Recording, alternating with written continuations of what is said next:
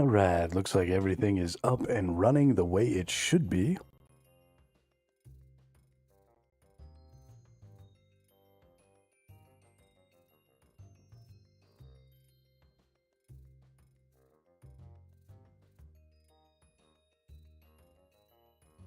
So let's get in and let's do some gaming, ladies and gentlemen.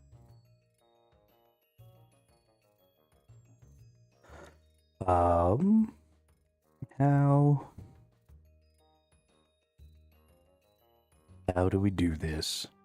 What are we doing? What are we gonna do?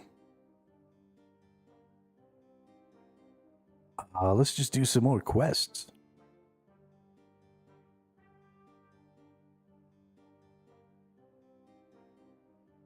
Because why the hell not? What's this fight? This fight arena requires, for me to be able to beat a level 77 foe. Well, I'm not entirely sure I couldn't do that. I don't really feel like doing it right now, because I don't want to die. Dimension, that doesn't seem impressing the locals. Gonna need 1,000 coins. We're gonna get access to the Ark. Fledgling crew to sail you to the Wushenko Isles. And standing around rest animation. Alright, let's do this quest, because I want to go to this Wushenko Isles. Also, this dude's got some cool little wings there. What's up, dude? Cosmetic appearance, blade wings. Look at you and your bad self. Look at you and your bad self.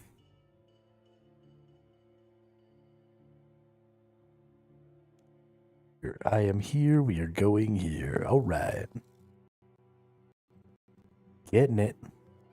Getting it. Whoopsie.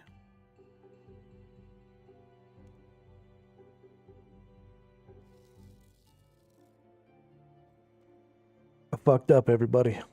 I fucked up.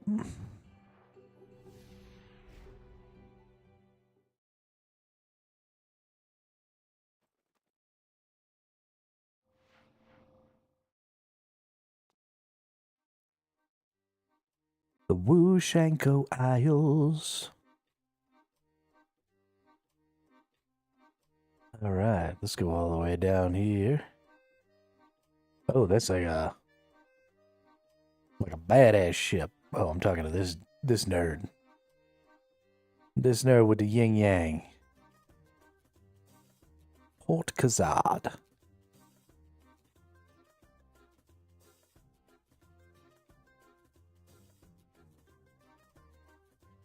Okay.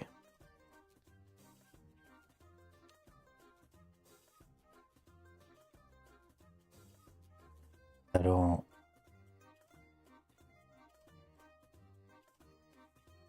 Aha.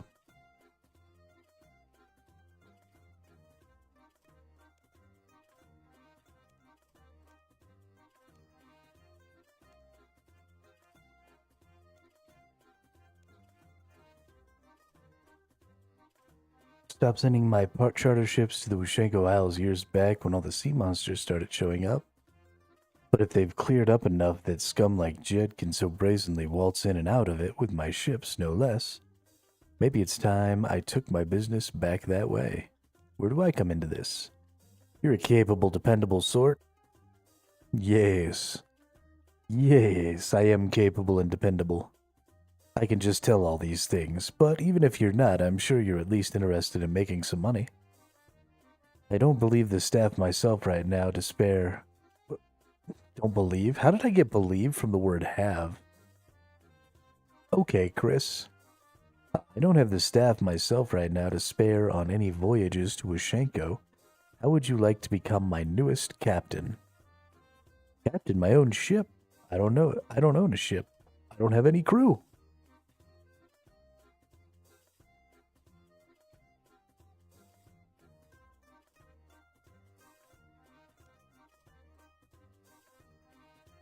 That's all taken care of. The residents of Port Sarum, along with other charitable sorts, have constructed a new interceptor. I've named it Sarum's Revenge. Technically, it's donated to me personally, but it's a bore. But a boat? Oh my god, what is happening to me today? But it's a boat for all of Port Sarum.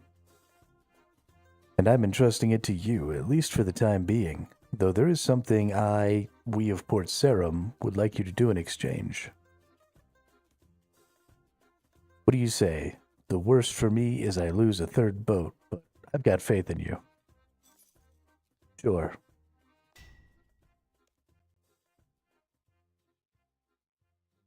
So what sort of crew do I need? As a minimum, a captain needs a dependable quartermaster to act as their second. You'll also need a strong navigator, else you'll wind up getting lost at sea, and then a bosun to keep everything ship shape and Sarum fashion. Okay. You're going to want only the best for that. I'd suggest you talk to Cerula in your personal port bar. She has all the gossip. Sure you do. Everyone does. Just head into the portal in northern Port Sarum. The bar is to the north. Once you're in, Cerula will be behind the bar. Okay. So I'm gonna be a ship captain.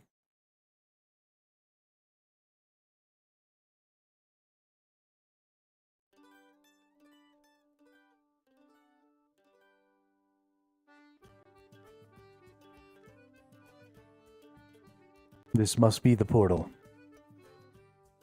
It says portal. Alright. This is my personal port.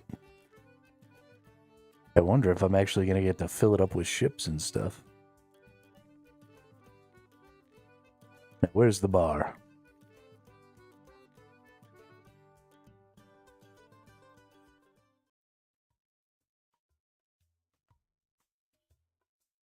This thing is,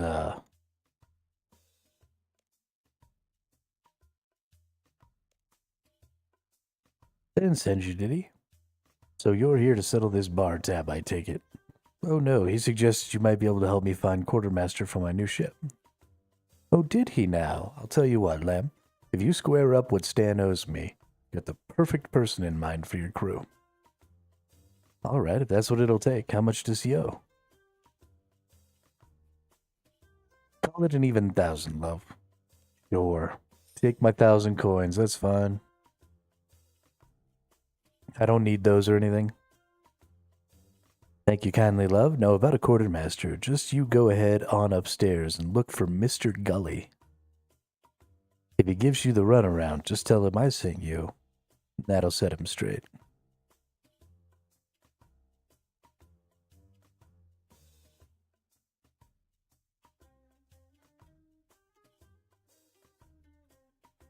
Are you Mr. Gully? You are Mr. Gully. Whatever it is, I'm not interested. Rula sent me. Oh, right. Rula? Okay. I'm in need of a quartermaster for my new ship. We're heading to the Ark to bring the Skull's pirate Jed to justice. Well then, why didn't you say so sooner? I'm in. So quickly? Make it the usual rate for a quartermaster and we'll do fine. I've got my own unfinished business with that bunch of reprobates. Well, alright then, welcome aboard. My boat will be docked just outside Port Sarum Pub. I'll inform Trader Stan you've joined the crew. Do I have to go back to Stan every time? So I've got to, like, ask him about each one? Is that the thing? What about Cerula? Will she help me with the others? Hello, love. We'll talk when you're less busy. And suddenly she's got a voice actor.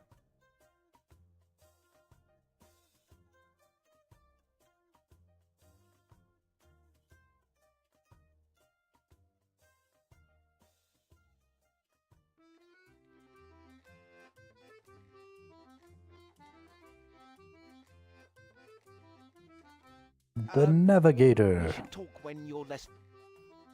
What do you mean when I'm less busy? Okay, apparently I gotta go talk to Stan here.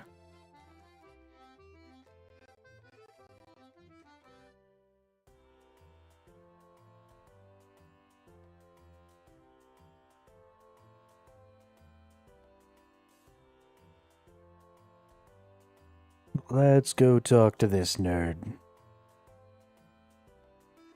Oh, Stanley! Where are you, Stanley? Nope, don't want to deal with that. Talk. Can I help you?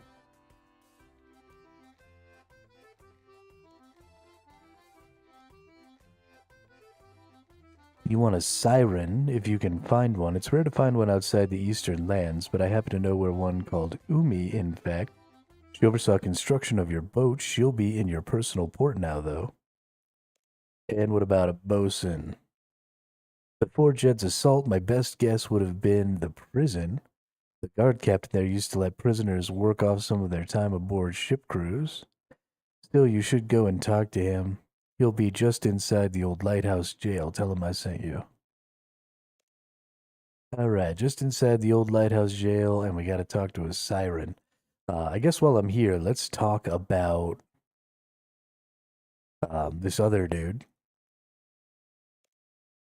Just in case I have to come back, talk about a quartermaster. Quartermaster's sorted. He seems quite eager about us tracking down the skulls, maybe a bit too eager. Alright, good deal. Just in case. It would have been terrible. There's a lighthouse there. Right, is that... Is this little blue thing where I'm going here? Surely. Surely. Guard Captain Rorik. Or Rorquin, or whatever. Hey, I'm trying to build a ship crew so we can pursue Jed into the eastern lands and rescue the people he abducted. Trader Stan suggested you've allowed certain prisoners to get an early release in agreement for joining a crew. That's true, but Jed abducting a bunch of our prisoners has changed my mind on that particular policy. I might be able to offer a suggestion, though. What crew roles are you looking to fill? To start with, Stan suggested a quartermaster, a navigator, and a bosun. Well, I can't help with those first two, but I wouldn't suggest a convict for such important roles either. As for the last one, though, I would have suggested Jacob. Who's Jacob? He used to serve on the crew of a Black Knight's vessel until he was court-martialed for theft and found his new home in our lovely Shoreview cell. But he was grabbed in Jed's initial assault. There isn't much about boats worth knowing that he and his sister don't know. Oh no, his sister. What's up? Between the assault and the cleanup, I've not had a chance to inform his sister that Jacob's been abducted. Look, I know you came here for a favor, but could you do me one instead? Could you go to Jacob's sister and tell her what happened? If I know her, I think she'll help solve your crew problems. Okay, I guess it can't hurt. Where would I find her? She got herself transferred to Draenor to be near her brother so she could visit him. Those two were thick as thieves, you know, up until her brother was locked up for becoming an actual thief. Draenor's a big place. Any idea where in Draenor? Yeah, she'll rented a room above the pottery there. Alright. Let's go check it out. Let's go to the hop. Oh, baby, let's go to the hop. Draenor. Draenor Village. Oh, I fucked it up. Bop.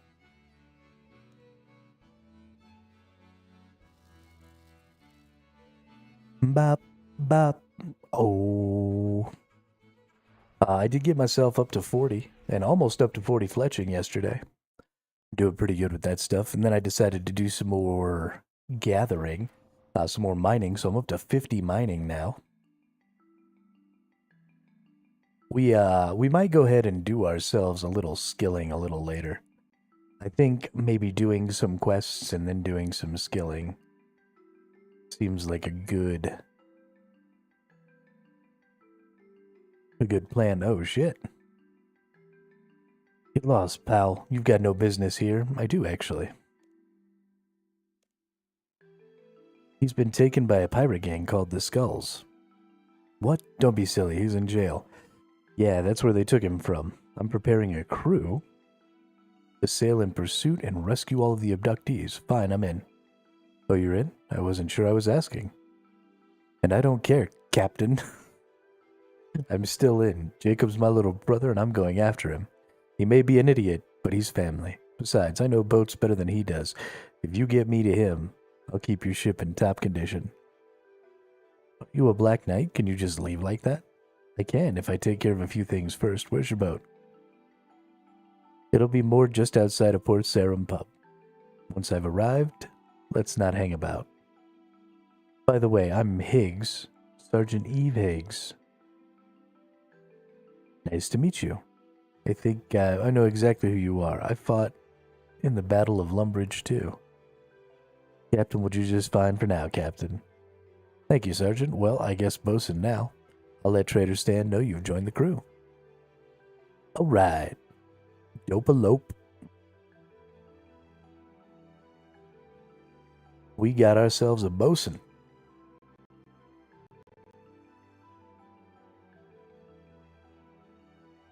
I love how they spelled it so that you can actually pronounce it.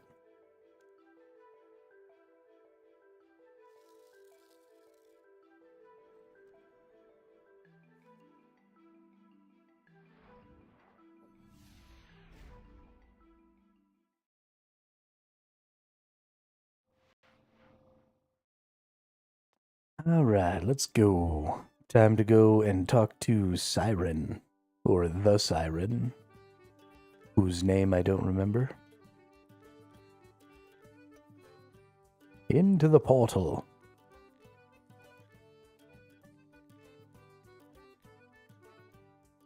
Surely it was this navigator person over here that I talked to, right? I mean, they're called the Navigator. We should talk when you're less... No, it's definitely a woman. Right, sirens are definitely women. Nothing of interest up there. She's supposed to be here, right?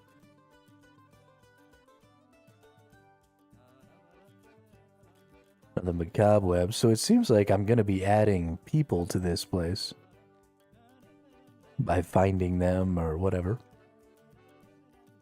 Make it a bustling little port for myself.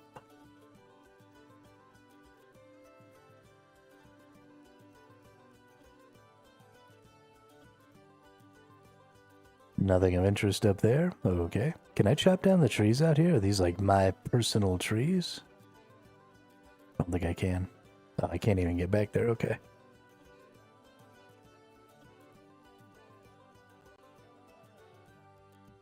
Sea Singer Umi. There we go.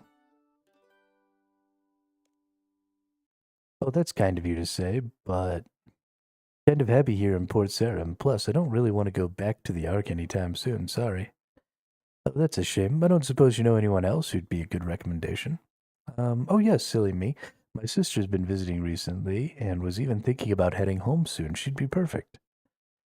She said she was heading to Remington to do some sightseeing before heading home. Besides, she's better than me at navigating anyway, and she's a full-blown sea singer. She's the clever one, so Mom always said. So you're the new port She looks like a master. Sora. I can tell you're busy, but maybe we should catch up later. They're all voice acted. Her voice is super freaky. Alright, so we gotta go to Remington. I wonder if they make firearms there. Aha, aha, aha. Where's Remington at again?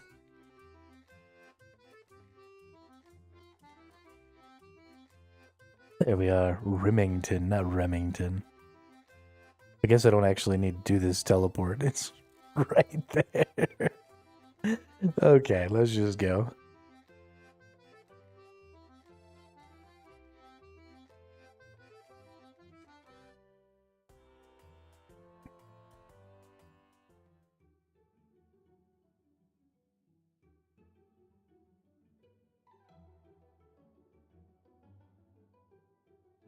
White Knights.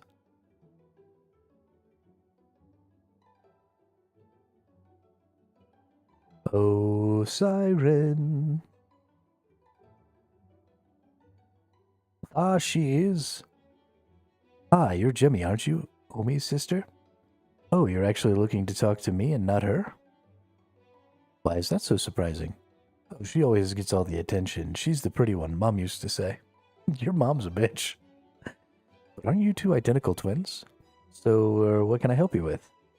Oh yeah, right. I'm looking for someone to serve as navigator on my ship. Umi mentioned you were planning to head back to the Ark soon. Anyway, so interested? Sure, why not? If Umi sent you here, you must be alright. She can spot a creep from miles off. Thanks, I think? I just have one thing to finish up here, and then I'll meet you in Port Salem or Port Sarum pub. Great, I'll go tell Trader Stan that I've got a navigator.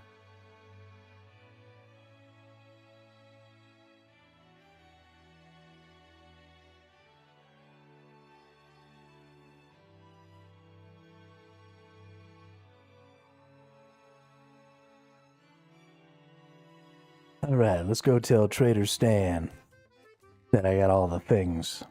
We're already here.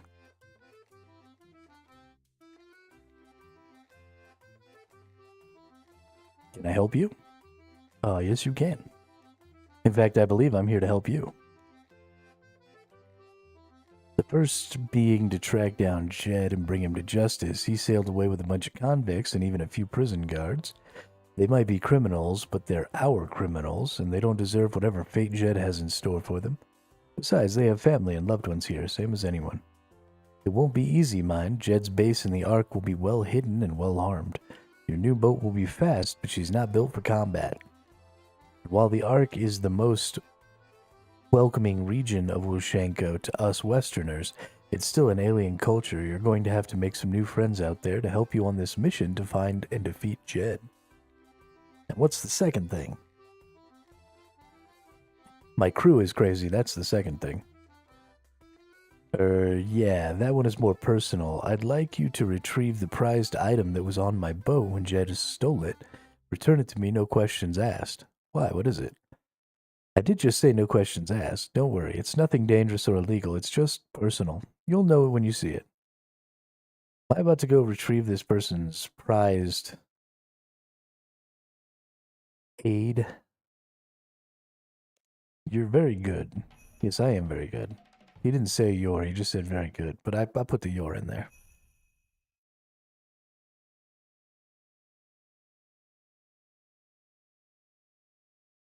Oh, did I? No. It's green, like it's completed.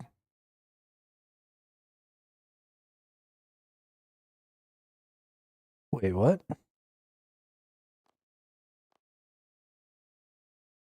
So I completed the quest.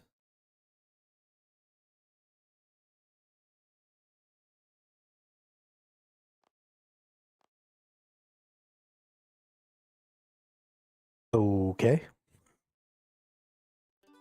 Do I have another quest that takes me out there?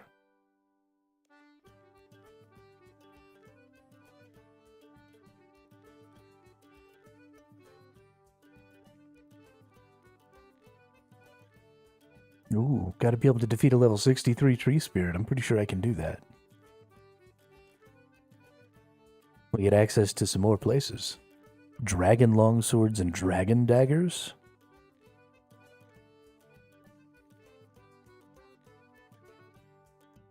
And the ability to craft cosmic runes.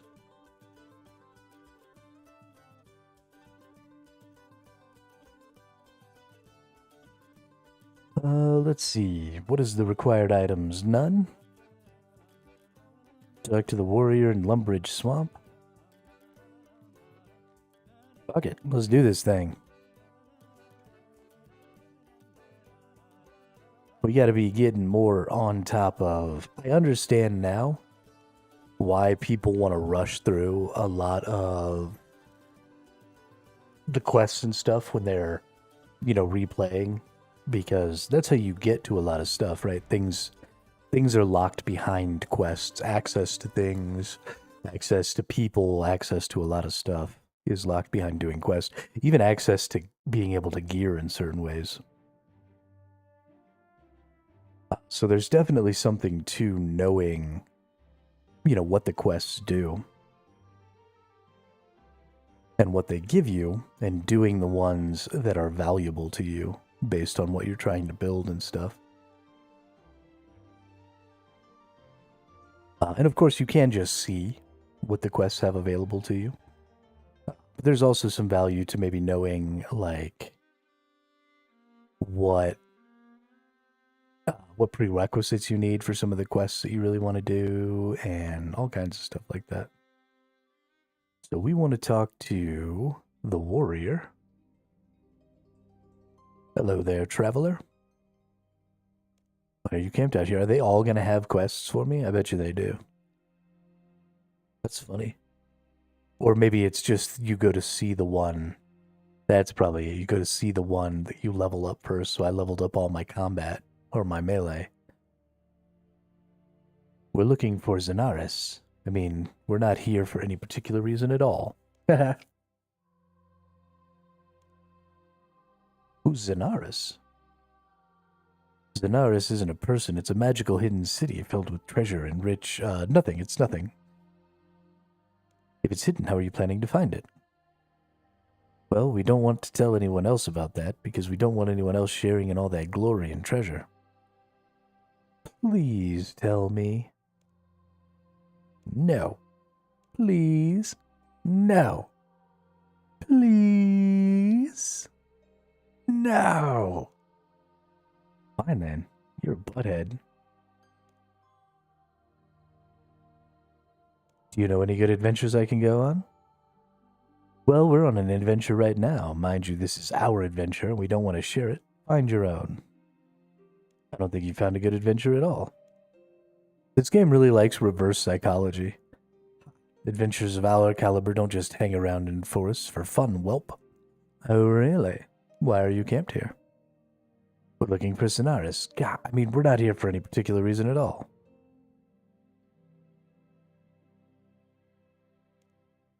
What's a Zenaris? I don't think we want other people competing with us to find it. Forget I said anything. Oh, well, never mind. Okay, how am I supposed to get this nerd to tell me what I want to know?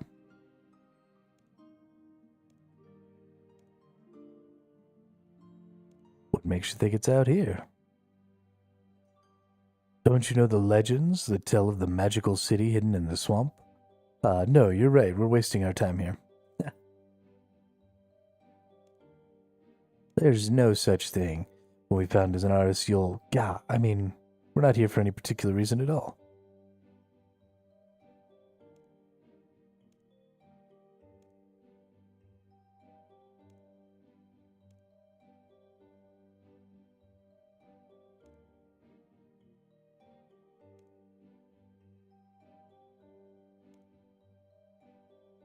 Of course we know, we just haven't found which tree the stupid leprechaun's hiding in yet.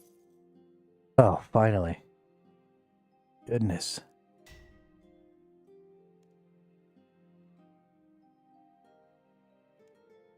A leprechaun knows where Zenaris is. Yeah, no, not at all. And even if he did, which he doesn't, he definitely isn't hiding in some tree around here. Nope, definitely not. Thanks for the help. Help? What help? I didn't help. Please don't say I did. I'll get in trouble. Goofy ass. Is it down in this swamp thing? I bet you it's down in this swamp thing, isn't it? Apparently there's a leprechaun hiding in a tree nearby. You can tell me about the lost city of Zenaris. Maybe not.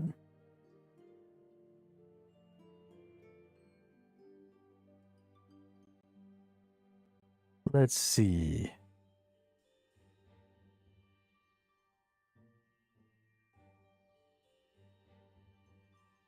That's how you get into the swamp cave.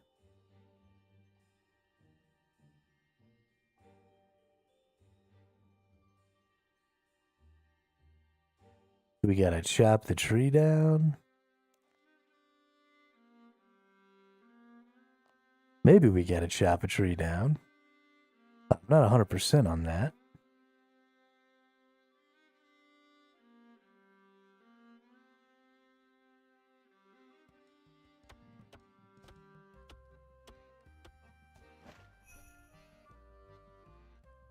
down tree in Lumbridge Swamp. Okay.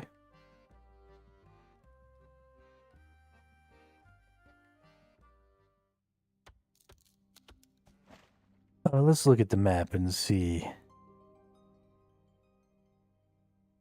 Doesn't seem like there's anything. I'm a little concerned that maybe he's down in this dark hole. But I feel like they would have known and told me to, like, go down into the cave.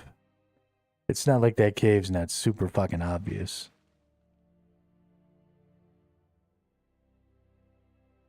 Hey, there he is. Hey, you big elephant, don't go chopping down me house.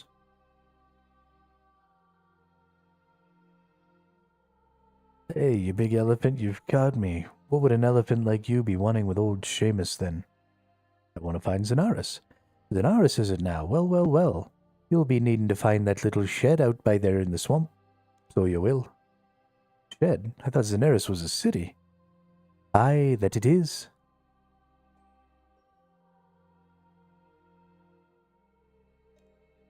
How does it fit in a shed then? Ah, you stupid elephant. The city isn't in this shed. The doorway to the shed is a portal to Xenaris, so it is.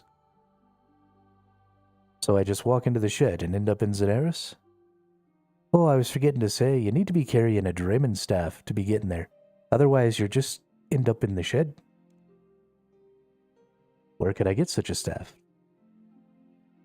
Draymond staffs have been created from the branches of Draymond tree. So there are, or so they are. I hear there's a Draymond tree in a cave over in the island of Intrana. There'd probably be a good place for an elephant like you to look, I reckon. The monks are running a ship from Port Saruman to Intrana. My accent started getting worse and worse as I went through there. So I hear, did you need to teleport over to Port Sarum? Yes, please teleport me. I feel like I'm about to get tricked.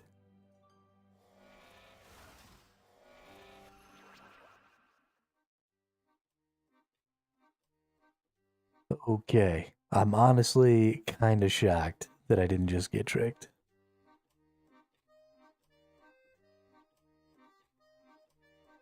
Yo, what's with all this shit?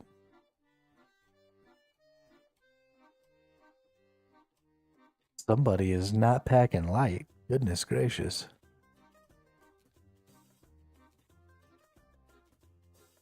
That person's got a purple dragon following him.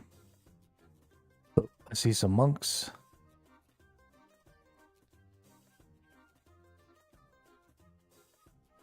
Monk quickly searches you. Following items are not allowed in Intrana. Adamant Warhammer, Amulet of Potency, Adamant, Bladestorm Drape. Okay, so I'm not allowed to bring any of my stuffs. So let's go over here, let's go here, let's go boop.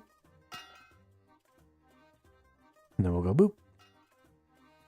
And then we'll go boop boop, because I don't really need that, and then we'll put those away. And then we'll go boop. But we got a kitty cat and a lamp that we can't throw away.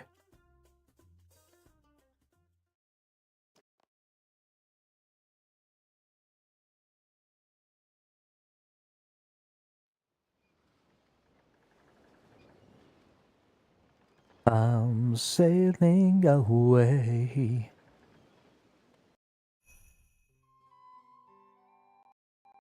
There once was a ship that put to sea. The name of the ship was the Bully of Tea. The ship arrives in Intrana. Well, isn't this a peaceful place? First thing we need to do is find ourselves a teleport. Wow, there's no teleport here, eh? Ain't that something? Alright, now that I'm here, what am I supposed to be doing? I can find a Draman tree in a cave somewhere on Intrana. Alright, it's cave time. Let's go spelunking.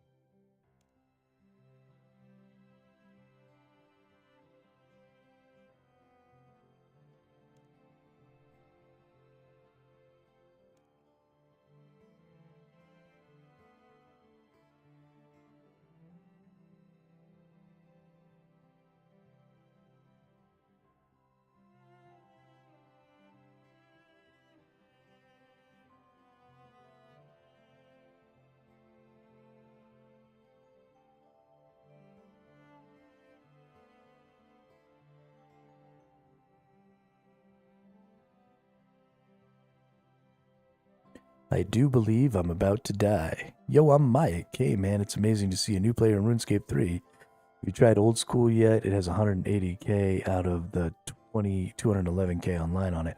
I haven't played. I played a little bit of old school, like, way back in the day. But honestly, the fact that old school RuneScape doesn't really have a combat skill system kind of turns me off. I like the deck building that comes with having combat skills and stuff. And I'm actually a pretty big fan of this auto combat kind of thing they got going on, this hybrid auto/manual combat. So at least for now, I think I'm pretty happy with RuneScape 3, if I'm being honest.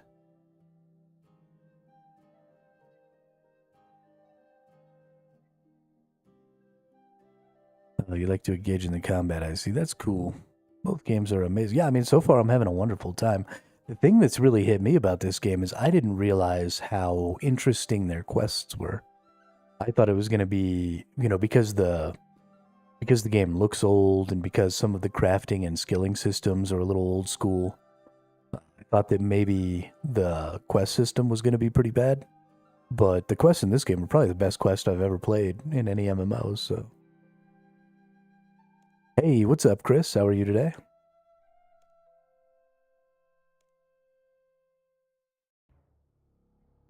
They get better as you advance through the game. They get even better? Well, shit.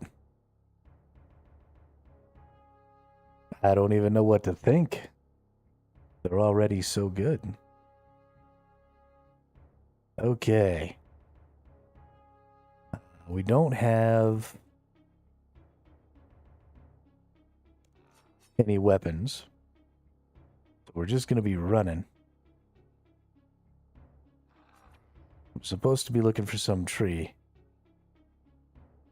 There's my Drammon tree. Can we get a Drammon staff? Oh, we gotta beat this spirit. We gotta beat this spirit without gear? There's no way that's possible.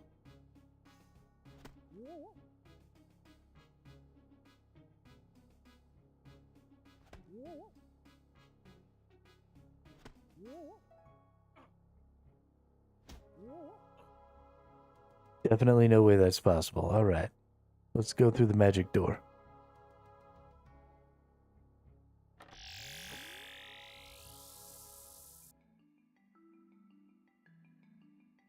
Kind of sad that people are still playing Dead New World. New World isn't going to last till January. If people are having fun, people are having fun. I'm perfectly fine with people enjoying the game for themselves. I am a little bit sad. We got put back in Draenor? Oh, okay. That's interesting. Is there a way to get there then? Can I take this portal? Nope. But if people are having fun, they're having fun, Okay, so how am I supposed to... I mean, I'm all on your side about that, Chris. I really am. I think that what Amazon did was really scummy. But those people already paid for the game. It's their...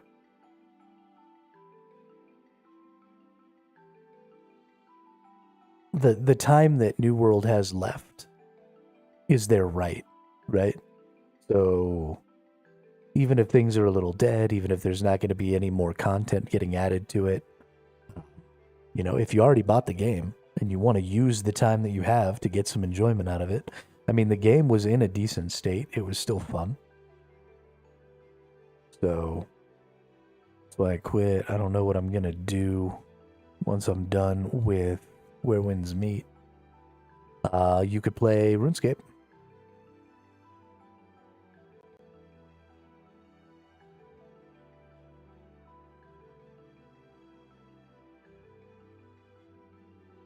Okay, so I got sent back to Draenor. So I need to go back to Intrana. I'm starting to feel like maybe...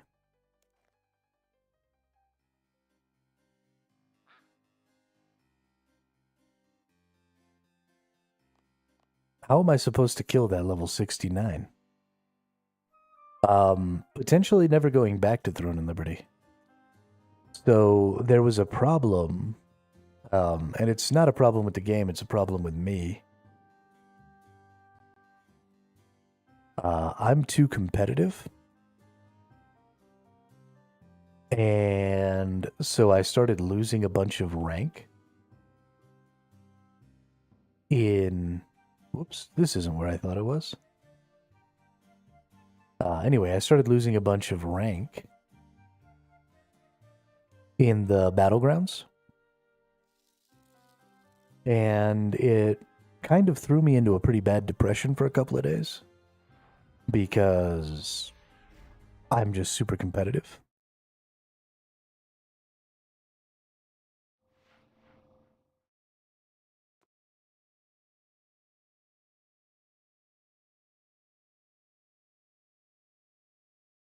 And it made it so that halfway through that stream that I was doing when I was losing all that rank, I just couldn't really focus and couldn't really be in a good mood anymore, so I wasn't enjoying myself. And then the next day, I couldn't even bring myself to stream because I was just mad. And I can't put myself in that situation.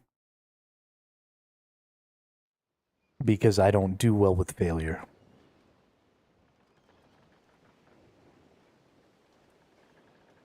So if I want to continue to have positive and fun streams and enjoy my time, then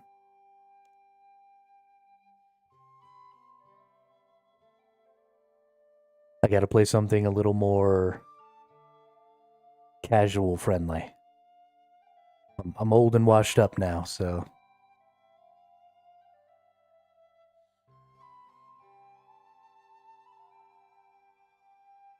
Okay, how am I supposed to beat this dude in a fist fight? I don't even understand.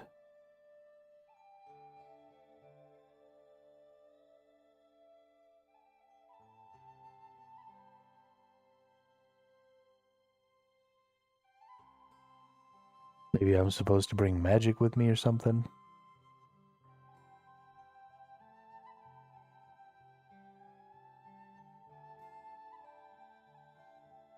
I definitely don't have enough magic. Let's go back to the quest overview and let's see what's going on here.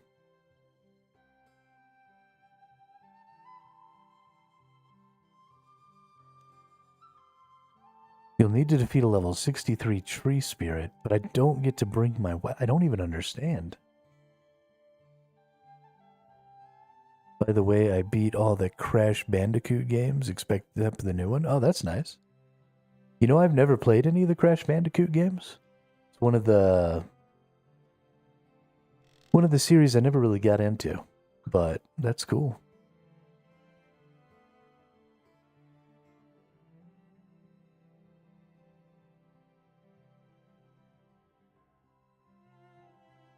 A level 1 Firebird. Streaming Need for Speed, nice. Okay, well, I think we're going to not have this be my active quest right now. We're gonna have to come back to it.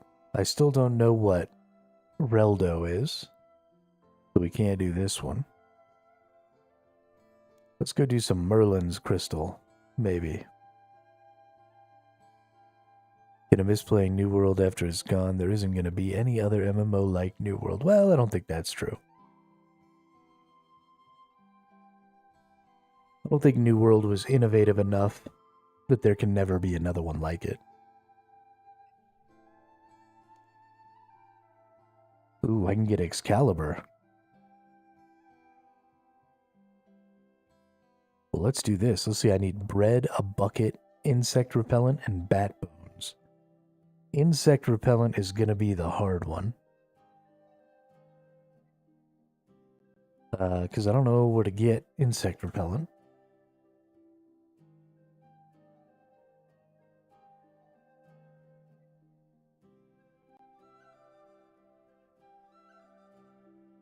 Merlin's Crystal. Starts in Camelot Castle, alright.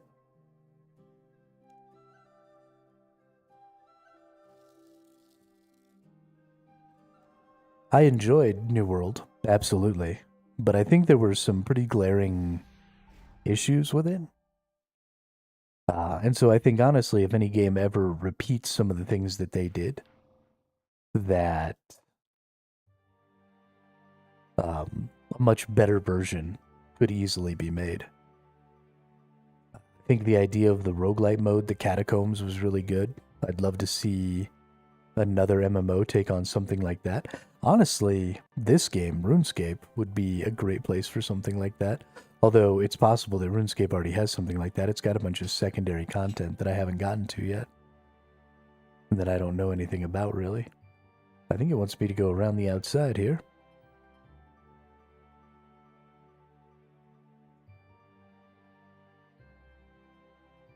But,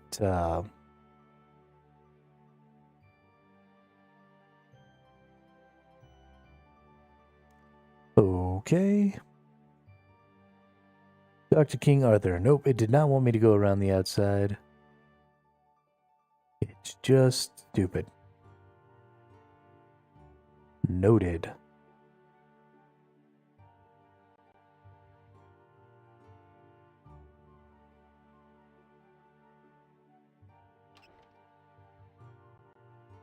Noted. Welcome to my court. I am Arthur, King of Ananka, and liege to these brave and worthy knights. Looking for a quest. Alright. Accept Merlin's crystal. My knights all appreciate a good quest. Unfortunately, our current quest is to rescue Merlin, a powerful wizard of the Knights of the Round Table. Back on Terragard, he got himself trapped in some sort of magical crystal. We've moved him from the Anankan cave we found him in. Now he's upstairs in his tower. I will see what I can do then. Talk to my knights if you need any help.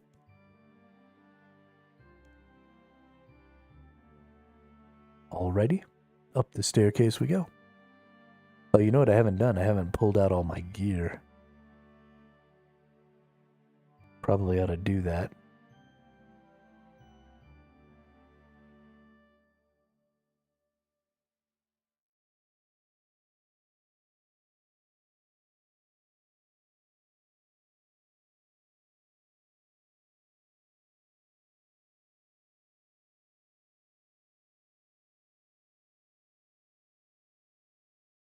Guess who's back? Back again.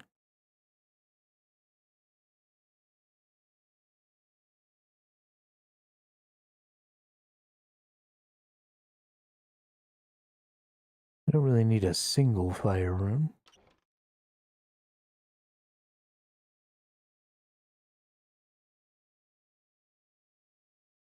Okay, they said he was upstairs, but I don't see him. Is there more upstairs?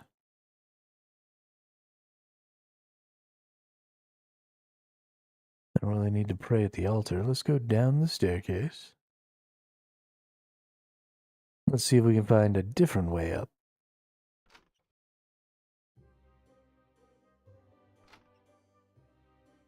Let's see, it says, I should ask the other knights if they have any advice for me on how I should go about doing this. Oh, okay, so it does want me to actually talk to the other knights.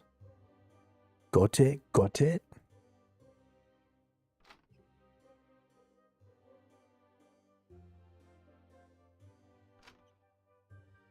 But we can go up even higher. Smash the giant crystal. Okay, well, let's not smash the giant crystal. Let's go get my gear. Right, let's make sure that I'm not gonna get myself killed here.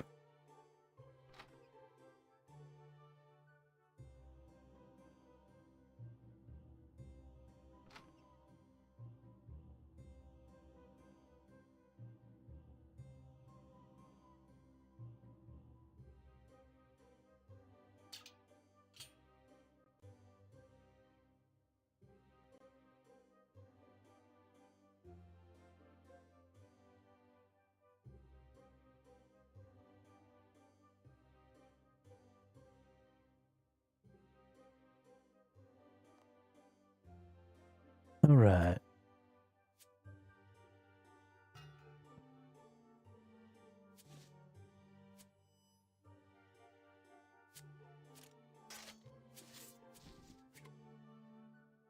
And we'll bring this stuff with us in case we need it. Now we're all equipped up again. Let's go see about smashing Merlin's crystal. It seems like probably talking to the knights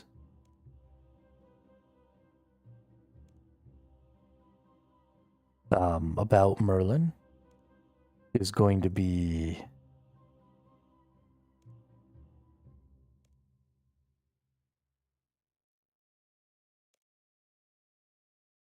the only person I know who would possibly have been of help is Merlin.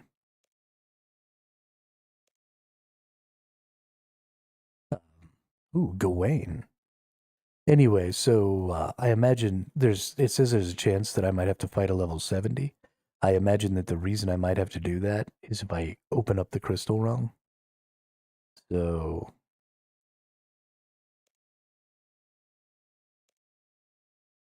I'm a little stumped myself. We've tried opening it with anything and everything.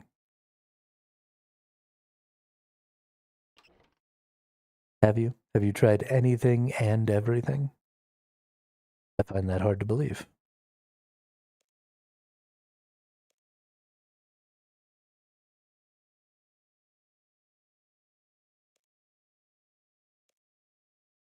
I've tried all the weapons I can find, yet none are powerful enough to break this crystal prison. Perhaps the mighty Excalibur would be strong enough. Excalibur, eh? Where would I find that? The Lady of the Lake is looking after it, I believe, but I know not where she resides currently. Thanks, I'll try to find someone who does. Do you know where the Lady of the Lake is?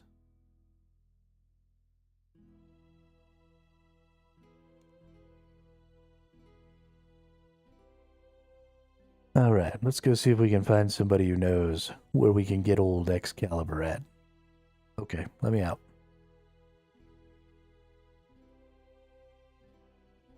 Hail, Hail Arthur, King of Ananka.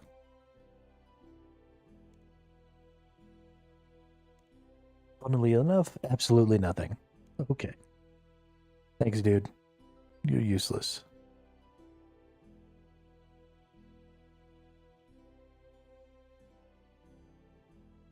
Ooh, it's Lancelot.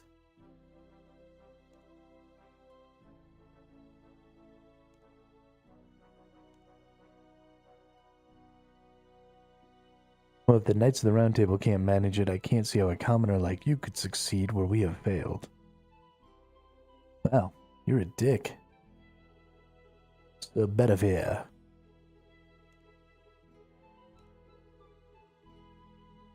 This is what we were hoping for from you, adventurer. Cool, you're useless. I'm pretty sure this dude over here is the last one. Oh, there was a dude over here. Where'd the dude that was over here go? Well, let's talk to Lancelot again and tell him that he's full of himself.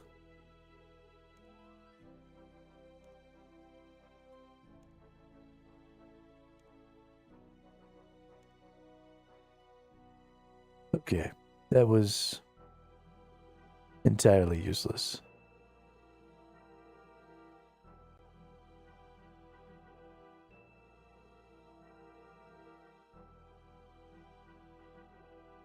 Let's go try King Arthur again and see if asking about Ananka will give us any information about where this bloody lady in the lake is.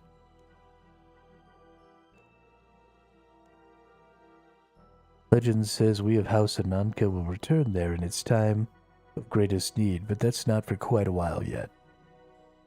We've moved the whole outfit here for now. We're passing the time on Gjelnor. Okay. I guess we could re-talk to some of these knights. I think Lucan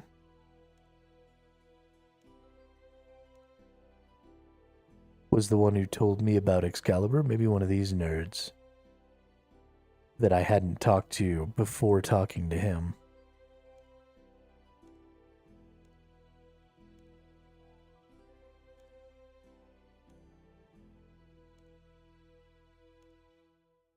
Nope. That was not the case. Alright, well, let's go back up to where the crystal was. And let's just try smashing it and see what it says.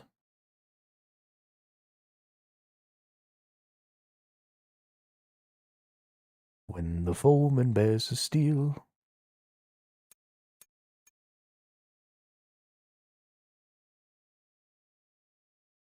Absolutely nothing. Okay. Well, let's should ask the other knights if they have advice for me on how I should go about doing this. Okay, I've asked the knights. Pretty sure I've asked every knight.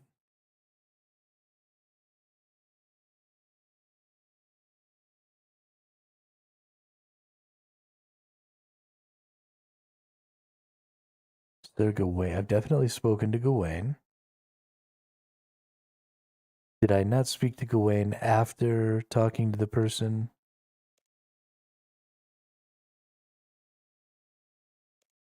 You know how Merlin got trapped.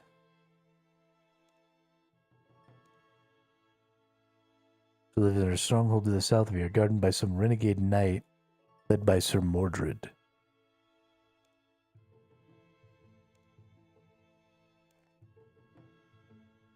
Gawain thinks, okay, this was the work of Morgan Le Fay, who lives in an impenetrable fortress south of here, full of renegade knights. There we go.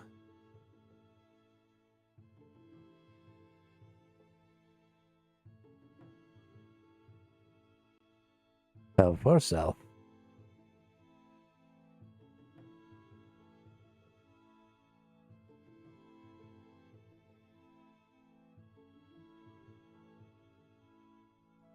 Keep Le Fay, there we go. All right. Let's go kick some evil druid ass.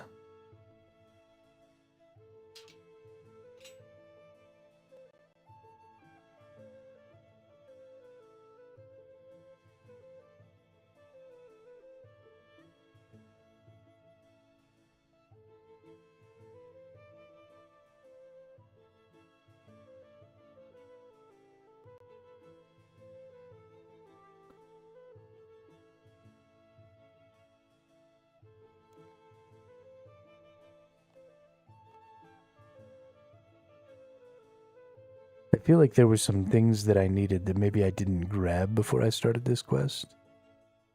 Like bat bones, but I'm also going to need some insect repellent. And I had totally forgotten about that. I don't need a bat wing. I need oh, that does have bat bones. Okay.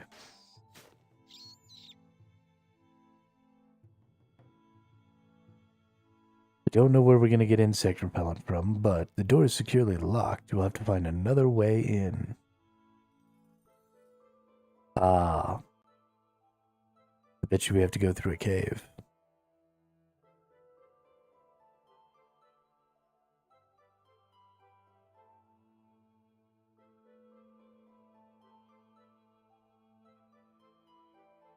Chop down this dead tree.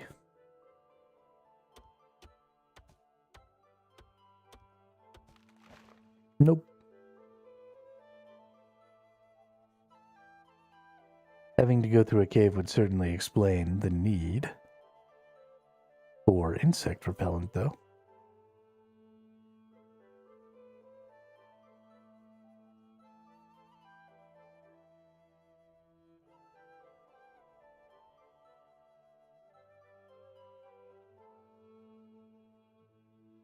Hmm.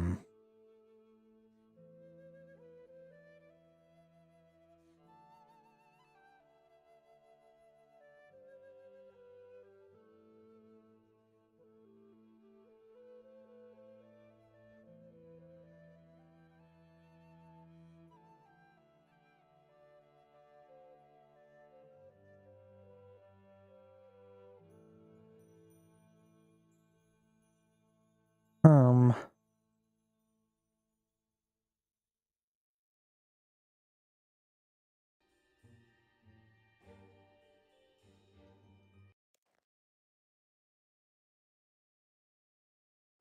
No, that doesn't help.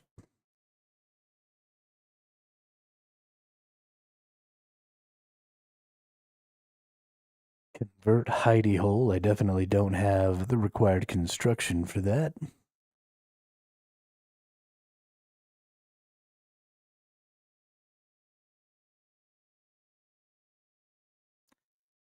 Maybe I can use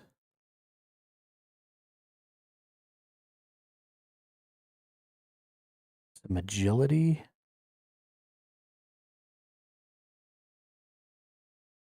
Doesn't seem like there's any sort of agility. Hmm.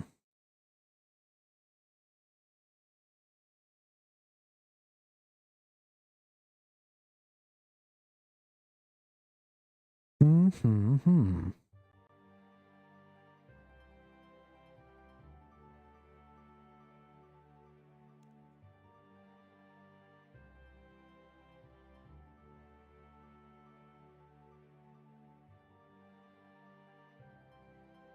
I don't see anything that comes up from underneath. Oh, yeah, there is. Okay.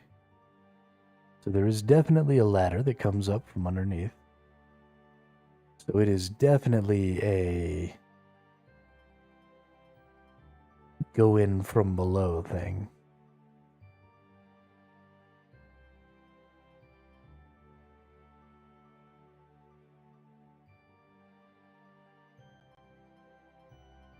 Hmm.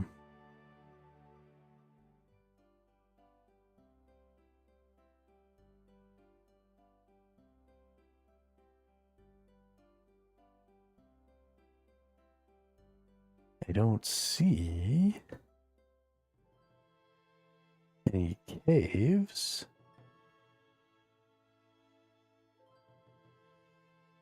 There's nothing on the mini map. Maybe I just don't have the caves open though.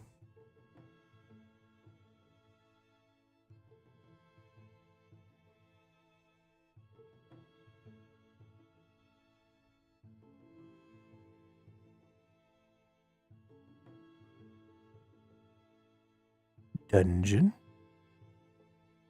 Could it possibly be this one way over here?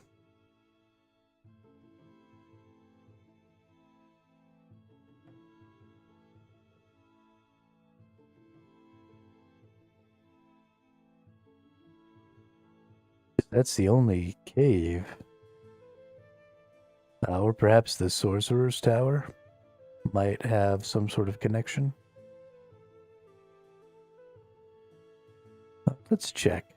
The Sorcerer's Tower seems like a reasonable place to maybe be connected to an evil druid's lair. Yo, this person looks crazy.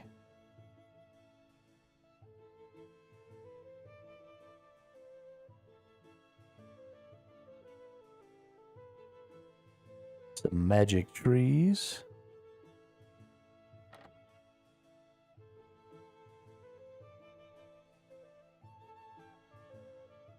Okay, it doesn't look like there's any way down.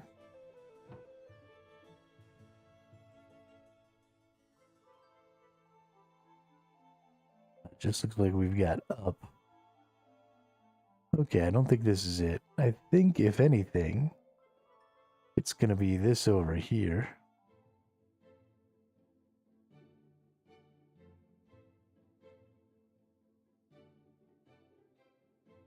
This was a connection to... Right, I can't go in there yet. But there's a dungeon over here. Maybe this'll lead...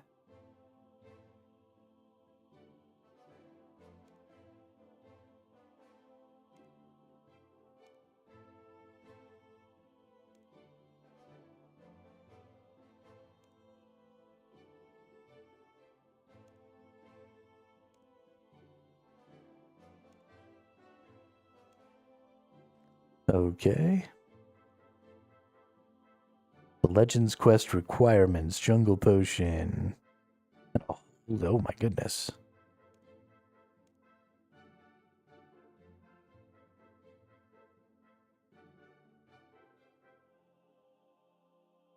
Alright, well, we'll get there eventually.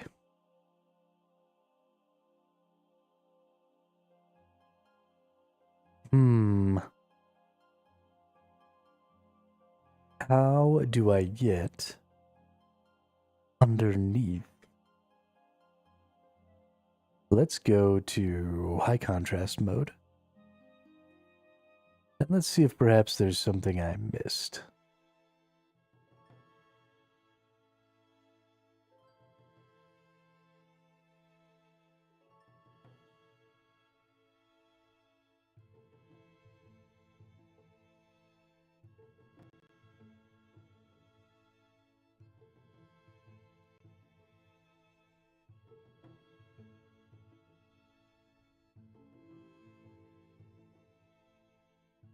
Doesn't seem like it.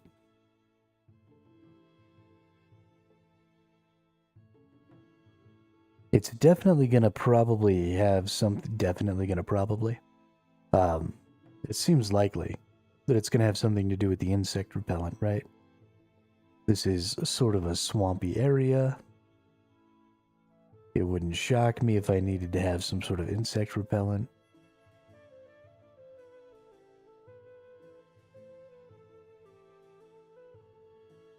To get in underneath here. But you would think there would be a way in underneath. Like right here. I mean, there's this crack in the wall here, and I almost feel like this should be it.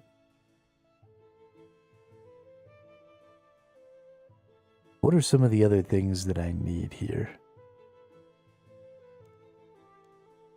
Gonna need bread, a bucket, insect repellent, and bat bones.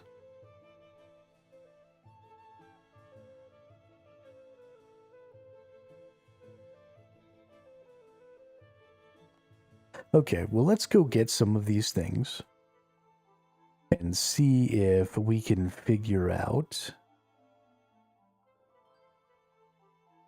Yo, what's up, Master of Light? How's it hanging today?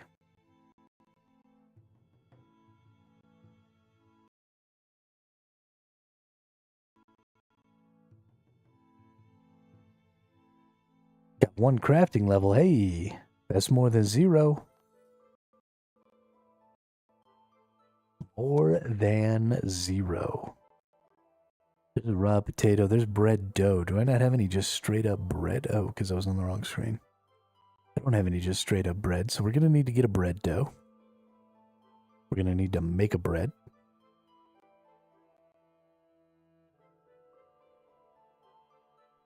I know I have a bucket around here somewhere. There's my bucket.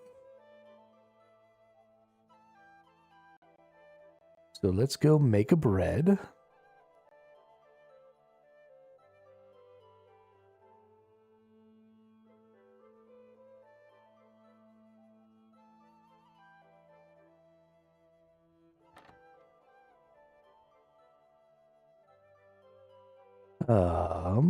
We're having the hardest time here. Alright, we're gonna make a bread. Trying to get my crafting up before MTX goes away. Make some skills easier to deal with.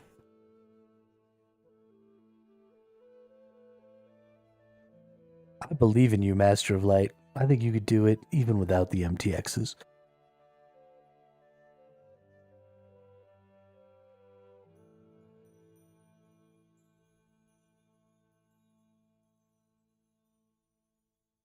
Well, see, there you go. You don't need no stinking MTX. All right, now how do I get insect repellent? That's what I need to know.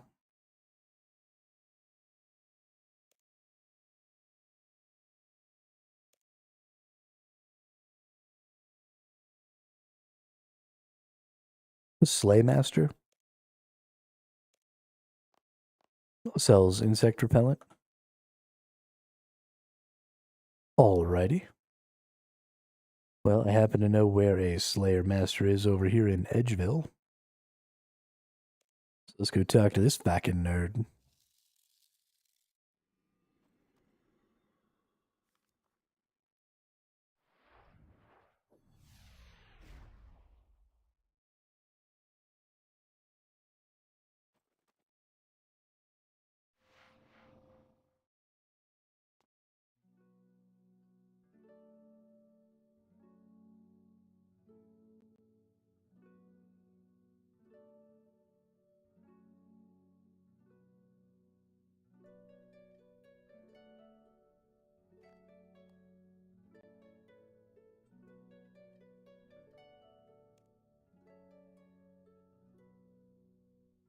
Do you have anything for trade? Well,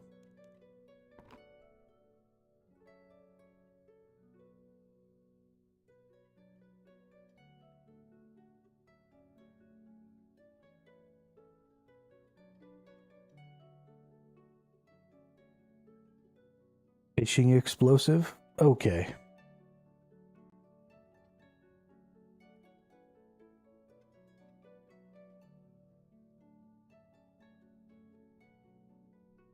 Unlit bug lantern. I can't buy that yet, though. Is that what you meant by a insect repellent? Was the unlit bug lantern?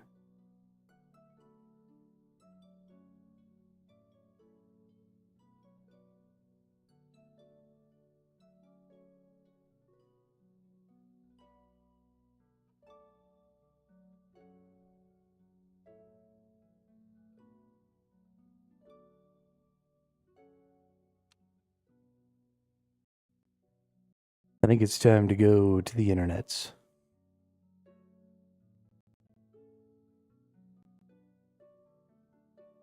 Runescape 3. Insect repellent.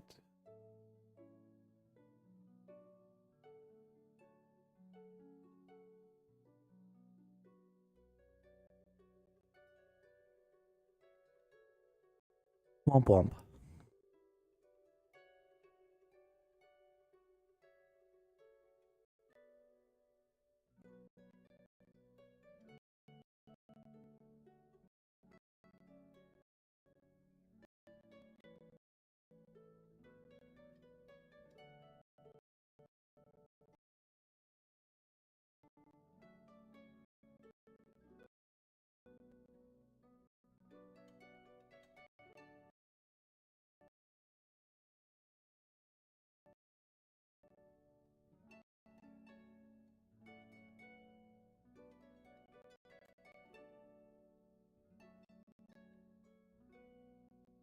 Insect repellent.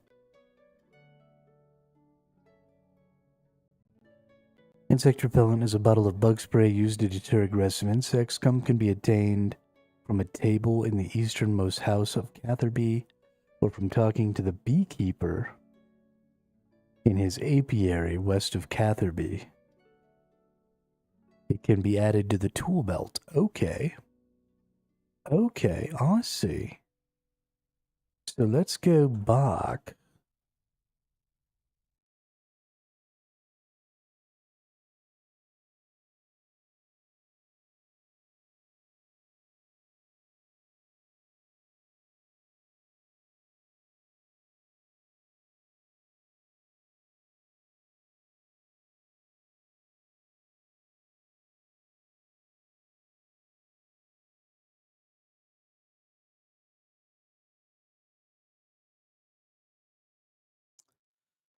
Let's go back. Over here, we're going to talk to this person. The reason I need the bucket is also going to be to get this, get some wax, I think.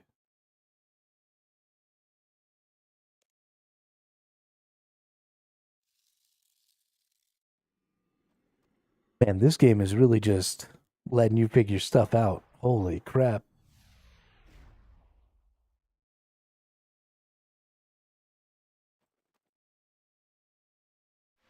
I feel like maybe I should have been able to figure this out, though. Talk to the beehive dude, obviously. So it stands to reason if I'm going to get insect repellent from this guy, that maybe the entrance to Morgana's...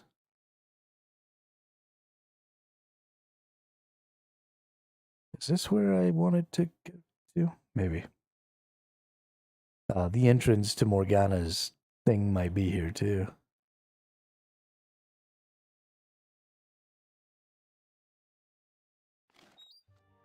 Let's talk to old beekeeper here. Hello, what do you think of my apiary? Nice, isn't it? You mean all these beehives?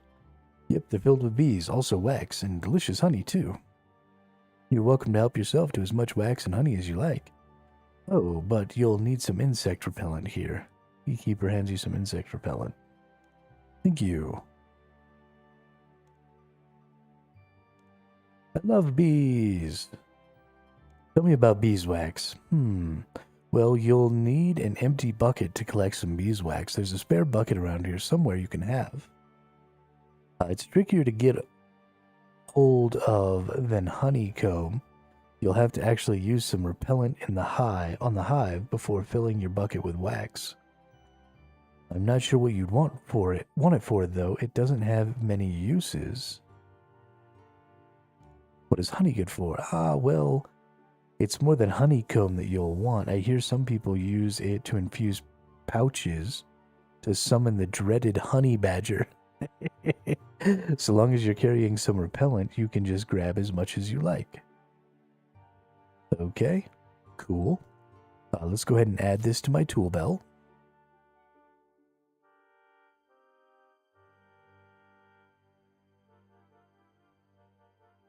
You pour insect repellent on the beehive, you see bees leaving the hive.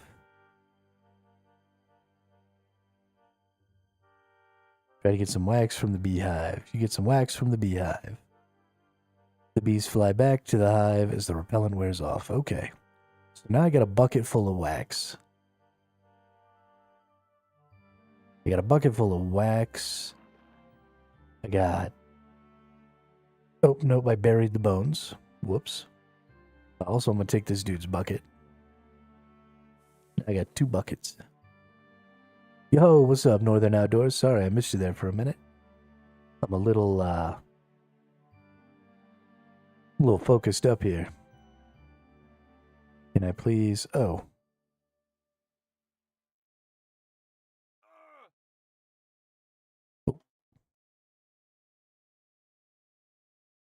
Okay, so I've got some honeycomb.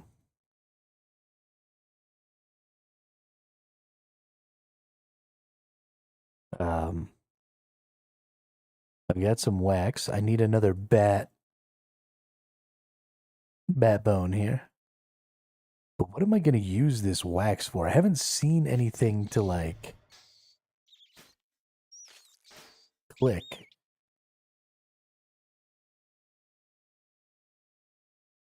So how are we going to use the wax? Are we going to make a wax mold of the door key thing?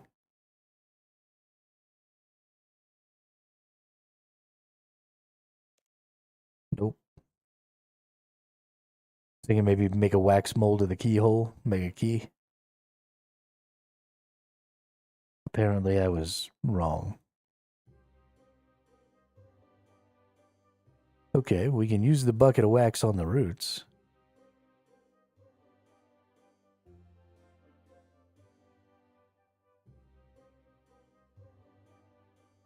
Nothing interesting happens. What about honeycomb?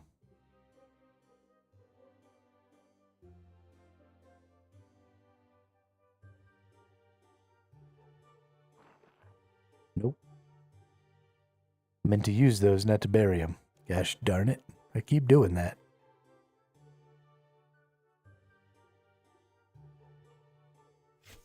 There's something about those roots there, though. We definitely want to do something about those roots.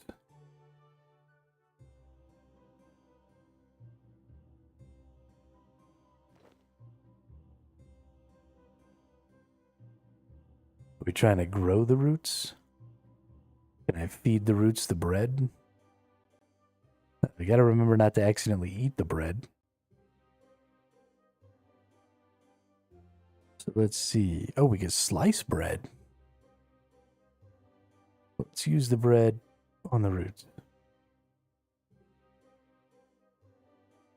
Let's use the bat bones on the roots. I wish they would add a feature for quests to tell you when you completed them. Oh, you mean like when you completed a step?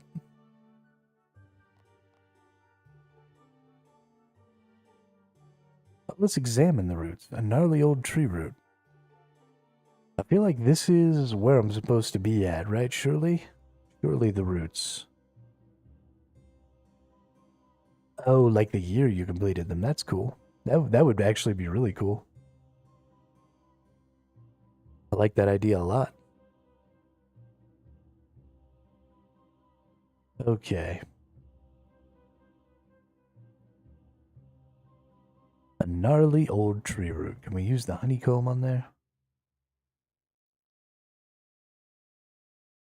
We use the honeycomb on the bread. So we can slice the bread. Now we got breadcrumbs.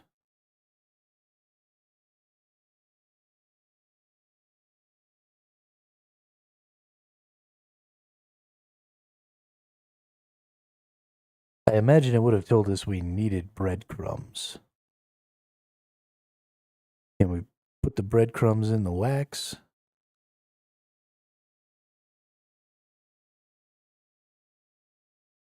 Need something to put the wax in, like a cake tin? Okay.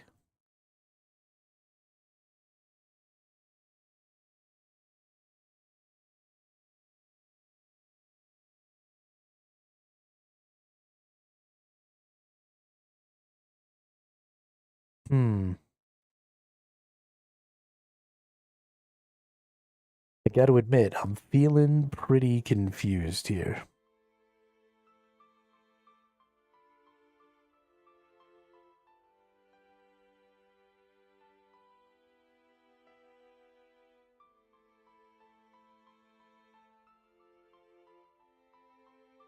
Is there anything to click on? Can I use the bucket of wax on a dead tree? Nope.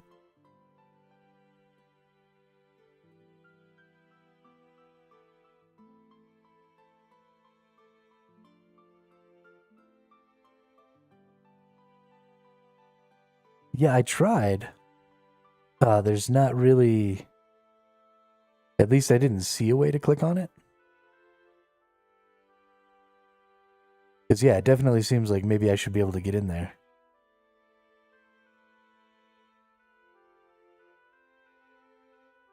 But it doesn't...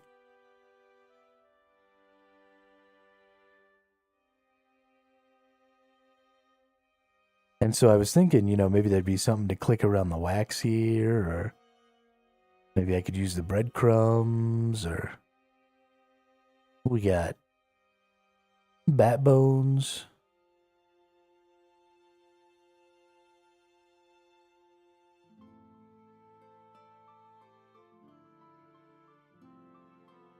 But there's definitely there's a ladder that comes up from the bottom inside of the castle. We can see it, you know, because you can see through walls and stuff in this game. So you can see in the back, we'll show you.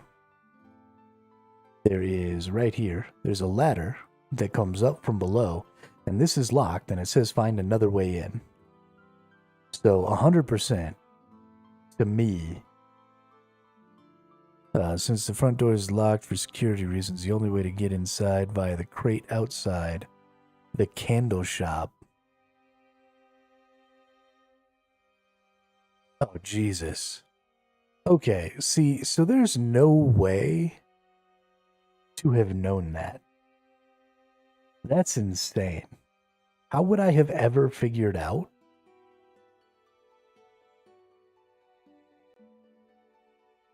What's up, Tuius?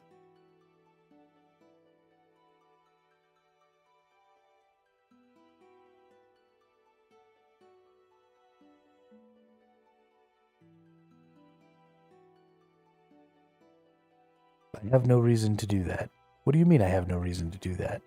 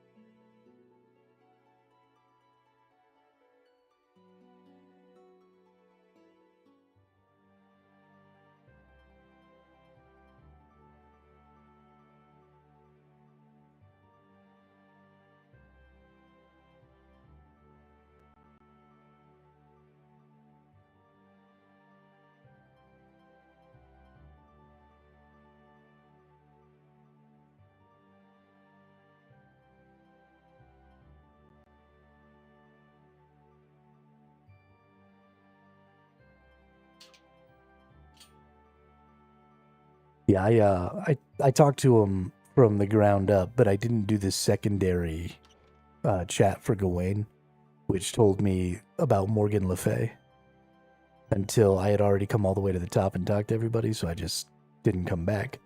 Because why would you think, after you got this information about Morgan Le Fay, that you would want to come back up here?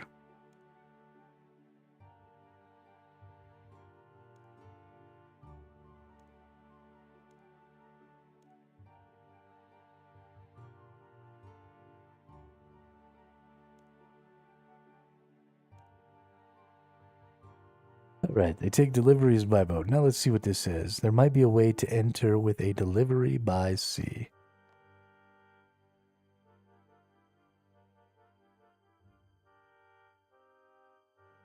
Yeah, some of these quest steps are really...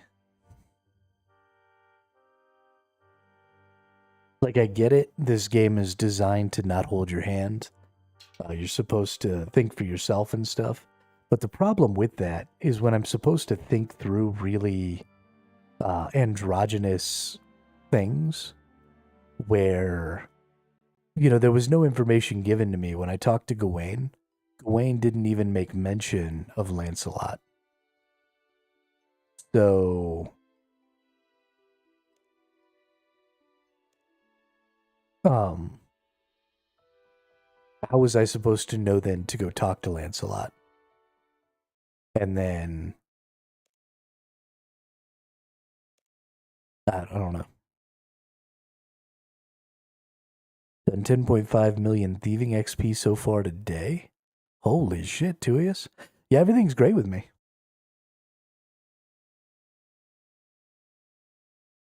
I just needed a half a day to get over my anger. And now we're good.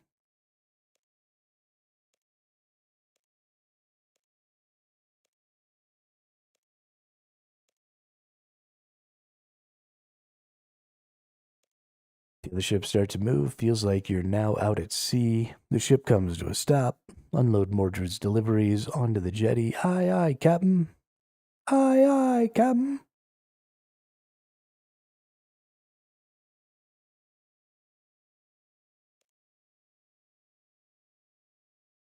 Can't wait to see you do monkey madness.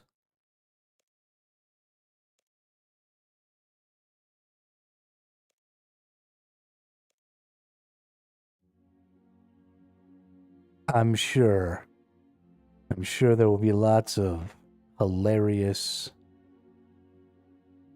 Okay, here we go. We in.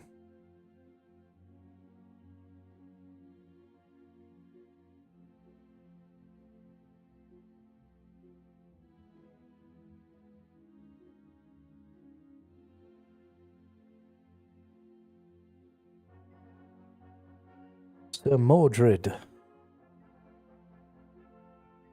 Can I talk to Sir Mordred? How dare you invade my stronghold? Have at thee, knave.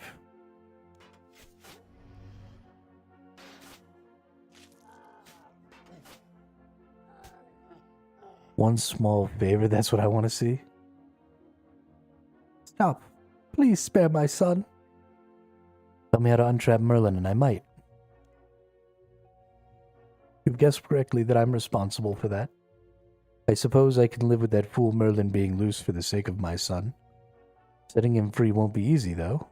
You will need to find the magic symbol as close to the crystal as you can find. You will then need to drop some bat's bones on the magic symbol while holding a lit black candle. This will summon a mighty spirit named Thrantax. You will need to bind him with magic words. Then you will need the sword Excalibur with which the spell was bound in order to shatter the crystal. Where can I find Excalibur? The Lady of the Lake. Crystalmere has it in Taverley. I don't know if she'll give it to you, though. She can be rather temperamental. And what are the magic words? You will find the magic words at the base of the Chaos Altar. Which Chaos Altar I cannot remember. Okay. Got it. Can I still murder Mordred? Is that a thing?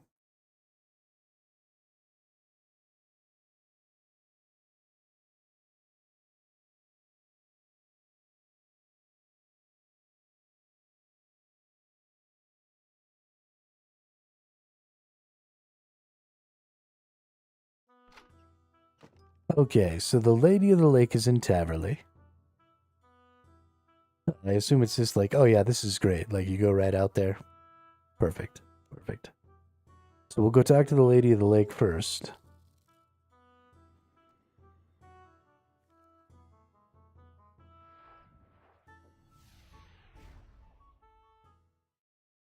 This is what I've learned about streaming so far.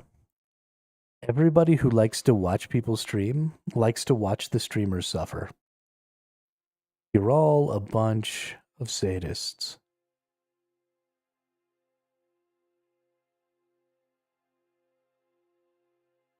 All a bunch of sadists.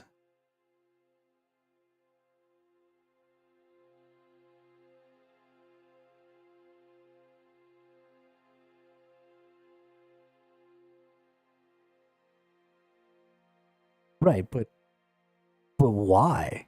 Like, I suffered, so I want to watch. I mean, it's true what they say. Misery loves company. Misery loves a company. I seek the sword Excalibur. I have that artifact in my possession. It is very valuable and not an artifact to be given away lightly. I would want to give it only to one who is worthy and good. And how am I meant to prove that? I shall set a test for you. First, I need you to travel to Port Sarum, then go to the upstairs room of the jeweler's shop. Okay, that seems easy enough. Oh no, Satan, have you thought about sorting your UI out? I did sort my UI out. I'm very happy with where my UI is at right now, actually. But yes, I did. I've got all of my possible skills up here so I can maneuver my skill bar. I've got my backpack and my inventory, or my equipment. Got my skill bar down here. I've got a little bit of chat here in my friends list so I can see when things happen.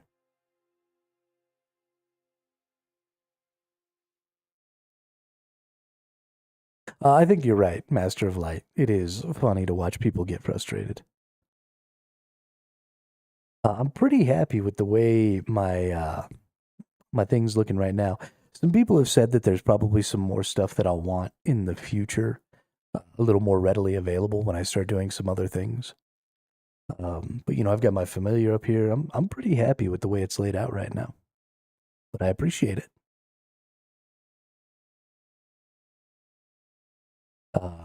Did I...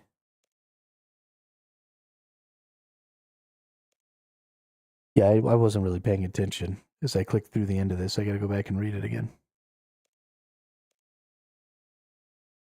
Go to the jeweler's shop there, seems easy enough. Oh, that's just all she said. Just go to the jeweler's shop.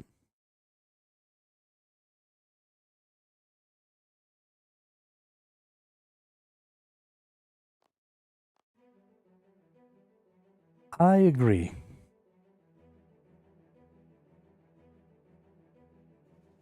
I agree.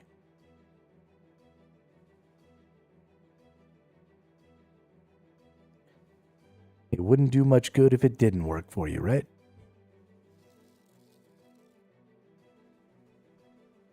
I like to have this open, not necessarily because it's necessary, because honestly, I could just close that, and I don't think I would ever actually need to know what level my skills were. But it is nice for streaming, I think, for people to be able to pop in and just, like, immediately see. I probably want to do that same thing, actually. I should probably undock this and find a place for it.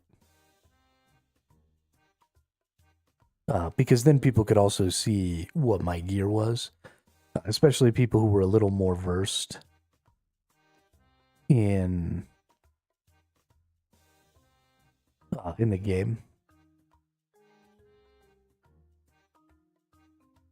Make map and skills a bit smaller and put between. Yeah, I guess I might be able to do that, but then I think the skills are basically as small as they can get. Because I have to start scrolling. I could put them over here. So one of the things that I have to do is I'm getting older. And so I have to be able to, like, read. And so I've increased the size of my UI to 135%. So if it wasn't for that, I could probably find a place over there to put it. I guess I could maybe shrink this one. And then maybe shrink the inventory a little. Can I shrink the inventory down here? And then put this right here. There we go. So we'll take this all the way up, because I only need to be able to see a couple of quests at a time, right? There we go.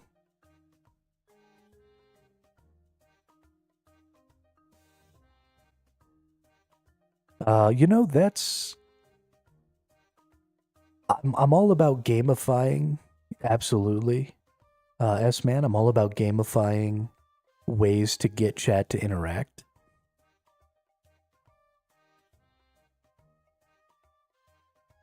You can see your 3D character if you make that screen big enough.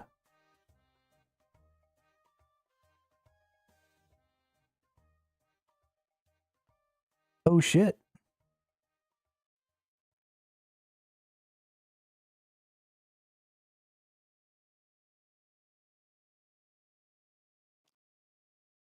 Does it just have to be taller? It does just have to be taller.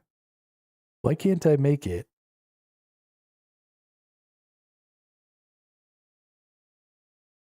Ah, there we go.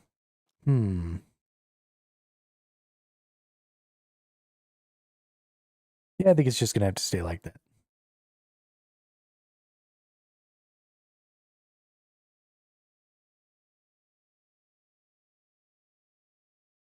I think it's just gonna have to stay like that. Anyway, yeah, so S-Man, I'm all about gamifying ways to get chat to interact. But I don't want to...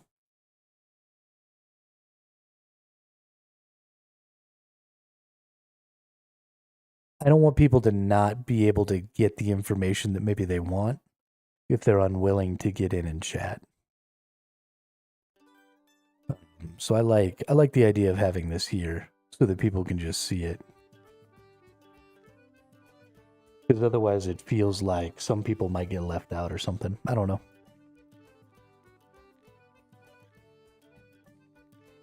What I really need to do is get back to work on my freaking chat game.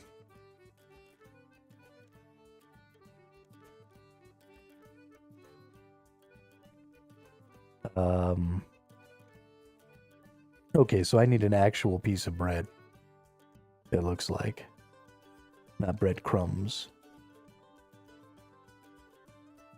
Where is...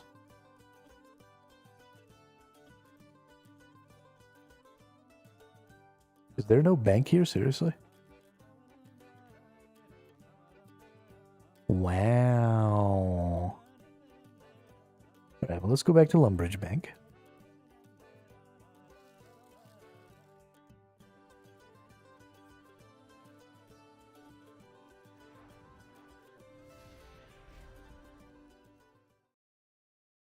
We're just going to cover up the whole outside of my freaking screen with UI.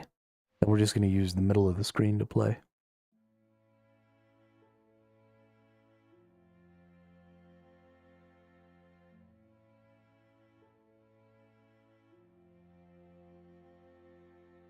Ba-da-dum-bum-bum, ba-dum-bum, ba-da-dum-bum, ba-dum-bum-bum, ba-dum-bum-bum-bum-bum. Put the breadcrumbs away. I don't know what we're going to be using breadcrumbs for. And then we have to get out a piece of dough, and then we need to go cook it. I've done the cook thing here, so I can actually go use the thing inside the castle. So let's go to a cooking range and let's bake me some bread. Boom. Done.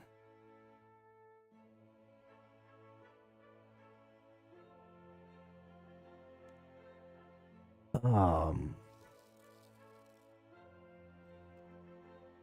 isn't that staying?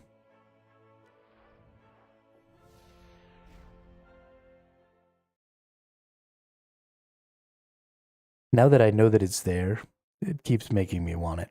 So maybe we take this chat right here. We put that right there. We put this. Nope. Grow the chat taller. Shrink the chat smaller. Put this like that. Take it down right there. Take it down right there.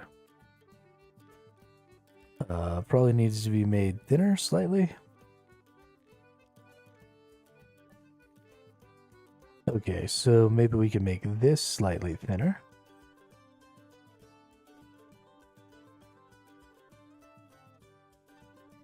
And make this slightly thinner. And now maybe this will go in here. There we go. I feel like that takes up maybe a little too much room.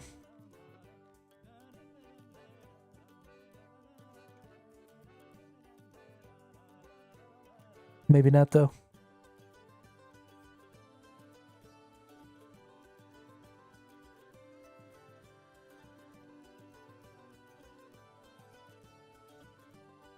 I think that the primary reason, Satan, that my UI is taking up so much of my screen is because I have to have it so large so that I can see what's going on. Because if I had it not at 135%, then all of these screens would be much smaller, but I can't read anything if it's that small. I don't have a choice but to make it larger.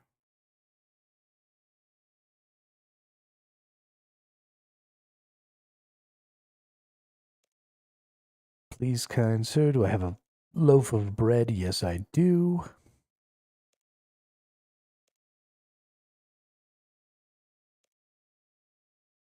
Well done. You have passed my test. Wow, knew that. Here is Excalibur. Guard it well. Aw, shit, son. Defense stat boosted. Hell yeah. What's my account goals? I have none. I'm just playing, man. I don't know enough about the game. I mean, I've literally only been playing for 6 days. Today's day 6. So I don't know anything about this game. I'm just getting it. So all of my goals with this game are pretty much just entirely about fucking around and having a good time. I need some sort of chaos portal. Sorry, did I not say hi to you earlier there, Northern Outdoors? I might have been muted when you said howdy earlier, but hello. Sorry, I didn't mean to miss you.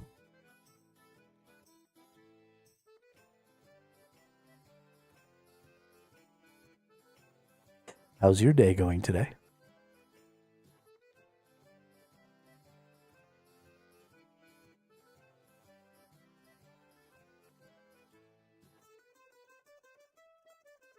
And hit 50 quest points. There you go. Why specifically do I need 50 quest points?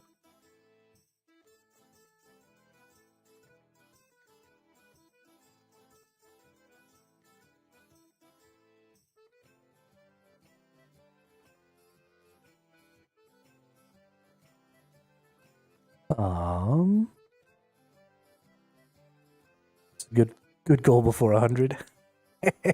I'm actually pretty close. Yeah, we're at 43. We only got 7 to go.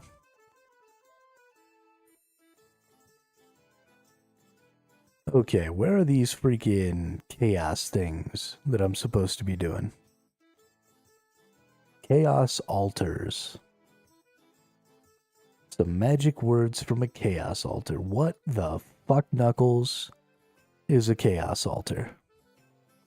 Doing good. Crafting on main. 100k dragon stones to cut. I don't know what a dragon stone is, but you have some fun with that.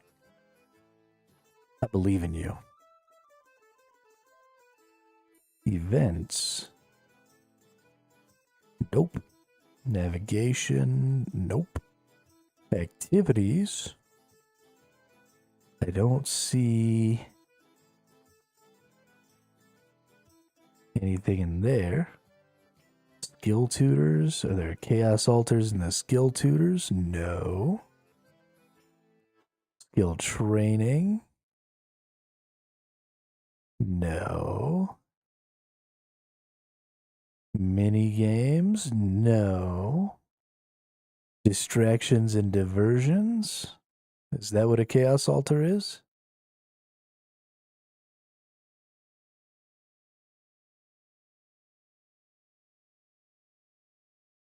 Shops and trading? No. Facilities?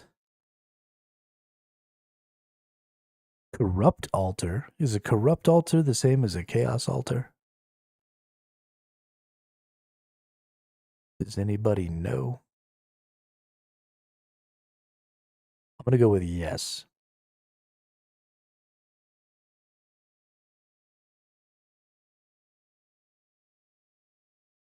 Now, where are the corrupt altars?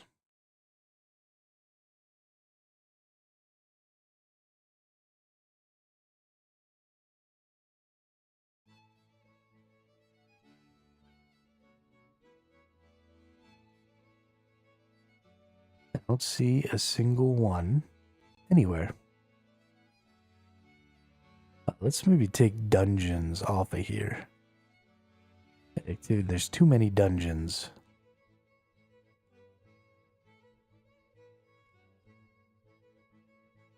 Oh, you mean the music in the background? Yeah. Yeah, I'm a pretty big fan of sea shanties just in general.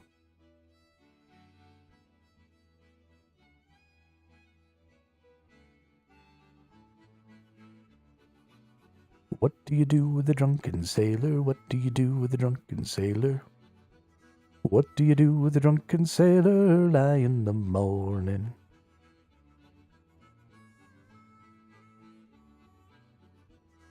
Okay, I see no chaos altars on this map.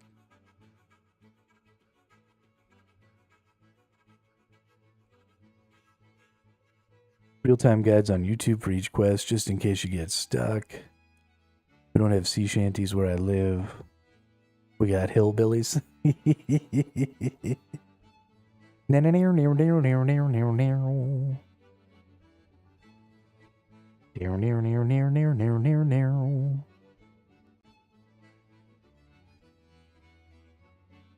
Get a little banjo on it.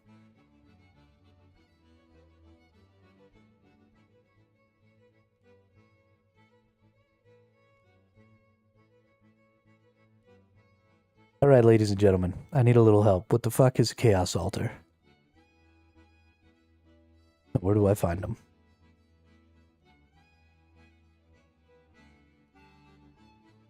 This is my version of real-time guides, Satan, is chat.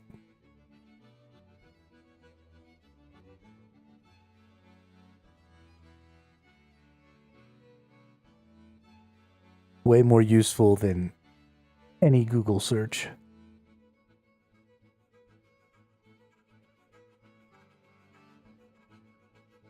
Maybe I needed to like leave so it would update. Now it'll show me where my chaos altars are. Or corrupted altars or whatever. Oh. What's this?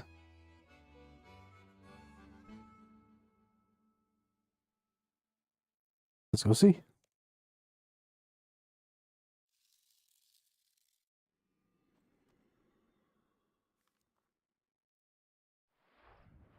Oh, my bonus defense from Excalibur has gone down. That's interesting.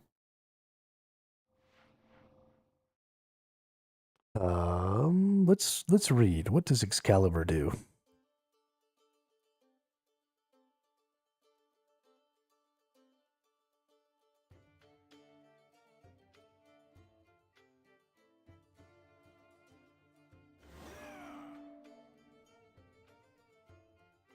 Oh. So it's just a thing that I use from my inventory. So I can wield it. But I can also just use it from the inventory. Configure Excalibur.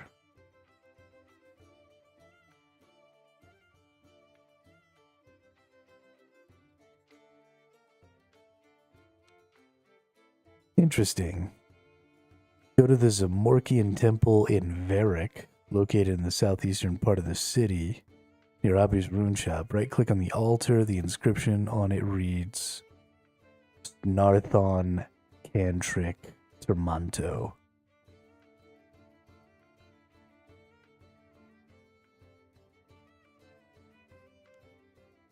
Well, alright then. And then I gotta get me a black candle, which I think the candle maker sells.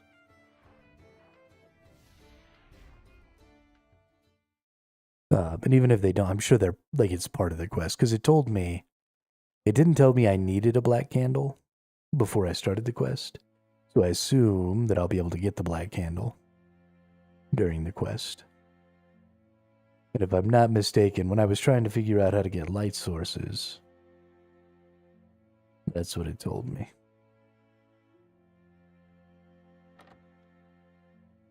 Chaos altar. Oh, okay. Cool.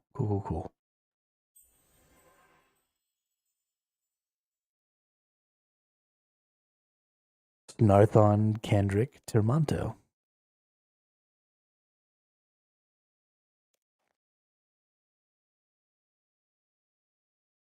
I have the magic words. I need a black candle. And then I will...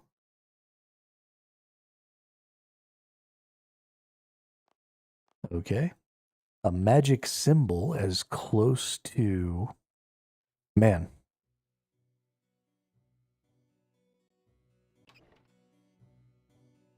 I don't know what a magic symbol is either. People are getting crazy with these. This is one of the just worst. I don't know why I tried to go back to the lodestone to teleport. I'm still getting used to the fact that I can just teleport whenever I want in this game.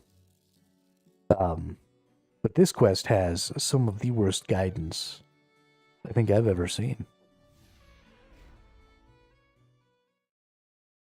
I'm all about trying to have to figure things out on my own, but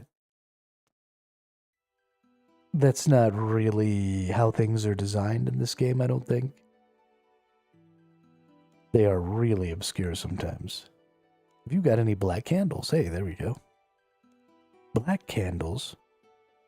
In the candle making trade, we have a tradition that is very bad luck to make black candles. Very bad luck.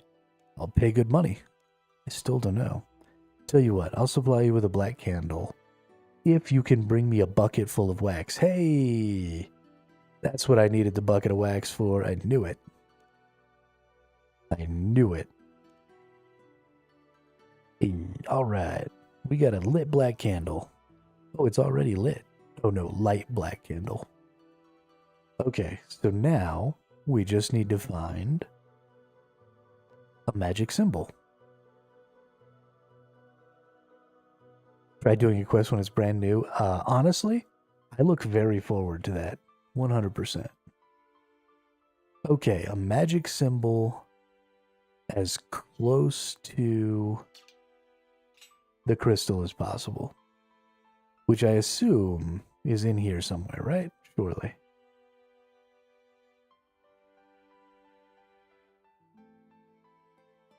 Last one took me hours. Hey, what's up, duck of butt? Or duck butt? Yeah, so I'm playing a completely fresh character, but I also am brand new to the game. I've never played the game before. So today is day 6 of me ever playing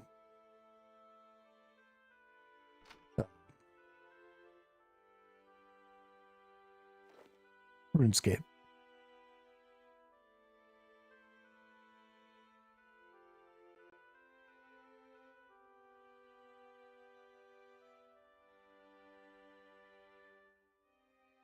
Couldn't find the last one. I look really forward to that. I hope that by the time I get all leveled up and get this character into a good place, maybe there will be some new quests and stuff. Maybe there's, you know, some more content or something that'll come out and I'll get to do that because that'll be super fun.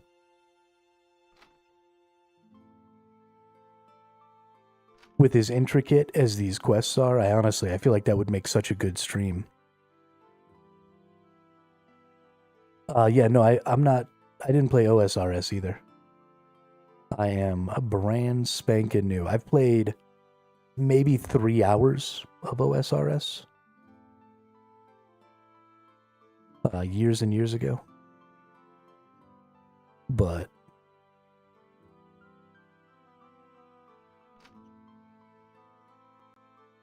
I always thought that this game was going to be really, really basic because, you know, the combat is fairly basic and,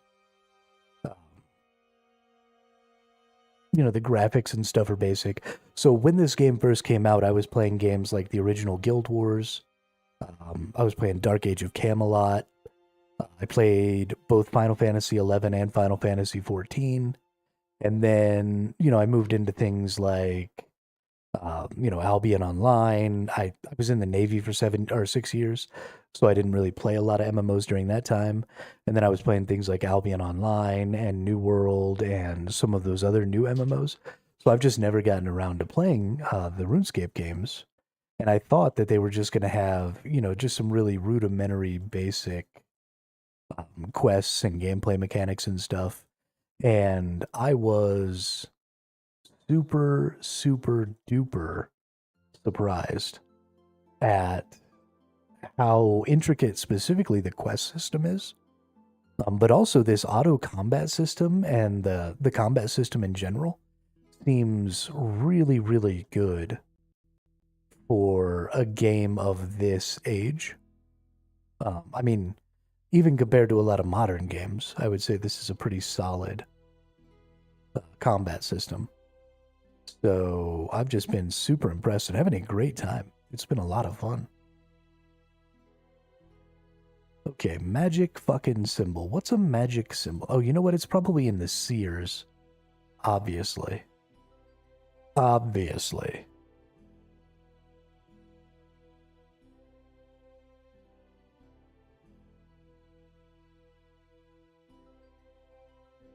What's this building right here? It looks all magic-y.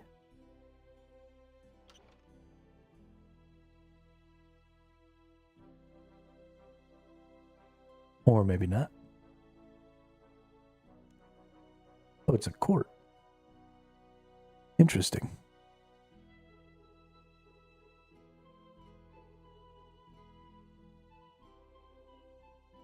That's just the bank.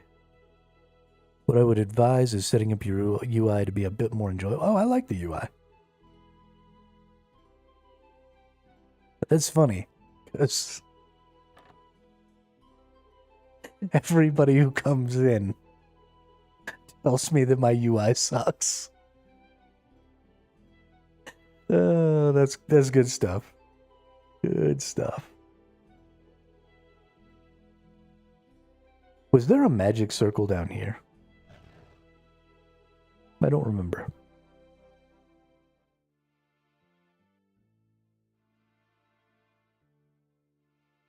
Nope, don't think so.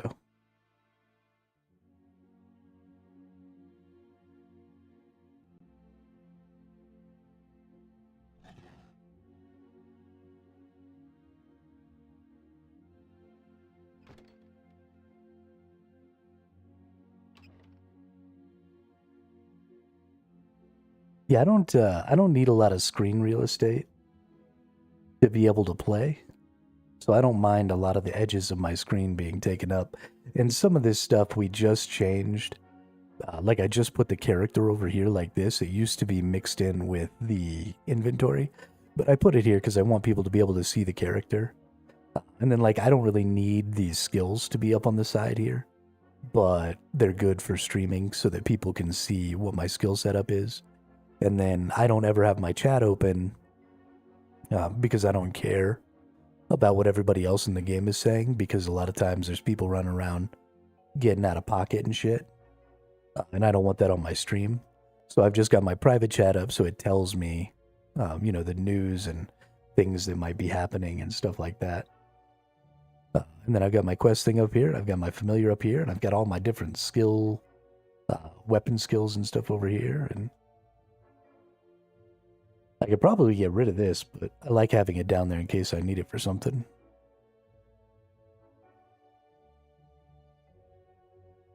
So I'm pretty happy with it. Let's open this large door. Oh, is this an altar as well?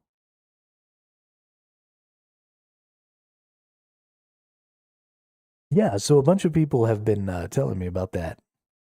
And so one of the things that's really, most of the people's UIs are not on 1080. And also I have 135% UI scale on mine. So most of the time when I import other people's UIs, they get all crazy because I need the bigger UI so I can read, because I'm blind as shit. Or, well, not really, but I'm starting to lose some of my vision as I get older.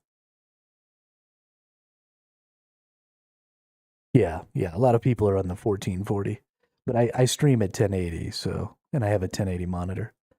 I got an old ass computer. Oh, is this a magic circle? No. Okay. I'm gonna focus up a minute here. What am I doing? I need a magic thing. I don't even know what the magic thing is. Oh yeah, that's definitely it right there, right? Yeah. There she blows. All right, so we need to drop the bones. Right? I need to summon the spirit Rantax at a magic symbol as close to the crystal as I can possibly find. To find Thrantax, I will need the following. A lit black candle. Light this bad boy.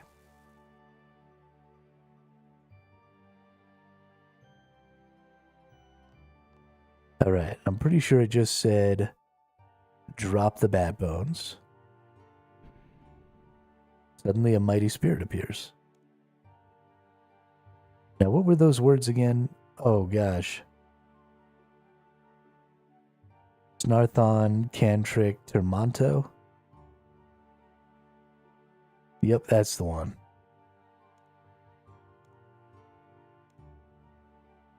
Draw! Thou hast me in thine control, so that I mayest return from whence I came. I must grant thee a boon. What dost thou wish of me? I wish to free Merlin from the crystal. Draw! The deed is done. Thou mayest now shatter Merlin's crystal with Excalibur, and I can once more rest. Be gone and leave me once more in peace. Nice.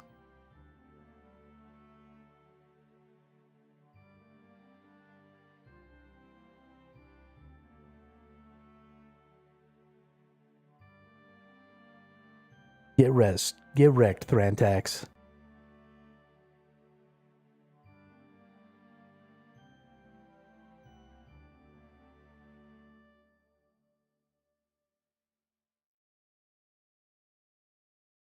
What am I doing? This isn't how you get to the crystal. Goofy ass hermit.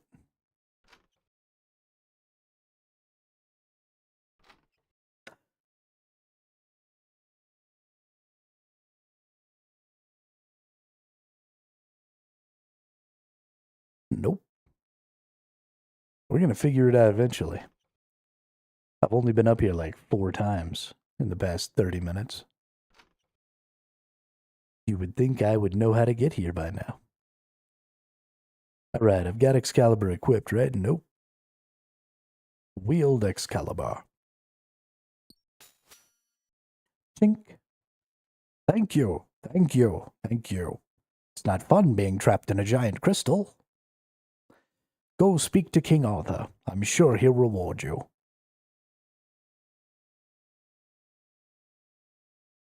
See, that's the kind of information I need. Go talk to that guy. I'm too stupid. If you just tell me, go figure it out, we're not going to make it. I freed Merlin from his crystal. A good job. Well done. I dub thee a Knight of the Round Table. You are now an honorary knight. Honorary. Dude, I just did something none of your knights could actually do. 5 kudos and 1,000 XP lamp from the Varick Museum if you talk to historian Minas. What is a kudo for? Let's go talk to historian Minas in the Varick Museum.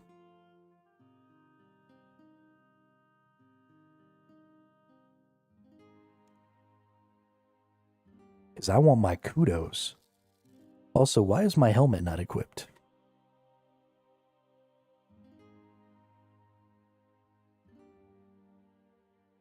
For a quest later on? Okay, cool.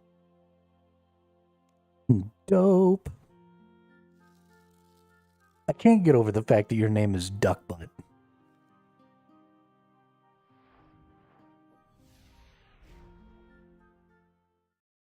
You are a ridiculous person.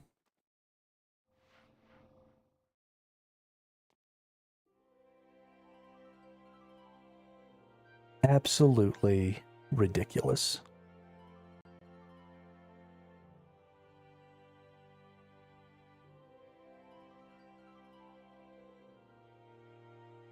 I had to censor it for Twitch. Oh yeah, with the F in the center. Yeah, that's what I figured that was for.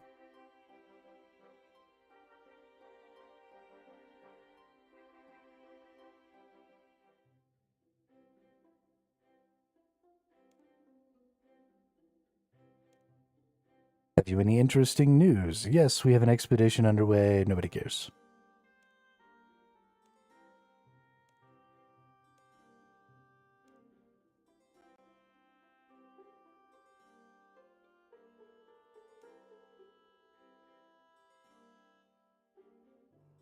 Okay, I don't think this is the person I'm supposed to talk to. Let's see, we've gotten this thing underway. I actually think I can... Nope, don't have anything to add to it now. What about you nerds?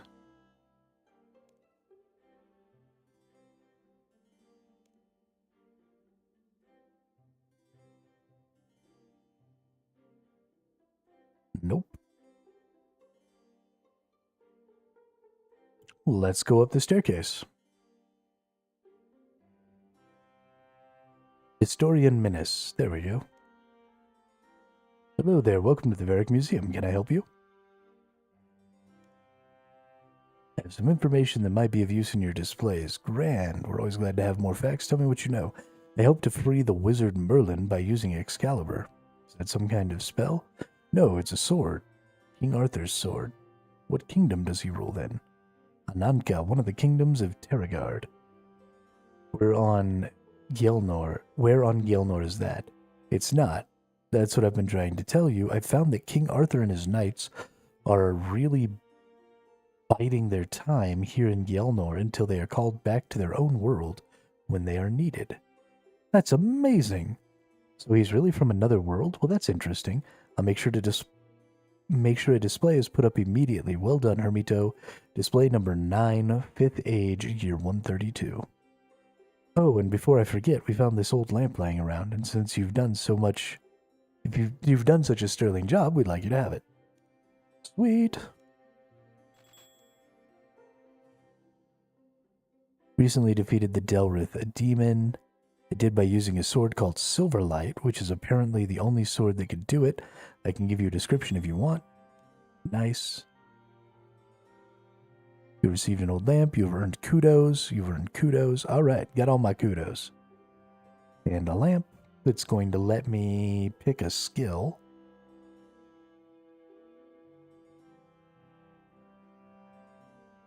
What's a skill I'm having trouble leveling? Honestly, crafting is being a little bit difficult. But maybe fishing.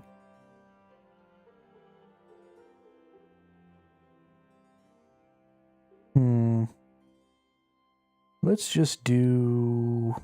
Oh, you know what? Let's do Constitution. That's a good one. No, because I'll just get Constitution, right? Like, Defense is a pointless one. Constitution is a pointless one. One of the craftings or gatherings. Ooh, I could level up my cooking some. That might be a good idea. Oh, but I'll probably cook a lot.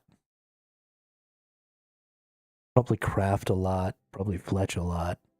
Kind of insane to see a new player insight into quests. I've done dozens of times. I'd say the more you get into the questing in this game, the better it gets. Yeah, so I assume that that's true too.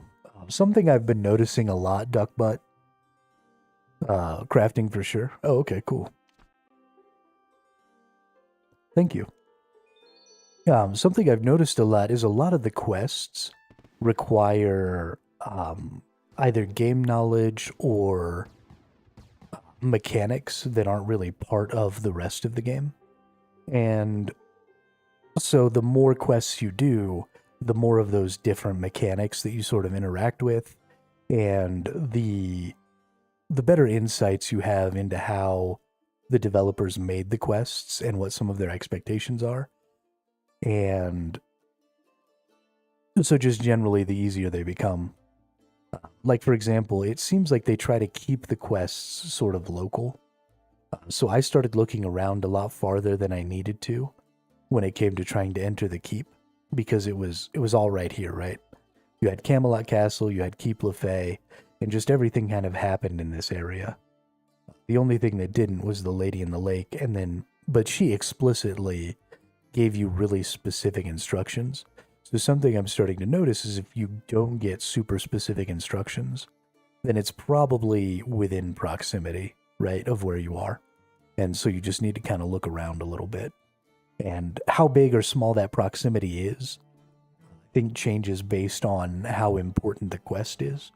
So the bigger the quest, the bigger the proximity. But we'll see. We'll see how that sort of plays out in the future. But it's definitely cool. So people have sent me to a few interesting quests, like this house quest.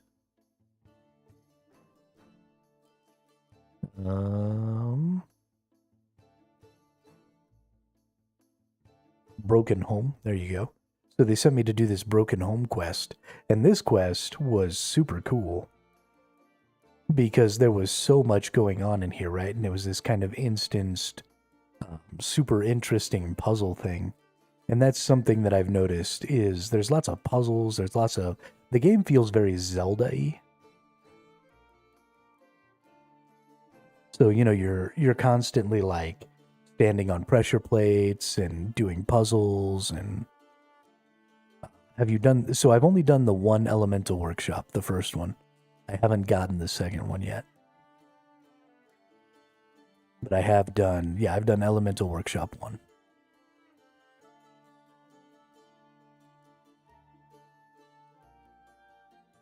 Yeah, just so many cool little things. And I love that the quests are just over here. Like, the game just lets you know, hey, these are all the quests that you're currently able to do based on, all your different levels and stuff. So pick a quest and go do it. I really like that. So it's not me running around from town to town, looking for little exclamation points on people and stuff like that. I can go over here. I can see, okay, what are my rewards going to be? What do I need? Am I, maybe missing something, or maybe I don't understand how to get something. Like I didn't understand how to get the insect repellent for the last one. Yeah, seeing when the quests release is really cool. I really like that.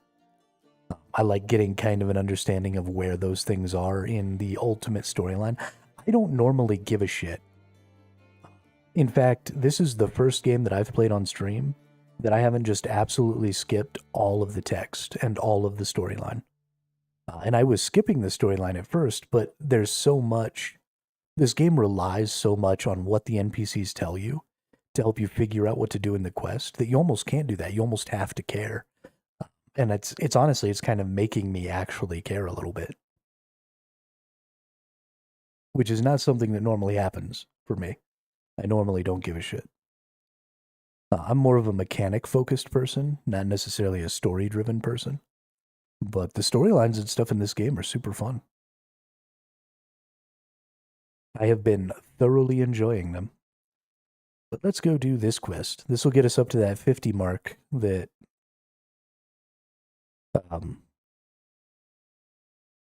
somebody made for me.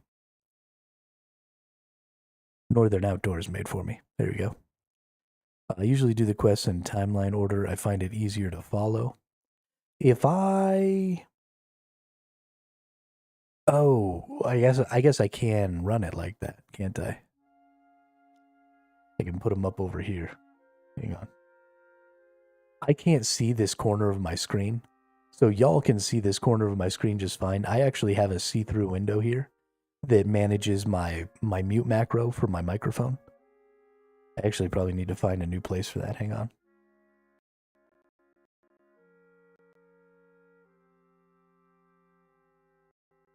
Let's move this bad boy. There we go. Now I can see better.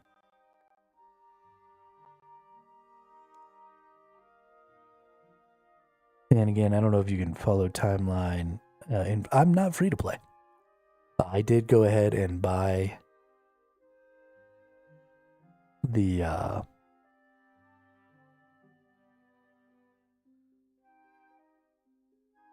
membership. One of the viewers went ahead and gave me bits equal to what the cost was. That's a good idea, honestly. This is a really good idea. Maybe we should just go through. Facing a level 7 skeleton warlock. Yeah, because this is like a super old quest that's not really going to give me a lot. So let's get it out of the way. 5 ancient bones that each give 200 prayer XP. Ooh, that's going to be good. Yeah, let's set this to the active. Let's go do this bad boy. Let's start doing things in timeline order. I should have done that from the beginning, honestly. I'm a little sad that I didn't think about doing it that way. That's a great plan, Duckbutt.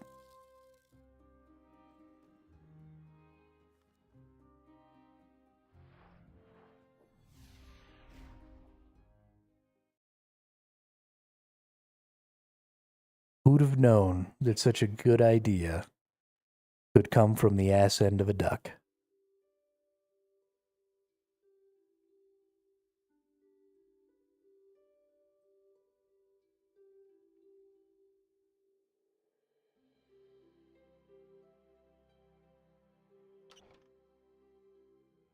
All right, Father Eric. Welcome to the Church of Holy Saradomin. I'm looking for a quest. That's lucky. I need someone to do a quest for me. Fantastic. Thank you. The problem is there's a ghost in the graveyard just south of this church. I would like you to get rid of it. You'll need the help of my friend, Father Ernie, who is a bit of a ghost expert. He's currently living in a little shack in the south of Lumbridge Swamps, near the coast. My name is Father Eric, by the way. Pleased to meet you. Take care traveling through the swamps to get there. Just follow the path south through the graveyard.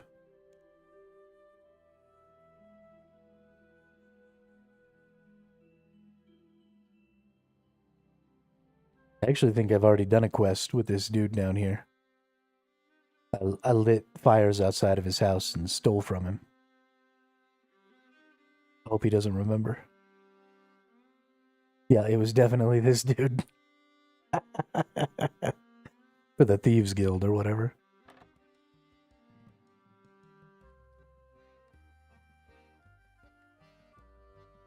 Go away, I'm meditating. Suppose I'd better talk to you then. What has he got himself into this time? Ghost is haunting his graveyard. Oh, this silly fool.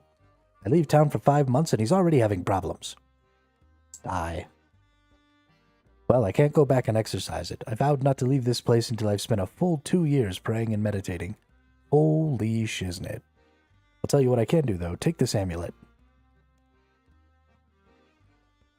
I'm back, sir. I had to go take my medicine. Having a might... No, shit. I don't know if I would be able to survive with migraines because doing things like watching screens and stuff like that would make them worse. And that would pretty much ruin my life. It's a ghost speak amulet. It's called that because when you wear it, you can speak to ghosts. Really? Thank you. Many ghosts are doomed to remain in this world because they have some important task left unaccomplished. If you know what this task is, you can get rid of the ghost. I'm not making any guarantees, mind you, but it's the best I can do right now. Thank you, I'll give it a try.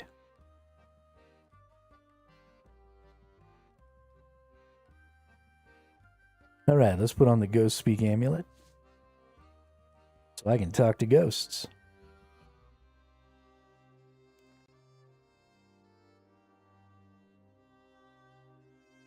Oh, it's in a coffin. Okay. I thought zombies were in coffins.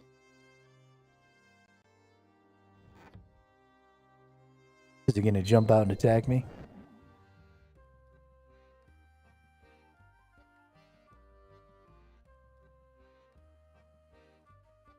Yeah, no, that's awful.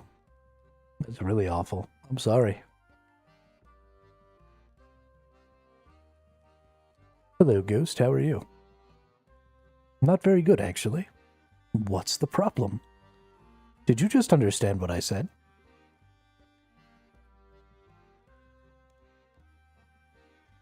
Wow, this is incredible. I didn't expect anyone to ever understand me. Okay, I can understand you. But have you any idea why you're doomed to be a ghost? Well, to be honest, I'm not sure. I should think it's because I've lost my head. What? I can see your head perfectly fine. Well, see through it at least. No, I mean for my real body. If you look in my coffin, you'll see my corpse is without its skull. Last thing I remember was being attacked by a warlock while I was mining in that mine just south of the graveyard. Okay, I'll try to get your skull back for you so you can rest in peace. I feel like I might have this dude's skull already. If I'm being perfectly honest, I feel like I might already have this dude's skull.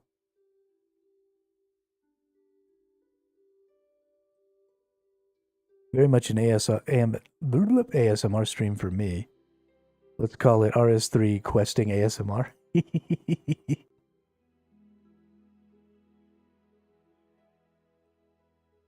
I'm glad that people enjoy the sound of my voice. Makes me very happy. Nope, don't guess I have this dude's skull. That's a little sad. Oh, I got a half a skull. Oh. I have a skull of remembrance, but that just takes me somewhere.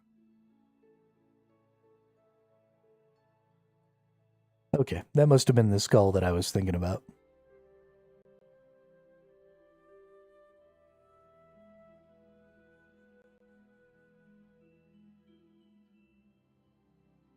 Let's go see what this stuff says. It says, should go search the mining spot on the coast south of Lumbridge for the ghost's skull.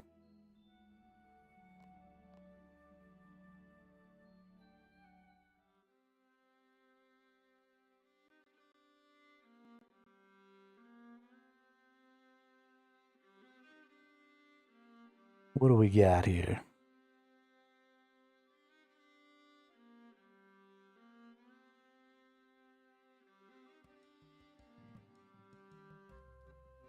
Am I gonna need to mine? Nope. Search the rocks. There we go. You take the skull from the pile of rocks. A skeleton warlock. Get wrecked, dude. You just got dumpstered.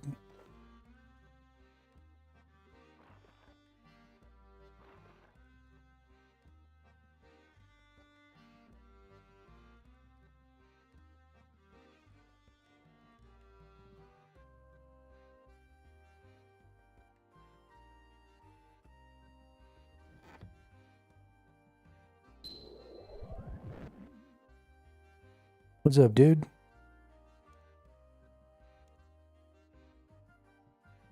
Hurrah! Now I can stop being a ghost. You just need to put it in my coffin there, then I'll be free.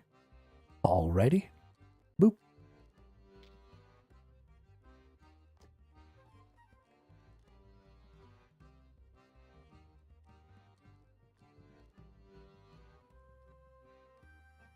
Bye, ghosty.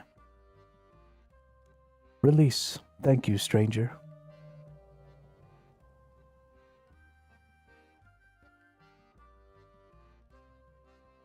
Matt, where's he going?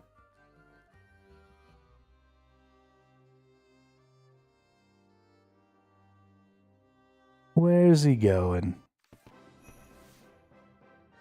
Hey, there we go. We hit that 50 quest point mark. I guess now the new goal is 100. 5 ancient bones, each worth 200 per XP. Alright, well let's go ahead and just bury those. Bury my shell at Wounded Knee.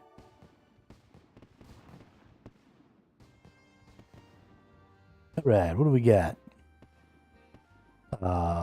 Proselyte equipment. God robes. Bone crusher.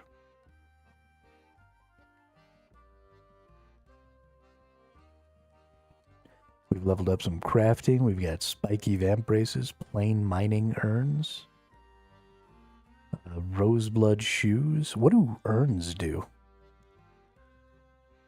Somebody was saying they were crafting a bunch of urns earlier. But what are they for?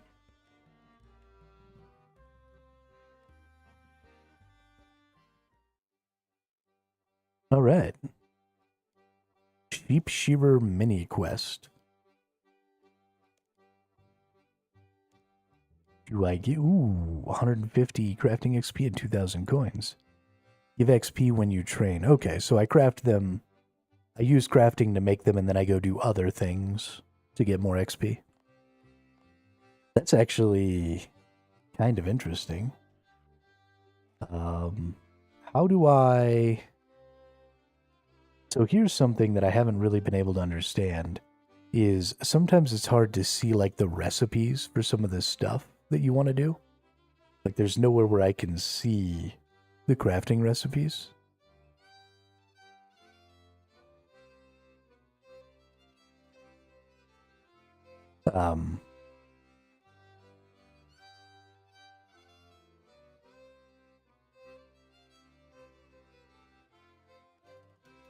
So how do I, like... I assume they take clay, right?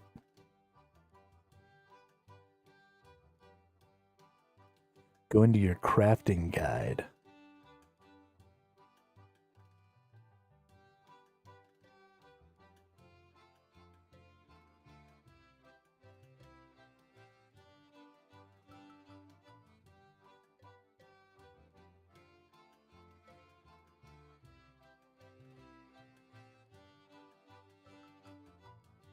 Got to admit, I don't know where that is.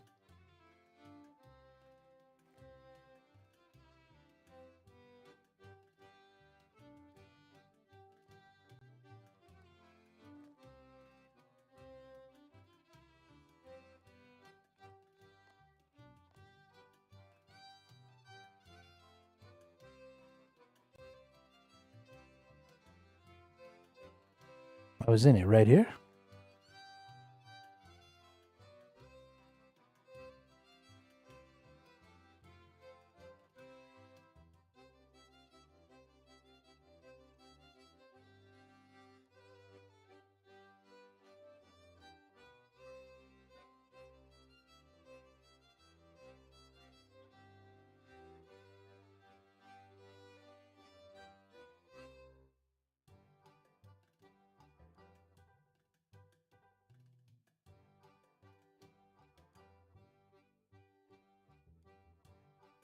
Clay plus water equals soft clay. Use soft clay on crafting turntable thing and make urns. Fire set urns and magic rune to earn. Different urns take different runes. Okay. Okay.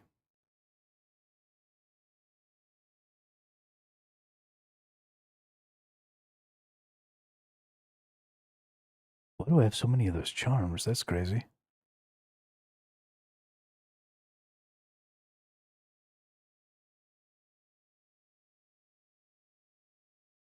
Okay, well, we'll deal with that at some point. Let's do the Sheep Slayer mini quest.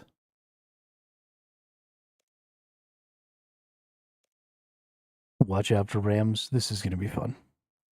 150 crafting XP, 2,000 coins. Surely this is going to take place. Oh, right north of us. Okay.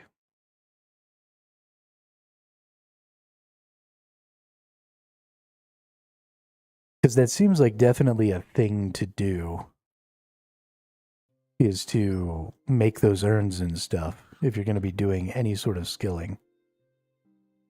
And now that I can apparently make the mining one, we definitely want to be doing that. What are you doing on my land? You're not the one who keeps leaving all my gates open and letting out all my chickens, are you? Looking for work. Bought a brooch. It can hold 1k of each urn. Yo, that's dope. How do I get that? Need to collect some black wool from my sheep, and I'd be much obliged if you could shear them for me. While you're at it, spin the wool into balls for me, too. Has to be I'm doing business with some guy after black clothing. Something to do with black looking cool. Takes all sorts, I suppose.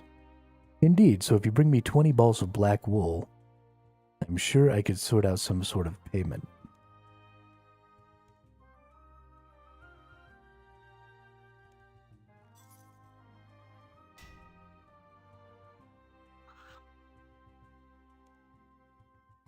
Of course I know how to shear a sheep. Something of an expert, actually.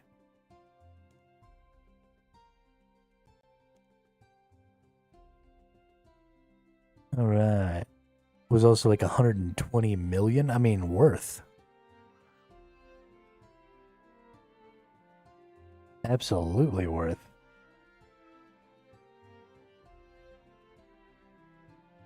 Okay, where's the gate into the sheep pen? Oh, we gotta climb over. Okay. Get that agility in.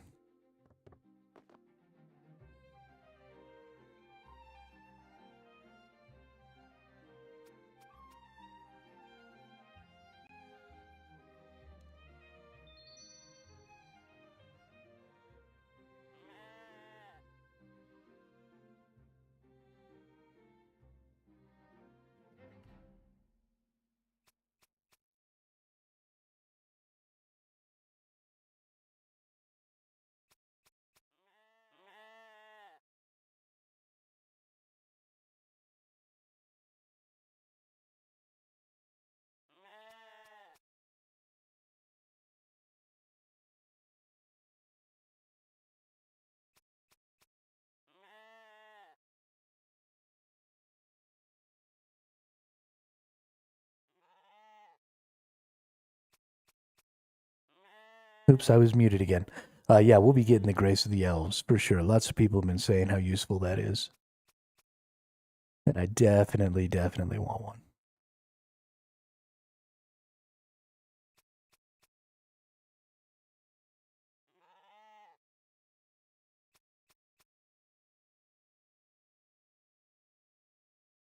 Not getting Grace for a while. Oh, is it super far into the future? That's too bad.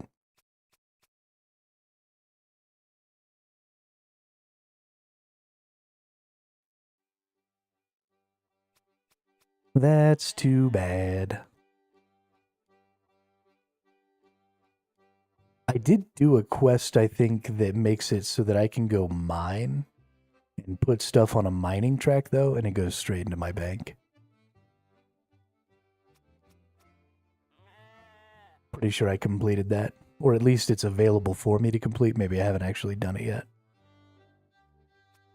But we'll see.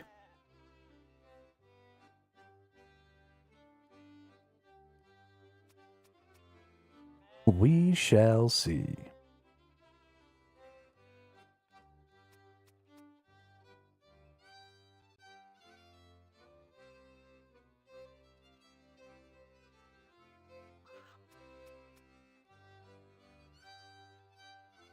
Alright, we're all full on black wool. So we need to go find ourselves... We need to get back to our bank here. Put away at least 4 slots of stuff.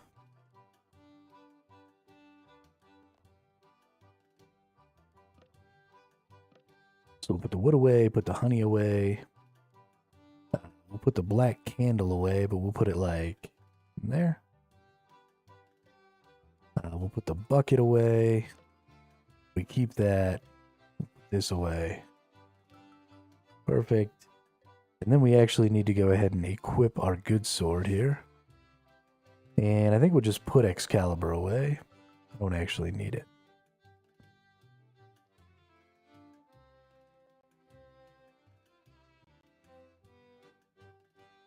And so let's go get 4 more wool.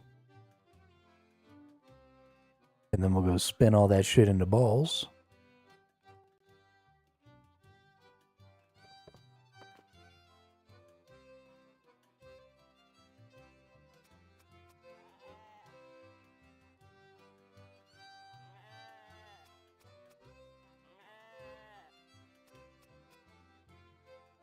Can I shear the little sheep? I didn't think so.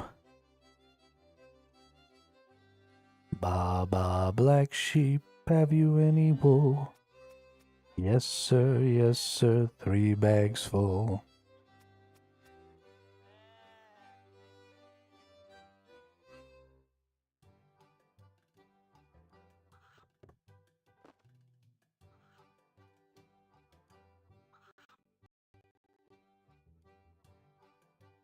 Alright, where's the little spinny jig? Is there even one in Lumbridge? I don't think there's one in Lumbridge, is there? Let's go down to facilities. We need the spinny jig, not the loom.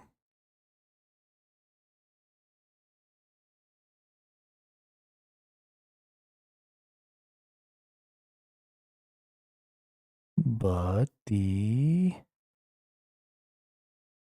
spinning wheel. Okay, it does not look like there's a spinning wheel in Lumbridge. I do know there is one in Taverley. It's not showing up either. That's annoying. If things aren't going to show up, how am I supposed to use them? Whatever. I know where a spinning wheel is, so we'll just go use that one.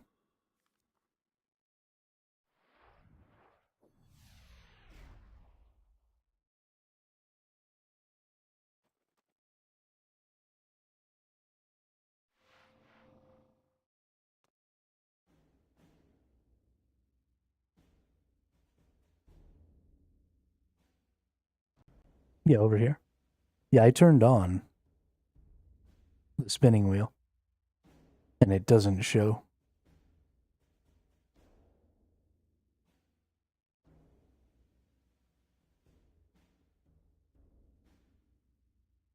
Because there should be one, like, right here.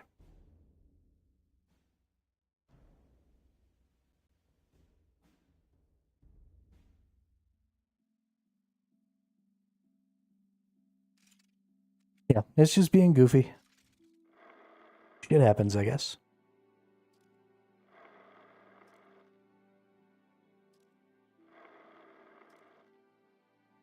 Yeah, those legends are a freaking lifesaver. Oh my goodness.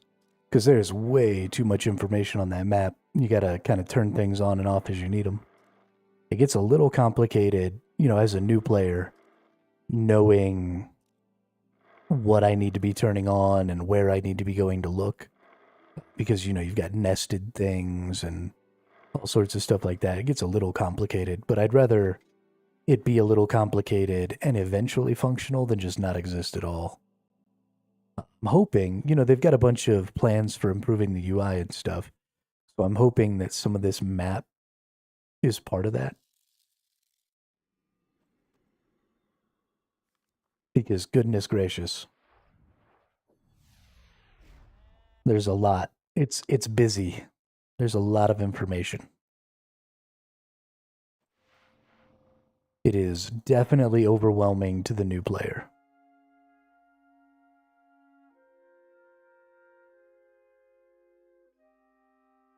Even the quest system, before I really kind of understood how to use it, felt really overwhelming.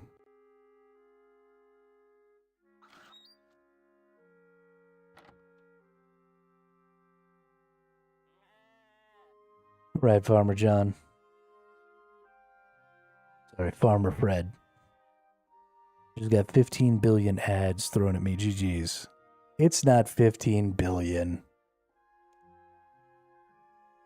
It's 30 seconds. Or maybe a minute and a half. It's either a minute and a half twice an hour, or 30 seconds 6 times an hour. I have the minimum number of ads that I can have to not have a startup ad. You have to have 3 minutes of ads an hour to not have a startup ad.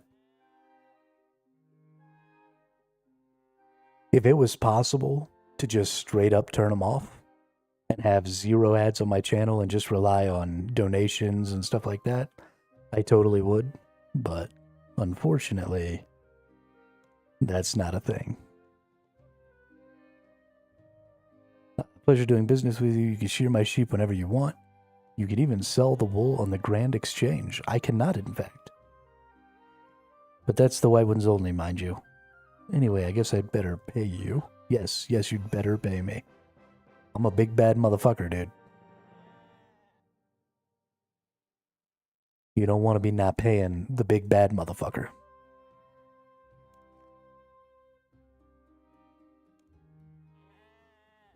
The Shield of Array. Defeat a level 1 enemy. Sure, let's go do this quest.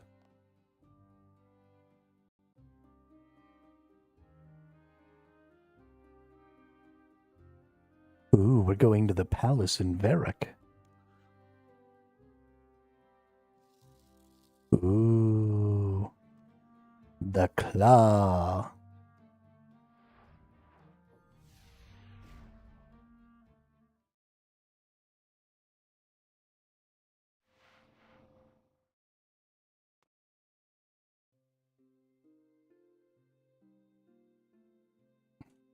Man, questing has been going really well so far today.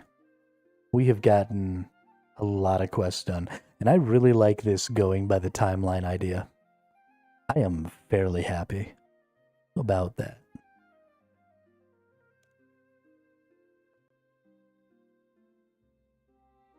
Fairly happy. This is super dope. We have a guard. Can I kill this guard? I kind of want to just murk the guard.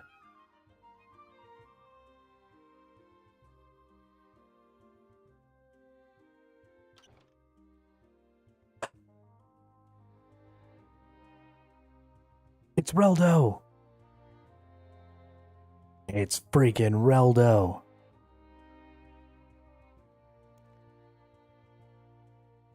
I should read the mystery scroll. I stored the clue in the bank. Hold up. Hold up. Well, I wonder if I can just go talk to this dude, because I already read the scroll.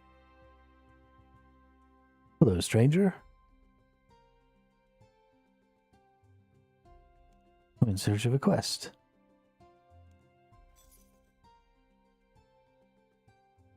no, he's giving me the Shield of Array quest.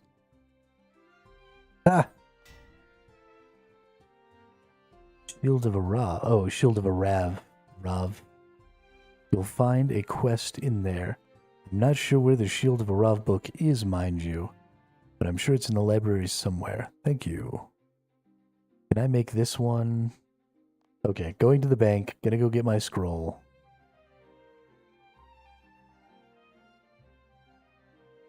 I found Reldo.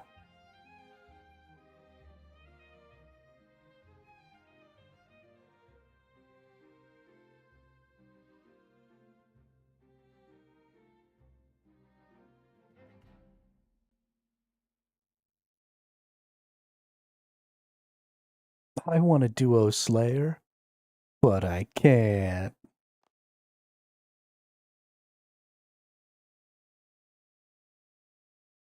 Let's put that away. Where is my scroll?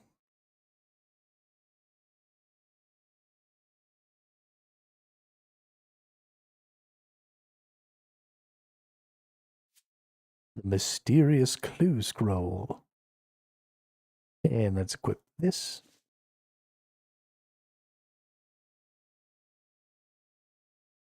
Get your ass back here, Reldo.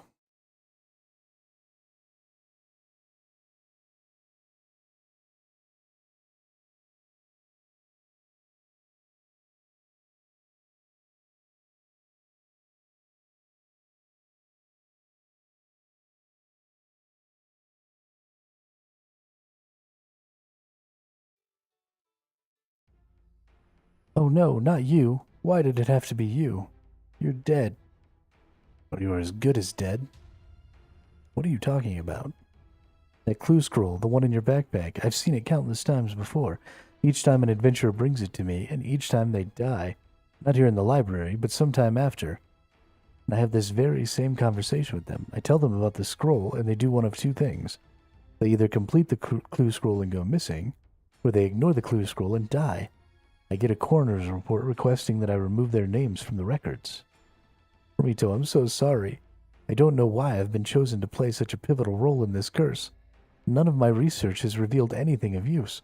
All I know is that you need to hand me that clue scroll so I can sign it.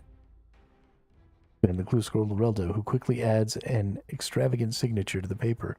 As he finishes, you notice his signature and the text disappear as new words form on the paper. There you go. The clue has now moved on to its second stage. Best wishes, Hermito. I hope to see you again, for your sake. Dope. Cry next to Duke Horatio. Panic before you talk to me. Equip nothing, nothing at all.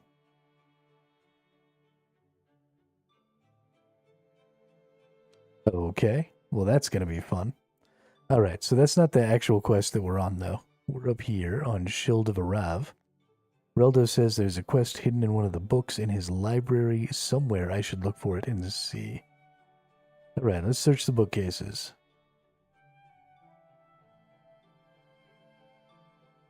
Don't find anything of interest. Don't find anything of interest. Don't find anything of interest. Don't find anything of interest. Maybe it's one of these extravagant bookcases in the back.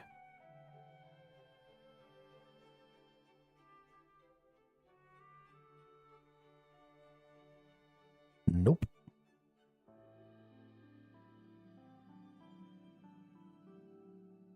Alright, game.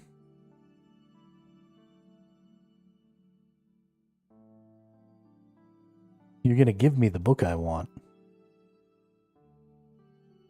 Or I'm gonna delete you.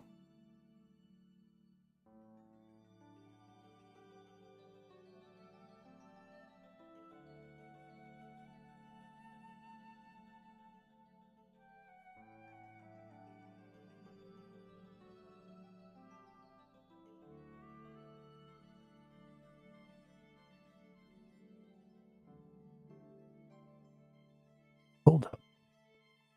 The King of Varick and I, Moby Richard the Pirate.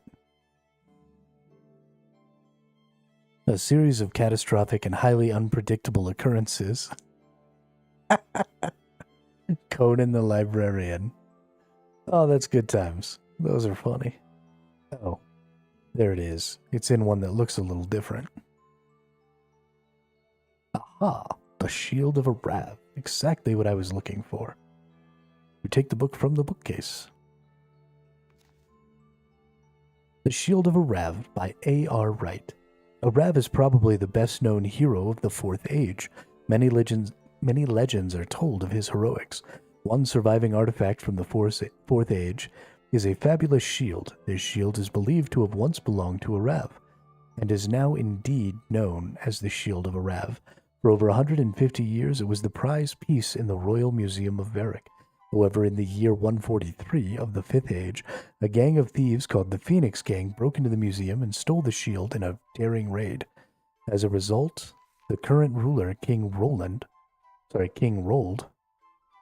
a 1,200 gold bounty, a massive sum of money in those days, on the return of the shield, hoping that one of the culprits would betray his fellows out of greed.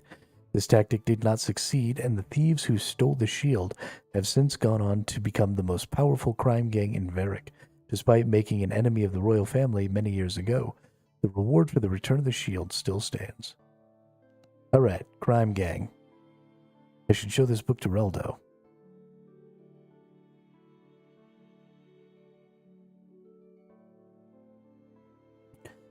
What a relief to see you alive still.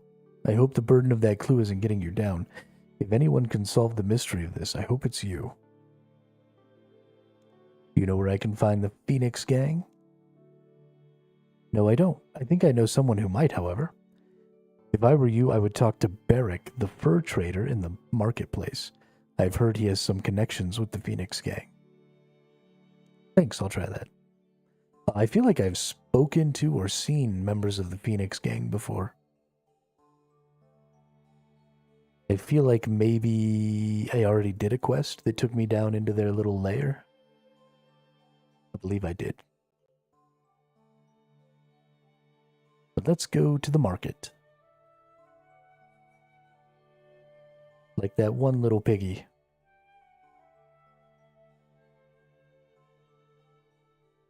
Up to Barrick. Can you tell me where I can find the Phoenix Gang? Shh, not so loud. You don't want to get me in trouble. So, do you know where they are? I may do, but I don't want to get into trouble for revealing their hideout.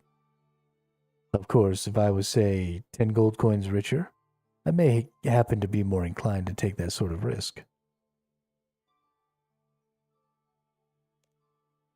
Fine, here's the 10 coins. To get to the gang hideout, enter Varric through the south gate. Then if you take the first turning east, somewhere along there is an alleyway to the south.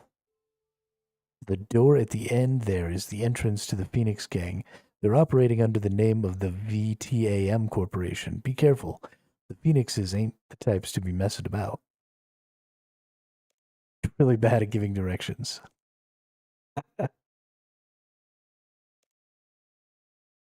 All right. So we're going to go to the entrance on the south. We're going to turn east. And then there's an alley.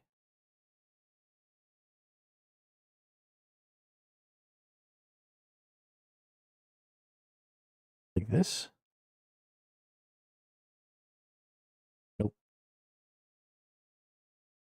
Well, there's a thief. Surely. I mean, 10 gold coins is probably way more to him than it is to me. An alley to the south. And then a door. The VTAM. That's it right there, right? Oh, shiznit. Down the ladder we go. We got him. Okay, what does this say? I should find the leader of the Phoenix Gang and join. Oh, okay, I'm joining the Phoenix Gang. Hey, you can't go in there. Only authorized personnel of the VTAM Corporation are allowed beyond this point. Get a copy of the Varric Herald. If we have any positions right now, they'll be advertised in there. I know who you are. Really? Well, who are we then? This is the headquarters of the Phoenix Gang, the most powerful crime syndicate this city's ever seen. This is a legitimate business, run by businessmen. Supposing we are this Phoenix gang, however, what would you want with us? You mean you'd like to join the Phoenix Gang? Well, obviously I can't speak for them, but the Phoenix Gang doesn't let people join just like that. Can't be too careful, you understand. Generally, someone has to prove their loyalty before they can join. How would I go about doing that? Obviously, I would have no idea about that. Although, having said that, a rival gang of ours, theirs, called the Black Arm Gang, is supposedly meeting a contact from Port Sarum today in the Blue Moon Inn. The Blue Moon Inn is just by the south entrance to this city. Supposedly, the name of the contact is Johnny the Beard. Obviously, I know nothing about the dealings of the Phoenix Gang, but I bet if somebody were to kill him and bring back his intelligence report, they would be considered loyal enough to join. I'll get right on it. I love how this game is just totally okay with murder.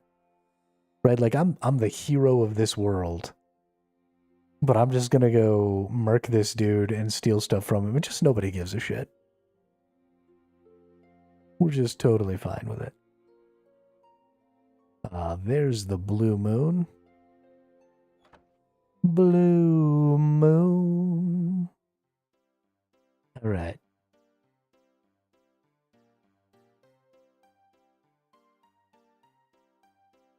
Johnny the Beard. I'm going to do this right out in the open, too. Just murked that fool right there in front of everybody. Nobody even bats an eye.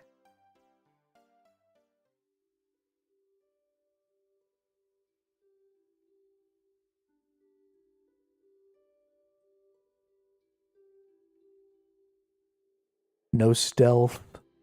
No nothing. Just murdering people. Broad daylight. Yeah, let's definitely read this before we give it up.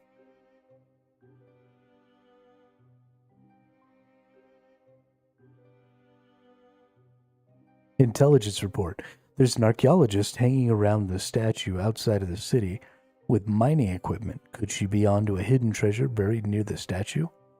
There's a new channel being dug to a barge, and a barge being assembled near Varric dig site. The Varric Museum seems to be paying for it. Could they have information about new treasure?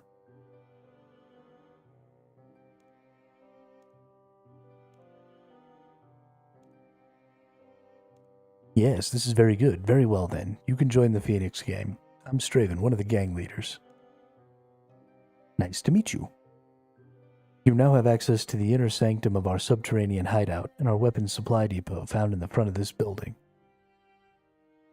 Yo, I can just go loot their weapons supply depot? Oh, you know, that's probably where the shield is, right? Surely. He said the front of this building is a weapons supply depot, but I don't see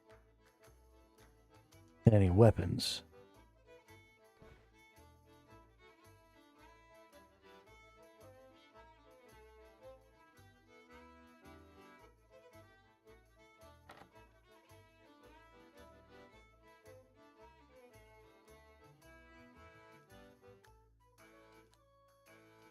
Talk to the weapon master. All right. Hello. Hello, fellow Phoenix. What do you seek? I'm after a weapon or two. No problem. Feel free to look at them. I'm after treasure. Aren't we all? We've not got any up here. Go mug someone somewhere if you want some treasure. Lol. All right, we got Phoenix crossbows. We got some iron daggers. Leather gloves. None of this stuff really seems like anything of value to me. I don't see any shields. Let's actually go ahead and turn on high contrast mode here, just so we can make sure I didn't miss anything. Seems like I didn't.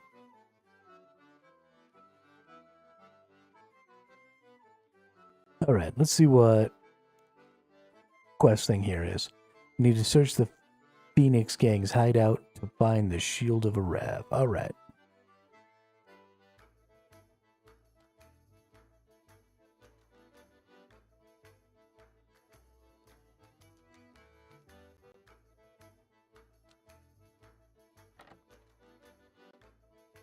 VTAM. I'm trying to find a way to make that turn into like an acronym for Phoenix, but I can't. I wonder what VTAM stands for.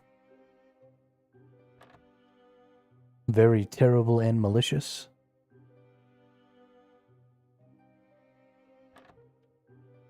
Right, let's check these chests here.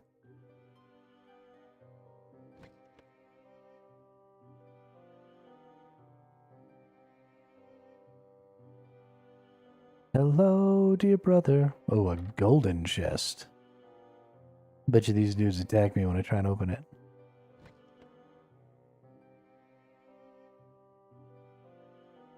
You search the chest. You find half of a shield, which you take. Only half of a shield?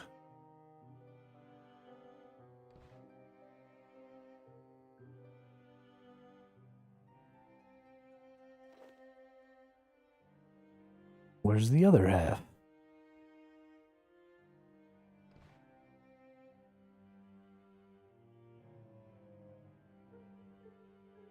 Do you have it?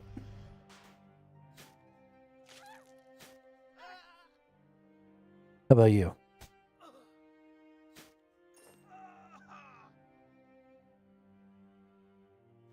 I don't think they have it.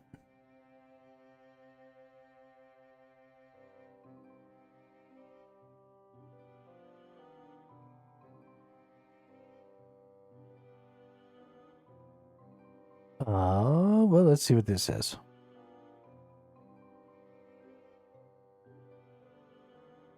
Okay, it says I found half the Shield of Arav in the Phoenix Gang's hideout, but it gives me no additional input.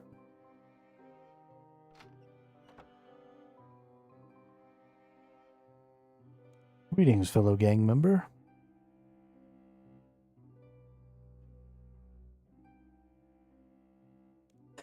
The other piece is going to be in the Black Arm Gang, isn't it? Well, yeah, we've stolen some stuff in our time. Those candlesticks down there, for example, were quite a challenge to get out of the palace. And the Shield of Arav, I heard you got that. Whoa, that's a blast from the past. We stole that years and years ago. We don't even have all the shield anymore. About 5 years ago, we had a massive fight in our gang, and the shield got broken in half during that fight. Shortly after the fight, some gang members decided they didn't want to be part of our gang anymore, so they split off to form their own gang, the Black Arm Gang. On their way out, they looted what treasures they could from us, which included one of the halves of the shield. We've been rivals with the Black Arms ever since. Where's the Black Arm Gang hideout? I want to go sabotage them. That would be a little tricky. Their security's pretty good. Not as good as ours, obviously, but still good. If you really want to go there, it's in the alleyway to the west as you come in the south gate. Wow, really? One of our operatives is often near the alley, a red-haired tramp. Goes by the name of Charlie. He may be able to give you some ideas. Thanks for the help. All right.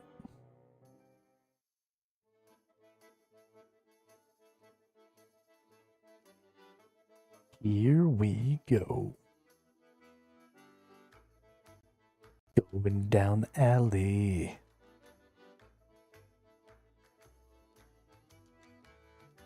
Oh, Charlie the Tramp. Spare some change, Gov. Sure, I know everything there is to know about this city. I'd be happy to tell you for 10 gold. Really? The ruthless and notorious Black Arm Gang have their headquarters down the alley, to the west of us. Talk to a lady called Katrine. Don't upset her. Don't tell her I sent you. She's pretty dangerous. Okay, get a job, bum. I say to that person, despite the fact that I don't have a job.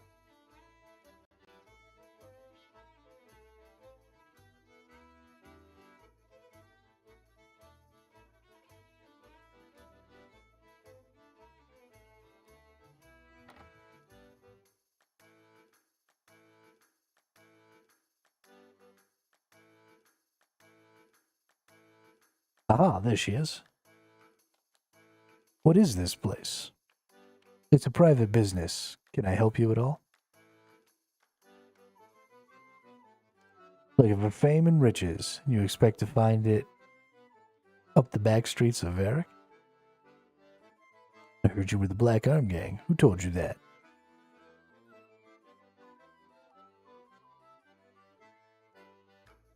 It was Charlie. That guy's still around there. He's getting to be a nuisance. Remind me to send someone to kill him. I'll kill him. So now you found us. What do you want? Want to become a member? How unusual. Normally we recruit for our gang by watching local thugs and thieves in action. People don't normally waltz in here saying, hello, can I play? How can I be sure you can be trusted?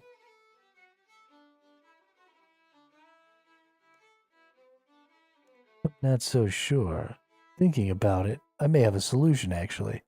A rival gang, the Phoenix Gang, has a weapons stash a little east of here. We're fresh out of crossbows, so if you could steal a couple crossbows for us, it'd very much be appreciated. Then I'll be happy to call you a Black Arm. Sounds simple enough. Any particular reason you need 2 of them? I have an idea for framing a local merchant who is refusing to pay our very reasonable keep your life pleasant insurance rates. I need 2 Phoenix crossbows, one to kill somebody important and the other to hide in the merchant's house, where the local law can find it. When they find it, they'll suspect him of murdering the target for the Phoenix Gang and, hopefully, arrest the whole gang, leaving us the only gang of thieves in Varric. Brilliant, eh? Yeah, brilliant. So who are you planning to murder? I haven't decided yet, but it'll need to be someone important. Hey, why are you being so nosy? You aren't with the law, are you? No, just curious. You'd better just keep your mouth shut about this plan, or I'll make sure it stays shut for you.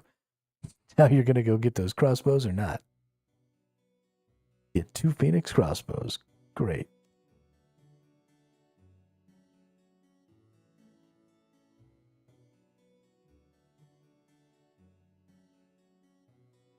I love how that lady thinks that she could take me in a fight. That's what I love. I would beat her ass.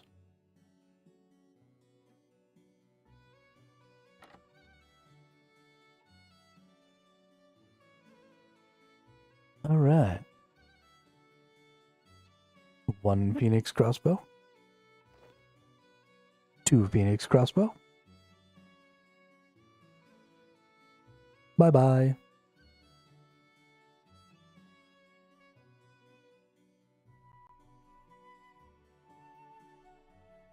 Easy peasy lemon squeezy. You can definitely see a lot of these earlier quests, the ones that come from earlier on in the life cycle of the game, are definitely a lot more simplistic than some of the older quests, or some of the newer quests that I've played. It'll be interesting to do this in the timeline fashion and see how things develop over time. Give the crossbows to Katrine. You're now a Black Arm Gang member. Feel free to enter any of the rooms of the gang house. Sweet. Alright, let's go looking for a chest.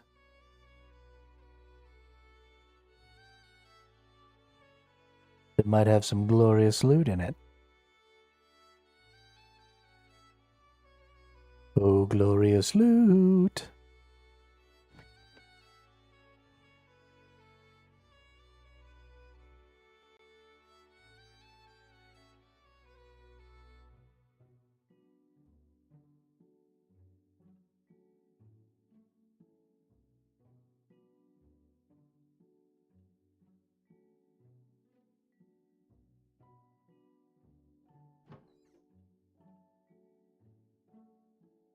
Search the cupboard. You find half of a shield. You fuse together the 2 halves of the shield of a Rav. I should present the shield of a Rav to keep King Rolled in the throne room of Varric and be rewarded. I can't believe that these 2 gangs were so easy to infiltrate. What a bunch of nerds.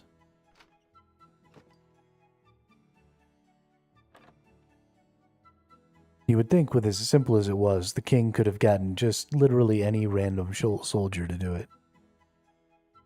The fact that the hero of the realm had to come take care of some shit. Although I guess in this game you're not actually like the hero of the realm. You're just an adventurer. But still, I'm a super duper powerful adventurer. I have almost 50 combat levels.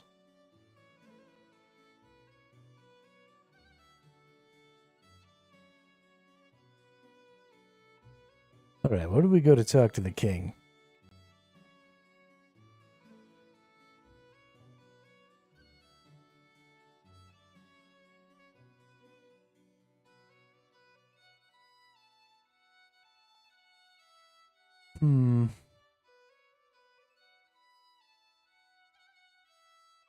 Perhaps down this way.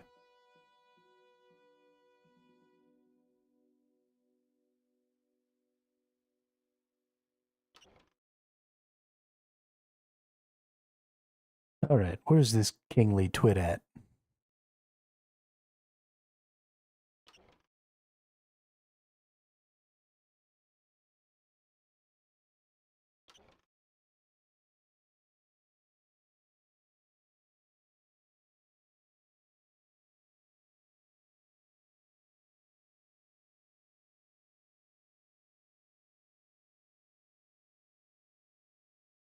Surely.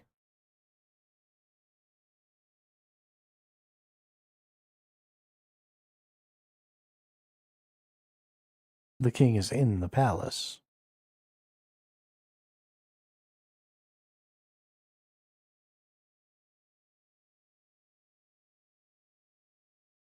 Wouldn't make any sense if the king wasn't in the palace.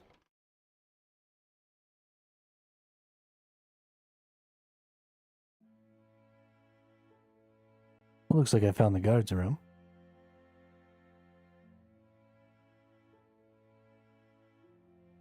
Oh, there's more up.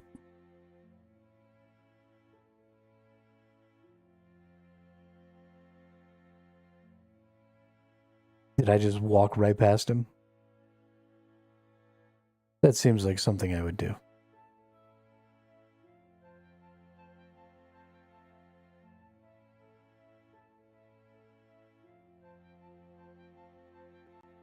Or do I have to get one of these nerds to tell me where he is? Oh no.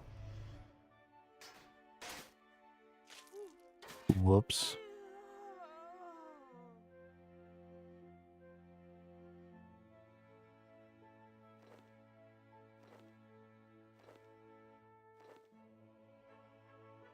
Go into the castle, then immediately east. Boop, boop. Oh, there he is. I definitely came through this room. Like, I opened that door and came through here. How did I miss him?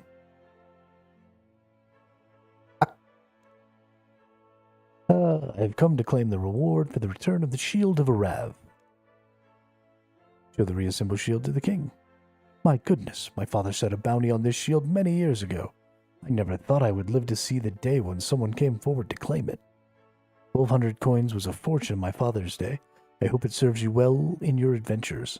The Museum of Varric shall proudly display the Shield of Arav once again. Booyah!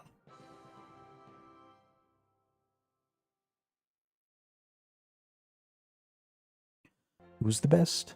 I'm the best.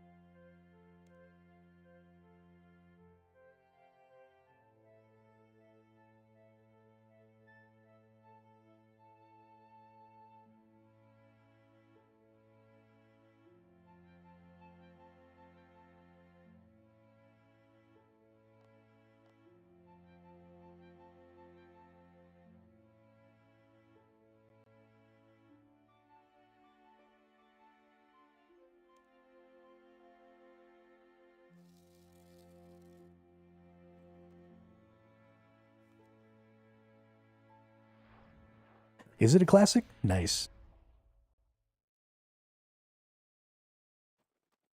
That's very exciting for me. I'm very excited.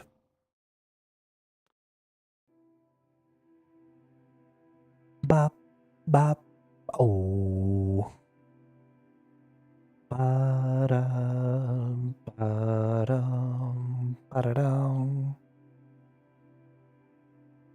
I've been living for the weekend, but no, not anymore. 'Cause here comes that familiar feeling Friday's screaming for.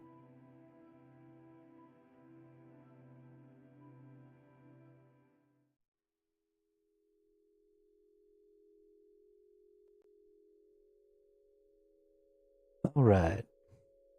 Ariane. Felina, the tower is in danger. I need to speak to Archmage Cedrador.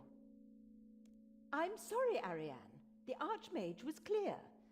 Maybe if you told me why, I could pass on a message. I can't explain. Listen, if the Archmage can't see me, perhaps I could speak to Wizard Eleron. I'm sorry, Ariane. You are barred from entering the tower for any reason. Is it quite a bit louder? I've got it kind of turned up right now. I guess I can turn them down a little. Settings, audio. Let's take the voiceovers down just a tidbit. Felina, the tower is in danger. There we I need go. to speak to Archmage Cedrador. I'm sorry, Ariane. I can't explain. Listen, I'm sorry, Ariane. You are barred from entering the tower for any reason. What's happening here? Business, outsider. no, wait, I recognize you. You're the adventurer Zen you mentioned. Will you help me again? I'm the wizard Ariane. I'm sorry, just Ariane. I'm a former tower wizard. I'm an adventurer now, based out of the Champions Guild. What can I do to Leave a help? message to Archmage Cedrador for me. Depending on how he reacts, I may need your help with other things. Thank you. Alrighty then. Let's go to Archmage Cedrador and... Wait, no. Too late. There's something happening. Help! Do something! Get that thing away from me! Come on. My message can wait. Let's see what's happening. Didn't that one lady just say you weren't allowed in here? Oh, holy crap, she got like knocked on her ass. Vortex. Draw it into the power beam. Grab Boren's mind spike if you need one. He's dropped it next to him.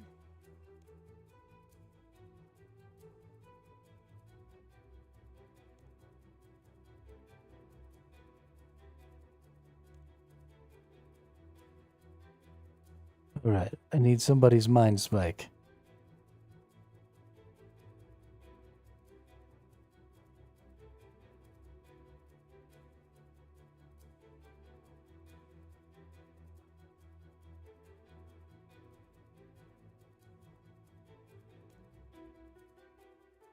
Equip that bad boy. Now we... Hang on, go to magic.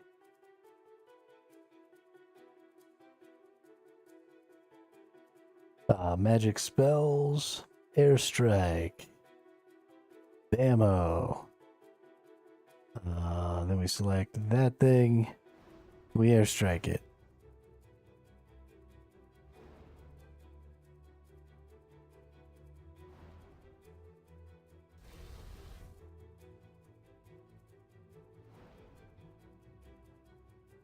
Maybe?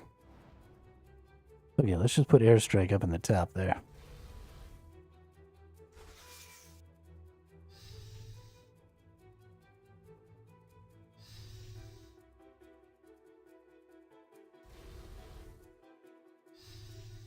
Pretty sure it keeps blocking my airstrike.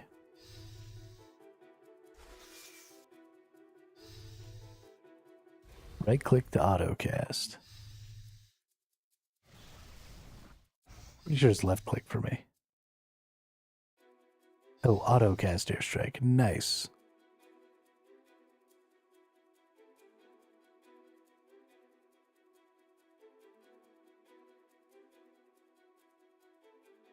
Yeah, I get it. Magical vortex. Airstrike it.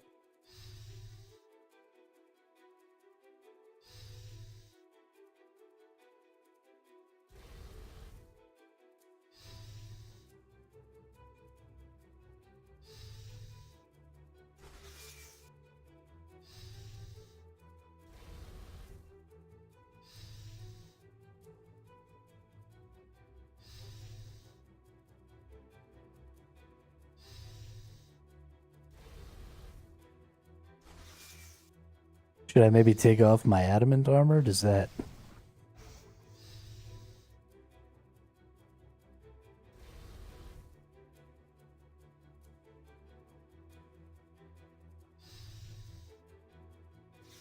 It's attracted to my mag... Oh, okay, so now I've got to, like, get it back into the center here, don't I?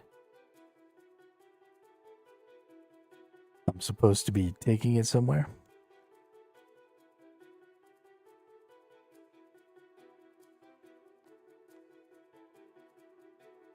Oh, it's not attracted to my magic anymore. Get over here, you turd burglar.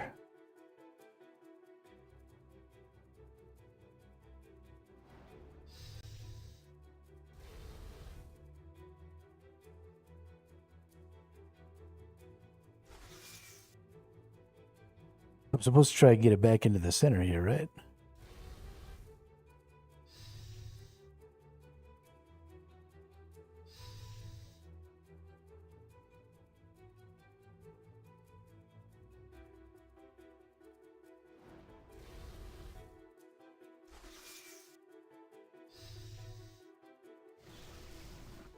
Thanks, adventurer.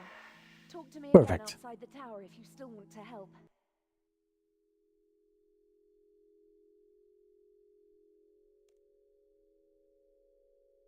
I have a feeling I probably need to equip my magic gear for this quest. I don't have super high magic, but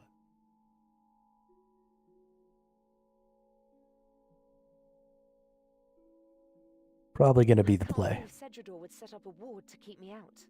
I didn't realize he saw me as that dangerous.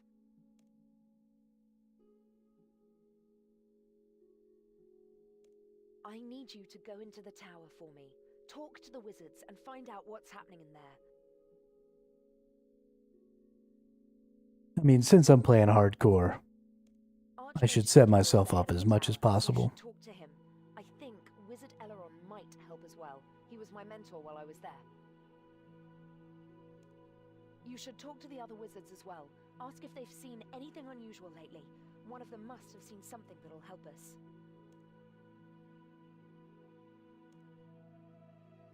Alright, talk to Wizard Elrond, talk to some other people, but first let's go to a bank. And let's get my wizard gear. We'll probably just keep rocking this staff. I don't think I have anything necessarily way better. I might even need to use this staff. Well, maybe not.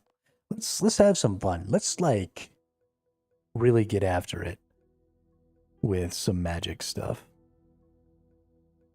Because we've got a lot of runes, we've got all kinds of stuff that we can use. So let's go to here and let's put away our melee shit. Let's deposit some bones and some grapes and some other stuff. I don't need this book about the Shield of Arav anymore. I don't need this right now. I don't need that right now. Okay. Now let's go to magic. Let's equip all this shiznit. We'll get our shield, and then we'll also get...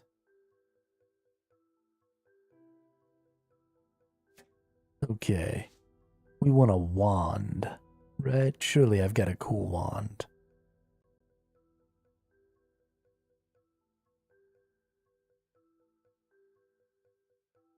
The Avernic Wand. A wand that belonged to the author of the Avernic book, Demon Slayer. Sure.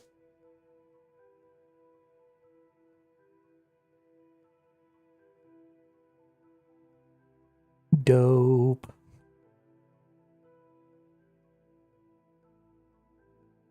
I didn't grab runes. Let's just get some basic.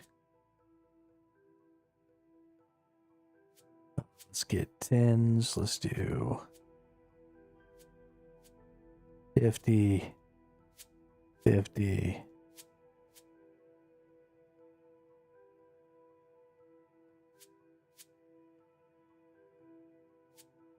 All right, and then let's take a look here. What's up, Gilbert? Don't forget mind runes. Do I need mind runes?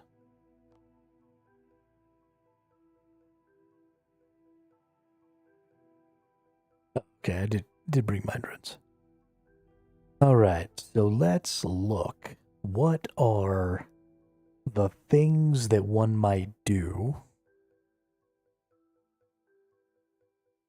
So first thing here, rack. A strong, unpredictable attack.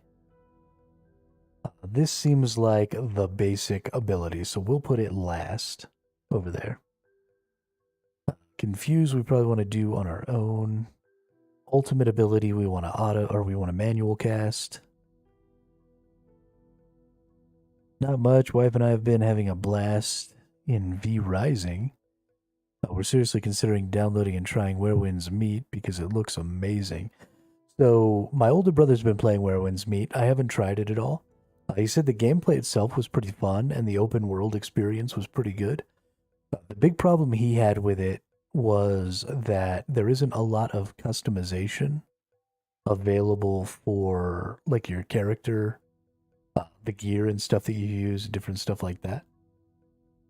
So you may or may not enjoy the game because of that.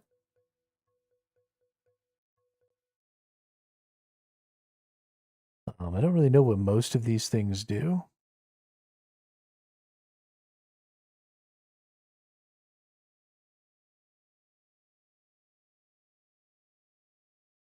But, you know, we're just going to stick them all on here anyway. Then we're going to go over here to spells. We've got a water spell. We've got... That looks like it. Teleports don't care.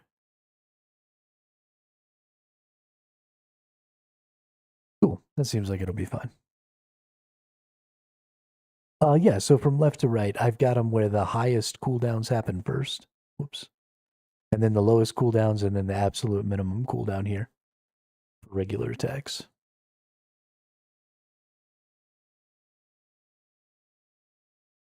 I didn't really look at what the individual skills did, so there may be some stuff in there that's going to happen out of order. If that happens, I'll take a look at it and fix it a little more, but we're in a pretty basic place right now, so... I guess I could also put my defensive skills up.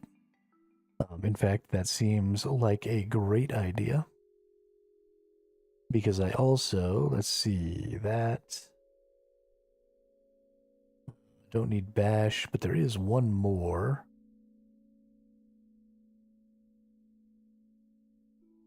The threshold ability, which I need a shield, which I have. So we'll go ahead and throw revenge on there as well. Nice. We're going to be a tanky mage. Because why the hell not?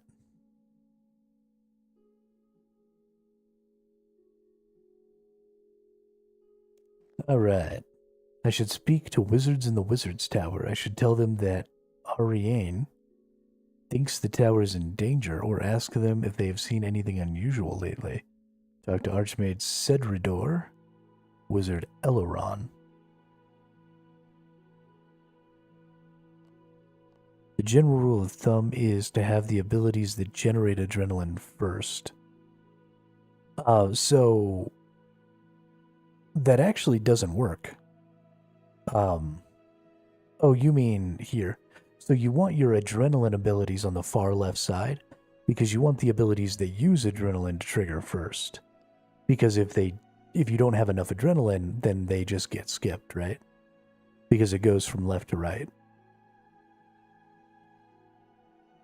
Now, when it comes to these abilities that you might use to do stuff, absolutely. So you've got all your adrenaline generating abilities, but you also want your defensive abilities first because, you want your defenses to be getting triggered. And then I think having ultimate abilities that use 100% of your adrenaline as a self-cast is pretty important. But all these abilities generate adrenaline, so. Of course, what's up?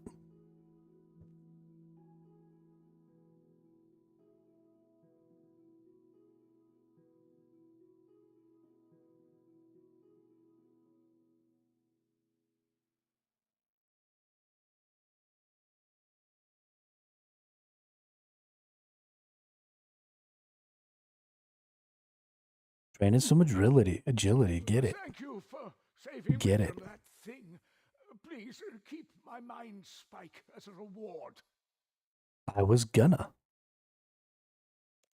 It was horrible. It felt like it radiated evil power.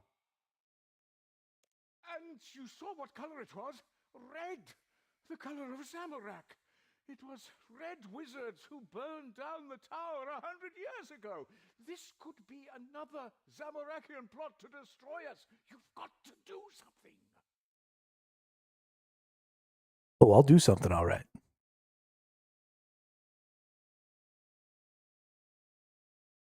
I will do something.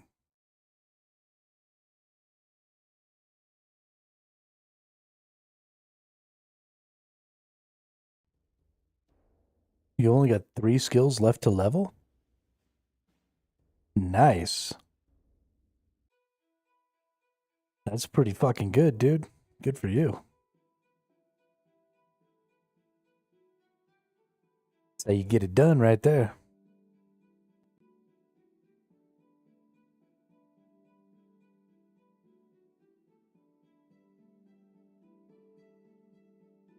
Okay. How do I go up the tower? Ah, the ascend beam. Wow, wow, wow, wow, wow, wow, wow,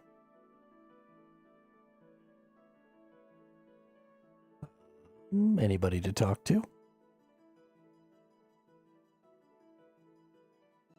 Talk to wizard. What's its nuts? Adventurer, Iona. it's good to see you again. Did I see this person already? I'm studying elemental battle spells. I'm not a violent person, but after you had to kill those cultists to rescue me, it made me realize I have to be able to defend myself. No, I did hear the commotion in the library. Yeah, those grinds to level 110 and 120 are going to be crazy. I am really looking forward to that high level grind. I think there's a lot of, gosh, what's the word I'm looking for? A lot of accomplishment to be felt at those points. I like how quickly I feel like I'm progressing, super early on in the game like this. And as I get closer and closer to 100, that's going to slow down.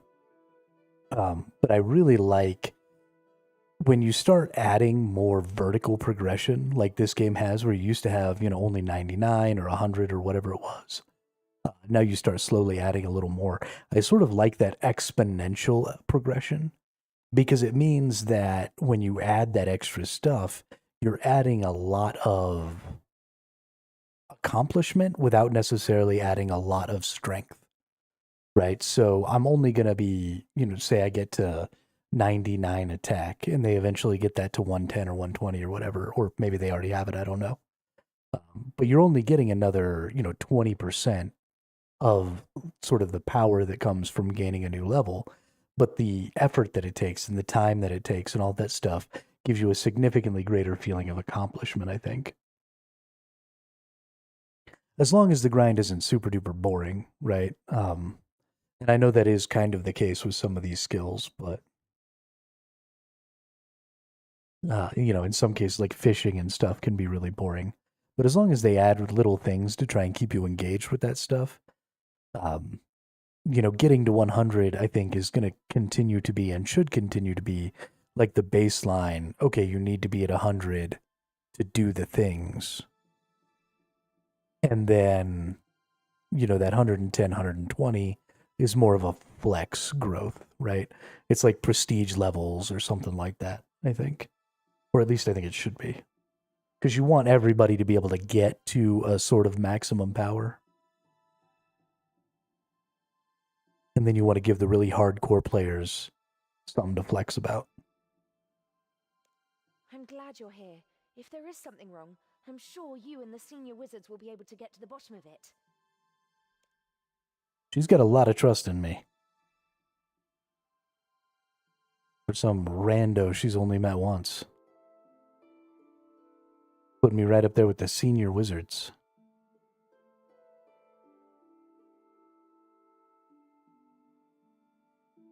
Wizard Isildur. Oh, hello there. Can I do anything for you? Oh no, Isidore, not Isildur. I'm sure there's been something strange happening with the power beam lately. The beam acts as an anchor for all our teleportation spells. So, as a teleportation specialist, I'm sensitive to any fluctuations. At 100, new methods normally come out. Oh, that's cool. Archmage Cedridor is aware of the problem. Perhaps you should ask him what he's doing about it. Okay, seems a little uppity.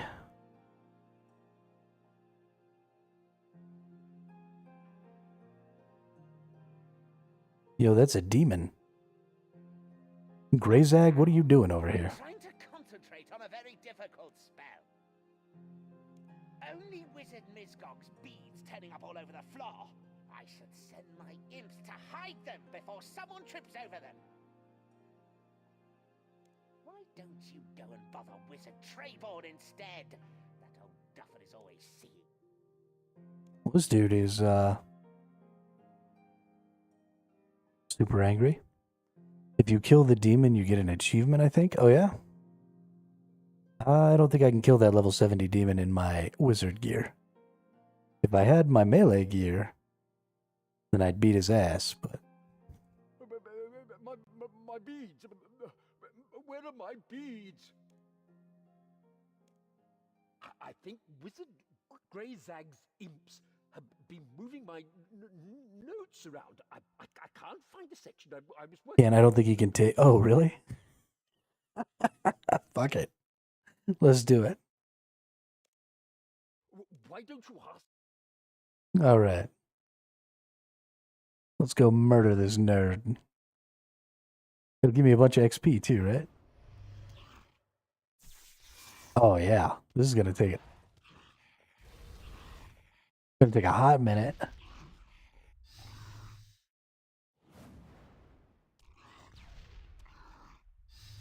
I guess we could take our defensive skills off. Since I don't need them for this, we'll just beat this dude's ass a little bit. I tell you what, this is actually perfect, because this is going to take a minute.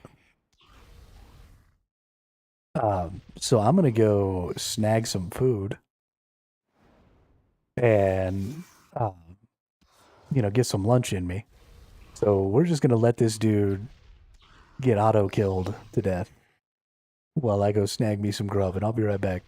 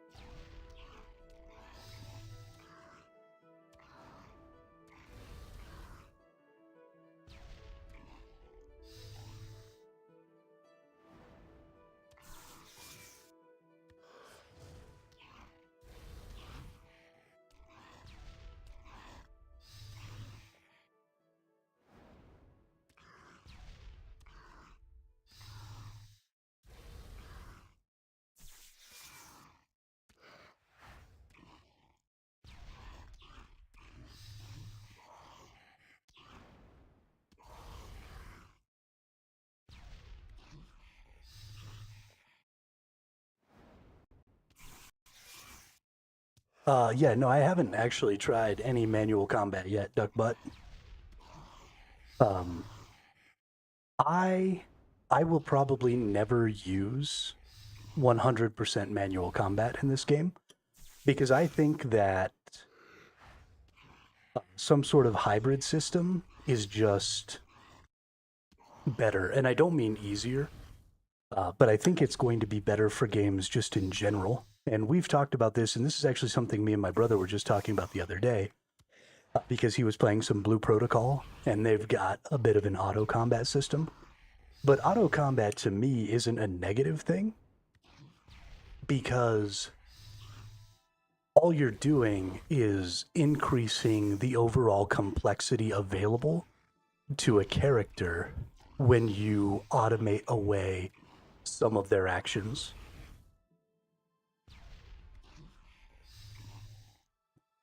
And specifically, skill rotations are one of the least reactive and so least skillful things that you can do, right?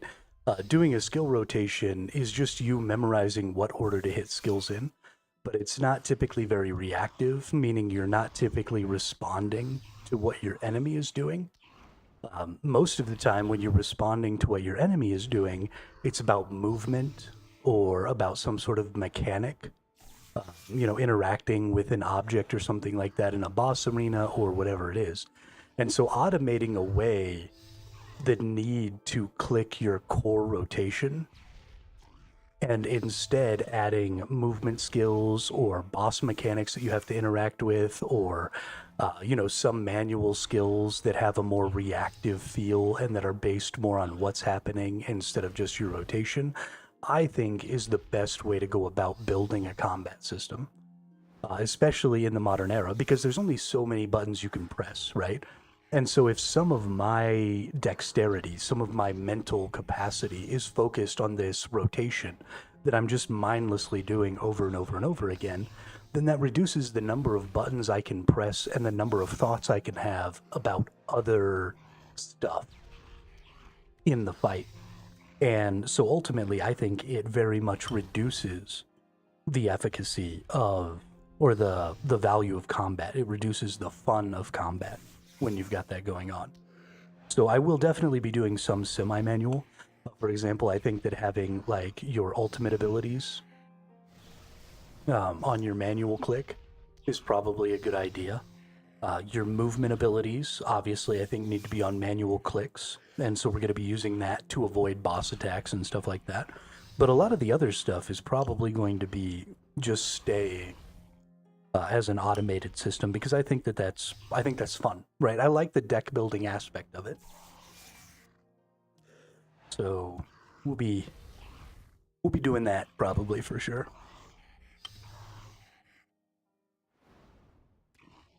Yo, this is going to take forever. Thankfully,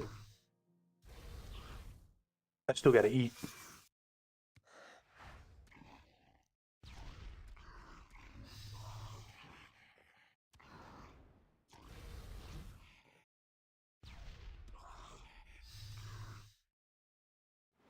We're what, about 2/5 of the way?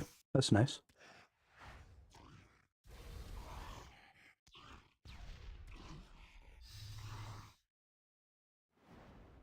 This is going to be like a solid 30 minutes almost. I've always played manual, but that's just because I'm a sweaty DPS nerd. Like having my brain firing off all the time in PVM. Well, and so I think that is perfectly fine.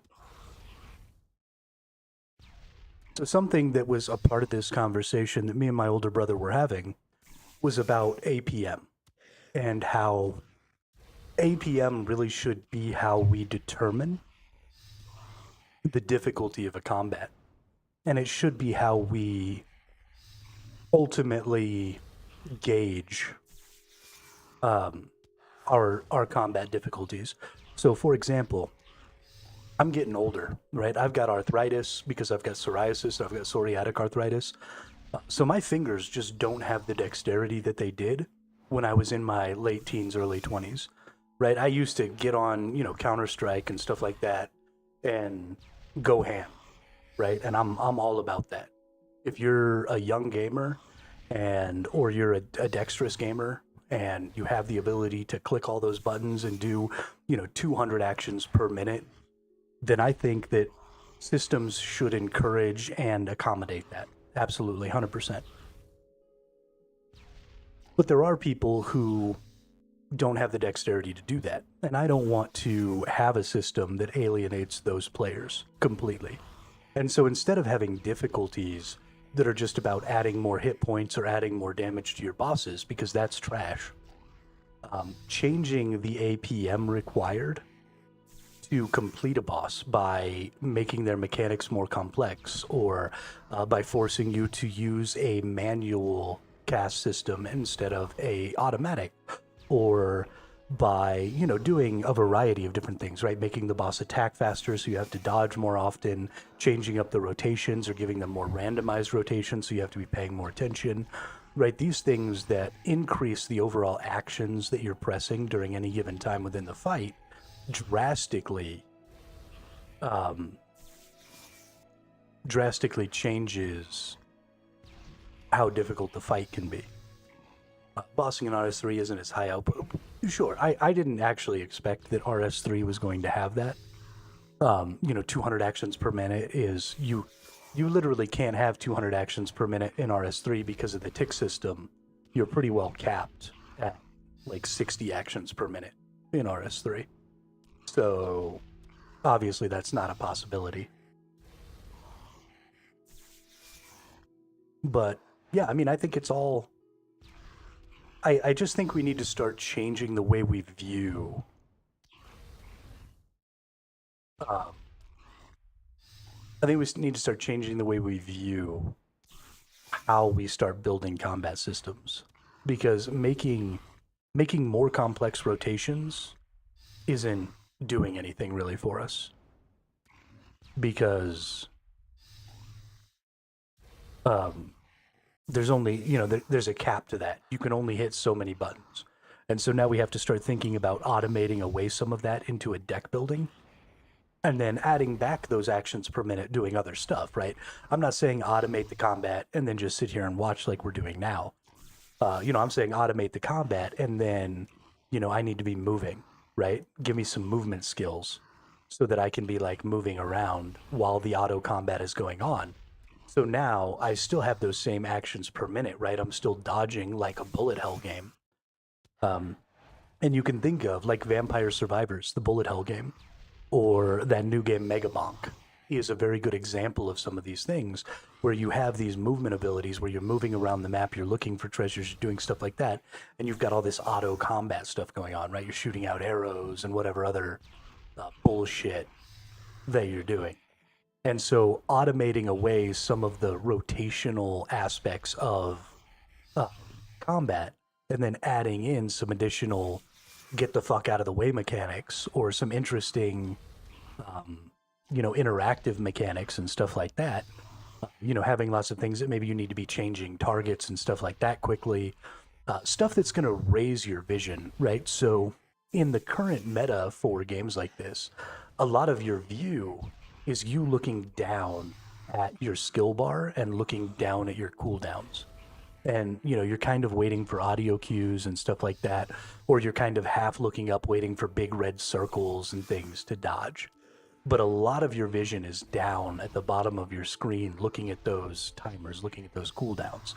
But if you can automate away some of that and raise the player's vision to the center of the screen, give them fewer buttons to worry about, give them things that aren't necessarily on cooldown to worry about, give them dodges and stuff like that they're going to always have access to, but they need to be clicking frequently to get out of the way.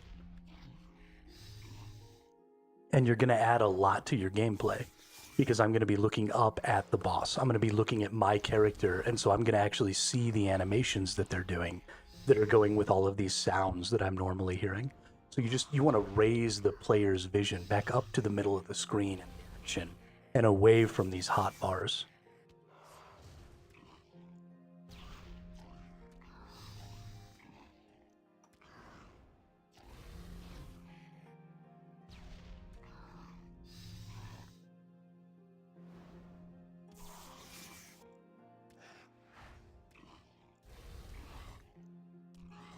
Yes, that's why we do lots of hotkeys.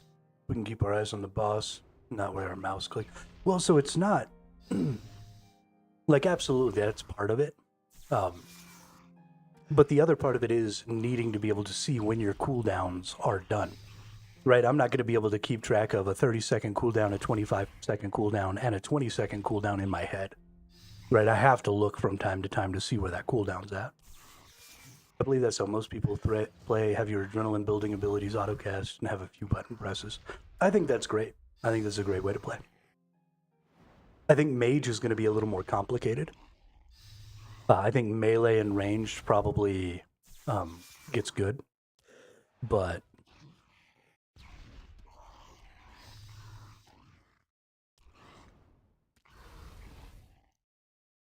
I mean, just because I haven't played a lot of RuneScape Northern, I've been playing MMO games my entire life. Like, I'm 39 years old. I've been playing MMOs since Dark Age of Camelot when I was like 15. So for over 20 years, I've been a hardcore MMO player, pretty much exclusively. So, I mean, this system is not foreign to me.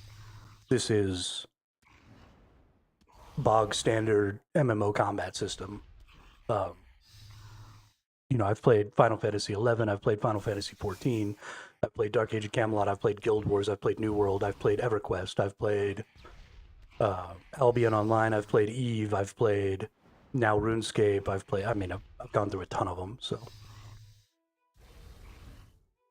And put thousands of hours into most of those games.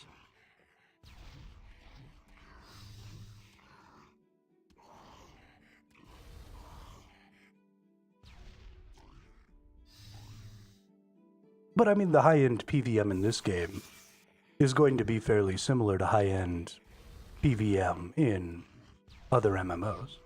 I mean, there will be some unique mechanics, but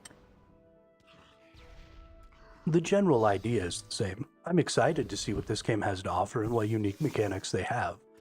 But I seriously doubt that this game is going to be paradigm shifting when it comes to that content.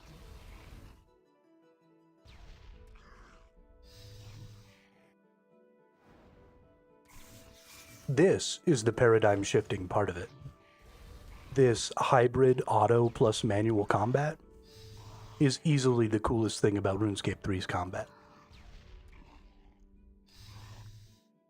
If you had something like this in a more action-oriented game, for example, my older brother was saying he was playing Blue Protocol and they have something kind of like this. But if you had, and you could even expand on this, right? So you have auto casting here, but imagine if the buttons I was pressing weren't additional skills that I want to have on manual, but instead they were patterns. Think Star Trek, right? When they talk about go into, you know, pattern Delta 7 or whatever. That's them getting the computer to automate an attack/evasive pattern. It's not them manually doing that.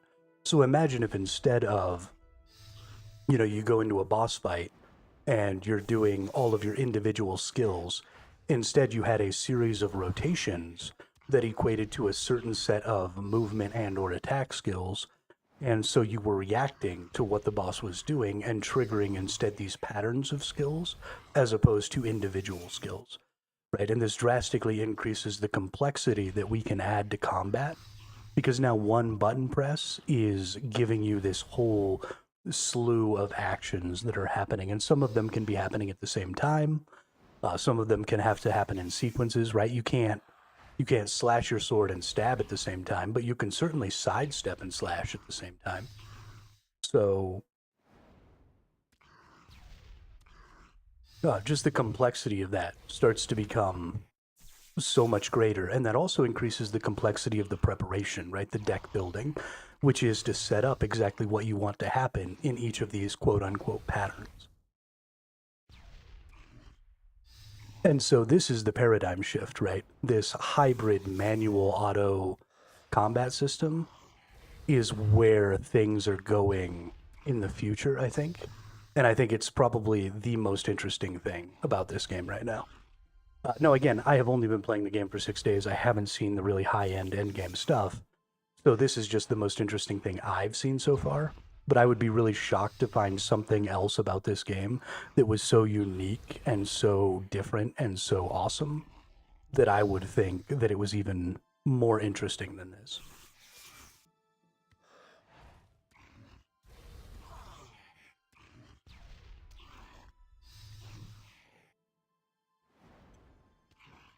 I mean, even on a really basic level, if you had conditional skills, things like block or positionals like attacking from the side or attacking from behind or something like that, just being able to switch between pre-designed rotations that were specific to those things, right? Like, oh, I just saw my character block. Let me go ahead and trigger my block rotation. Oh, somebody else pulled aggro and now I'm behind the boss. Let me trigger my back rotation. Oh, somebody else grabbed aggro and I'm the tank and I need to get my aggro back. Let me trigger my taunt rotation and throw off a bunch of taunt skills real quick. Just something that simple would be overwhelmingly unique in the MMO space and would increase the complexity of character building as well as playing by 5 or 6 times. Yeah, have a good day there, duck butt. I almost called you. I got the D and the B back, and I almost called you. Well, it starts with a B and ends with an F word. I'm gonna end up calling you that at some point. Gonna end up calling you that at some point. But thanks for stopping by. Thanks for chatting. I appreciate it.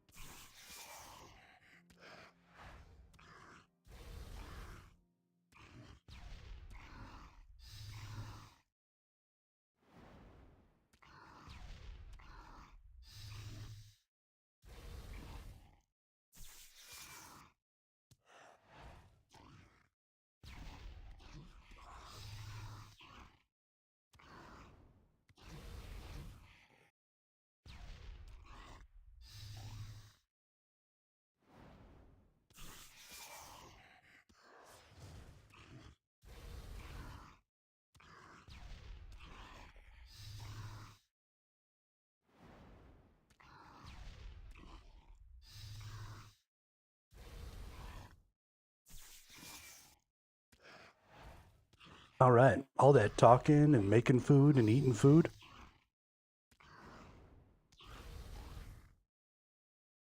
Just got done and we're about to be done with the boss here.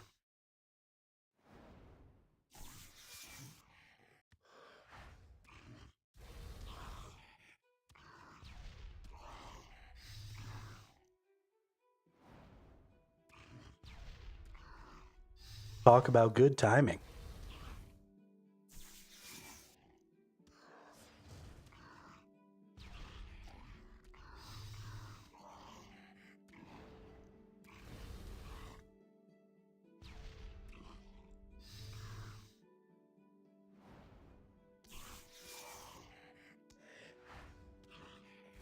We'll get kicked back.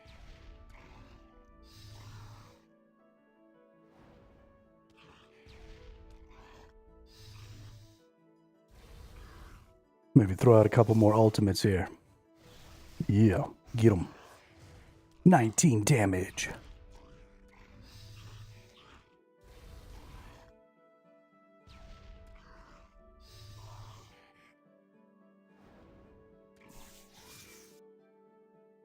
I wonder if this is even going to give me 1 level. Probably not. I need 134 XP.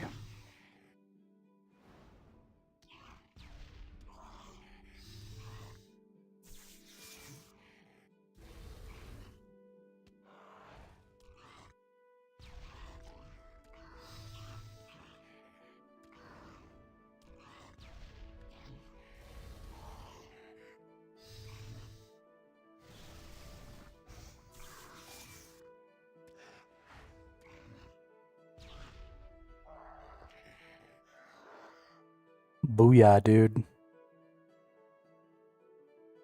Booyah. I did not get an achievement. And I can't pick up the drops. Oh no.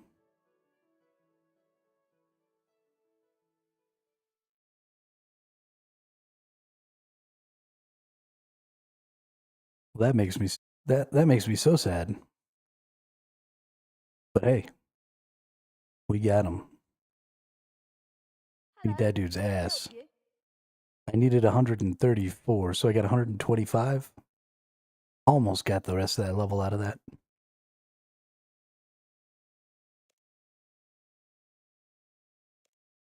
I heard that commotion in the library earlier.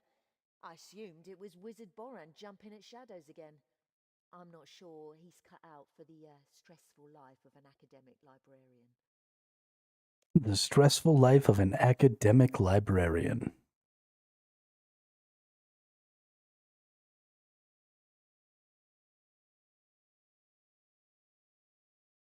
What do we got here? We got some runes. I wonder if there's something to do out there. Oh, there's runes all over the place. Never mind.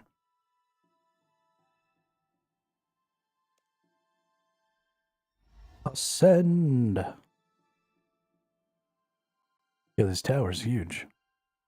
Trayborn. Hello, young thingamy-what? I've seen them in the power beam, you know. Thingamy-what? What? No, not thingamy-whats. Don't be ridiculous. They wouldn't fit. It was a sort of swirly, sparkly thing. This dude's weird. I like to look at the power beam sometimes. There are so many things we see every day, but never look at, aren't there? Or look at every day, but never see. I see things in there. Thingamy-whats. No one else sees them. They think I'm mad. I think you're mad. Didn't you know? This tower was built on the ruins of an old tower. That's where it came from, the swirly thing. I saw it come up through the floor of the library.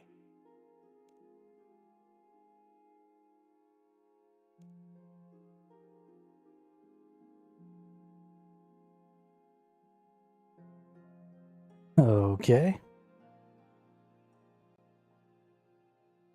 We at least have some interesting information. We still got to talk to Alarion. There we go. What can I do for you on this glorious day? Are her premonitions still troubling her? I feared as much. Please let her know that I take her seriously, even if no one else does. I will do everything I can to convince Archmage Cedridor to take action. When I took Ariane on as my apprentice, she asked me to help her suppress her premonitions. She didn't want to stand out because of a natural gift. She wanted to stand out, if at all, by the work she put in. I told her that that was admirable, but it would be wrong to turn down an advantage the gods had given her. I helped her to harness her gift, to refine it, and to Zamorak with what the other wizards thought. With hindsight, it shouldn't have surprised me when Cedridor expelled her just for using every source of knowledge at her disposal.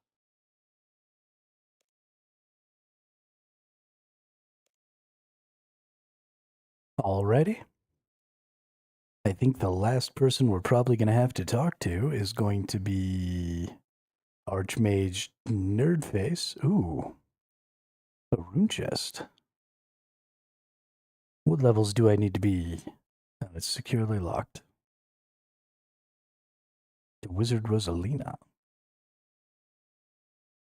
Welcome, adventurer, to the world-renowned Wizard's Tower. How can I help you? You could probably not be such a pompous dick. Yes, I'm aware of that. Wizard Valina told me she was here. You can tell Ariane that her concerns have been noted. I'm preparing to deal with the anomalies in the power beam, so there's no cause for concern. Oh. I'm preparing an Icenic purge. It'll send a surge of energy through the power beam, which should overpower whatever creatures have managed to enter it.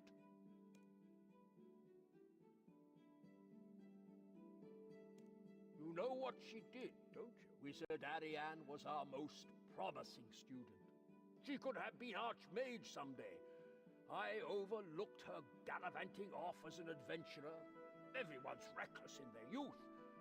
But I can't allow a demon worshipper in the tower.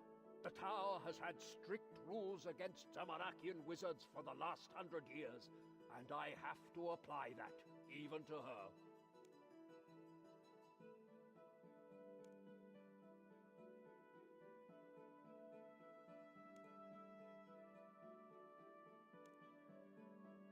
All right. Looks like we got all the information we need, so we're going to go back and talk to What's-Her-Nuts. Ooh, we have things for sale.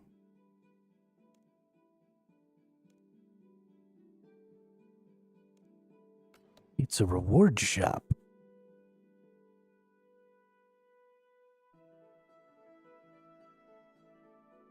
This is a portable telescope, the lowest accuracy for star spotting.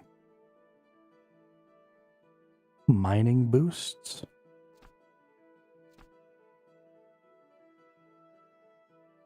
But apparently I need stardust. I have 0 stardust. But we can get cosmic and astral runes. I bet you those are useful. For some big bad spells. Can we go one more time up? Just in case there's something up here. Ooh, mid-level runespan portal. Rune crafting guild portal. Low-level runespan portal. And a deposit box. Ooh. What's a runespan? Oof. I hope they let me into the rune crafting guild soon. It's cold up. You can buy wicked robes from me. I can also recolor these robes. I can also provide you with... Lastly, I can...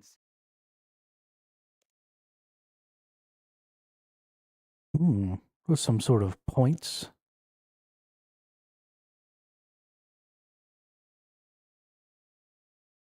The staff made from rune essence that is capable of storing and absorbing 500 casts of any magical spell it is aligned to. Requires 50 magic and 60 rune crafting. Yo. A massive pouch which holds 18 essence but disintegrates over time. Requires 90 rune crafting.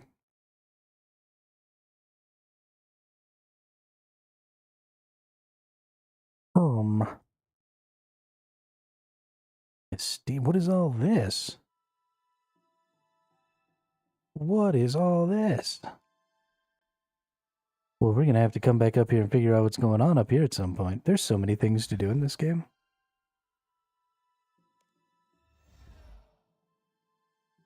So many things to do.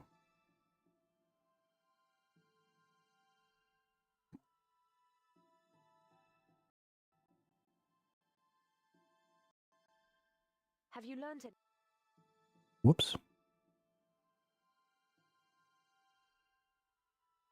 Have you learned anything from the wizards in the tower? Have I learned anything from the wizards in the tower? Not really. Spoken to some of the What did wizards. you learn? What he means is he's going to flood the tower with magic without knowing what he's dealing with. It might work, but I want to be sure. We should find out more. Very well. He's the only tower wizard who was sympathetic. He convinced me to work on them, rather than suppress them. But that doesn't help us with the problem. We need to find out what these vortices are. Through the library floor? But that means it was something from the old tower. This tower is built on the ruins of an older one, which burned down 100 years ago. The story is that Zamorakian wizards betrayed the other orders, but the details of what happened are a mystery.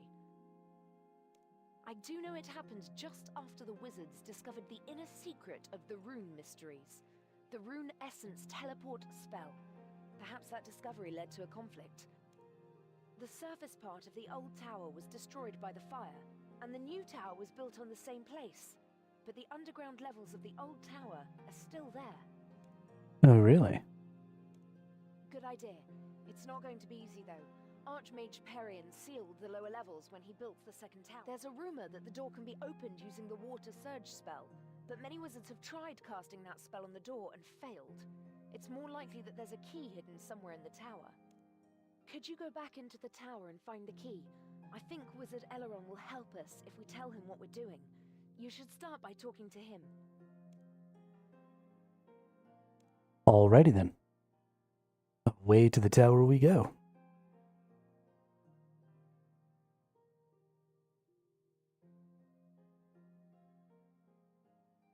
So I think we'll just go up all the way to the top one. And then maybe we can just ascend twice. Is it only 2 ascensions take me where I want to go? Yeah, there's Eleron. What can I do for you on this glorious... Alas, even senior tower wizards aren't allowed into the ruins. I certainly couldn't tell the secret to a disgraced ex-wizard and an outsider, however much I might private...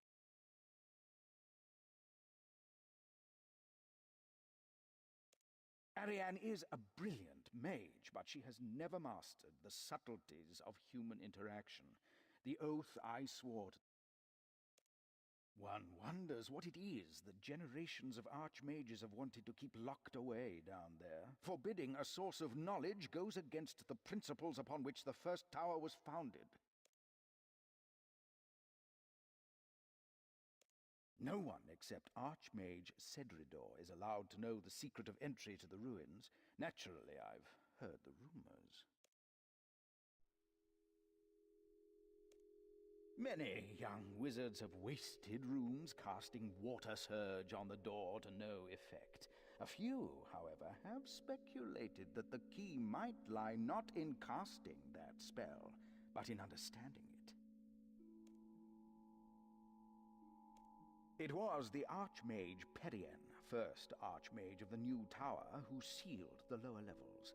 He had an idiosyncratic understanding of magic and its relationship to other arts. Perian had the pipe organ installed in the library, and he wrote a treatise on the relationship between magic and music.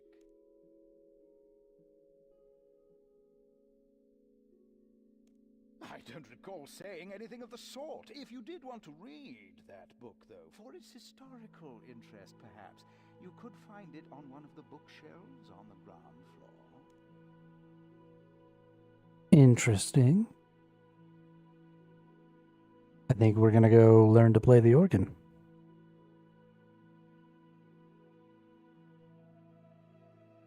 And back down to the bottom floor.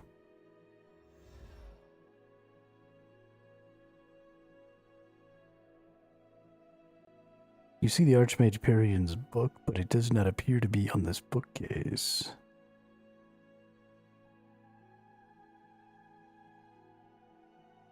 Does not appear, does not appear, does not appear. Well, does not appear, does not appear. Ah, the harmony of the runes and a book entitled The Runes of the Spells of Water.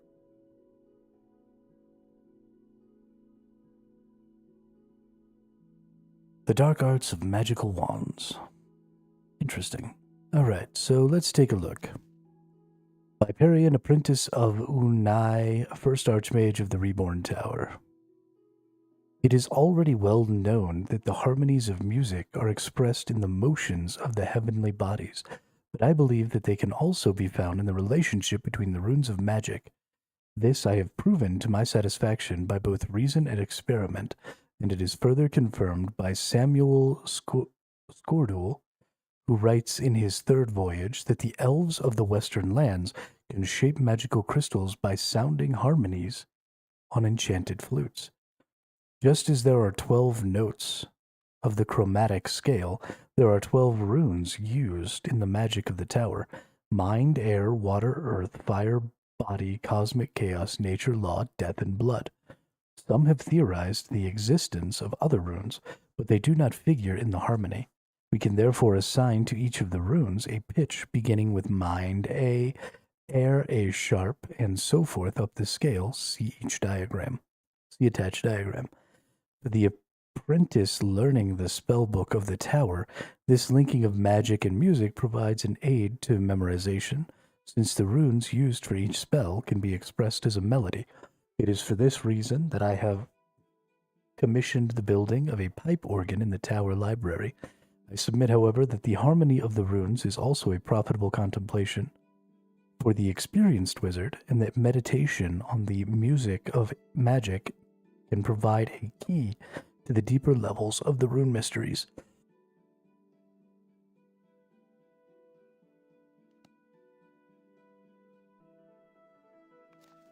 I didn't see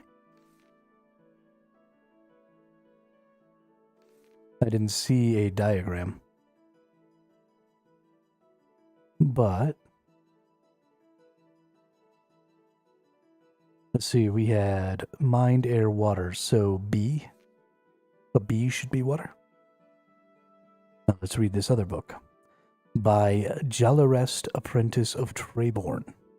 This volume lists the runes required by the old method of casting spells as used by Archmage Perian and the Wizards of the Old Tower. These sequences differ from the new method of casting spells and are of little practical use, but they are preserved here for their historical interest. Water Surge, 10 water, 7 air, 1 blood, 1 death. So, B10, A7. Interesting.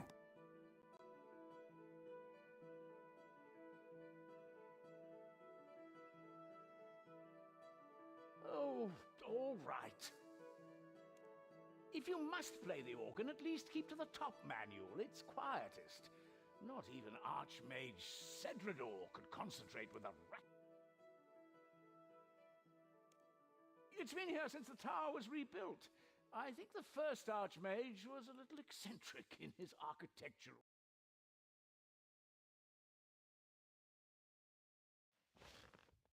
Okay, you place the diagrams from the book into the organ keyboard as you sit down.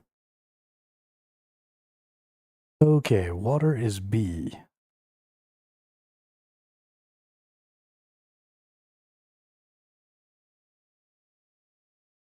Water surge runes. So we have 1, 2, 3, 4, 5, 6, 7, 8, 10.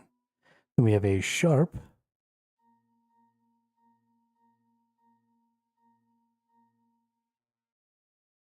Right, that was 1, 2, 3, 4, 5, 6, 7. Then we have blood, which is G sharp. G sharp. And this one, which is just G. Booyah. That was really cool. If I'm being honest. That was really cool.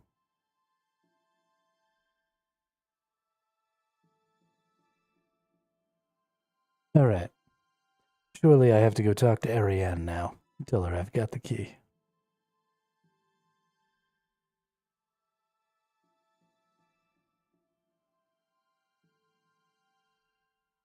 Have you made any progress with getting the key to the old tower? The key to the old tower? Who knows what's down there? There could be knowledge that's been lost.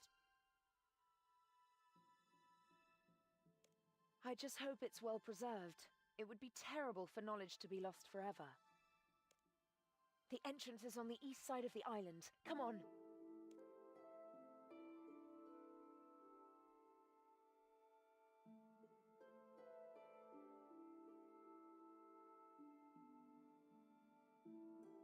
East side of the island. All right.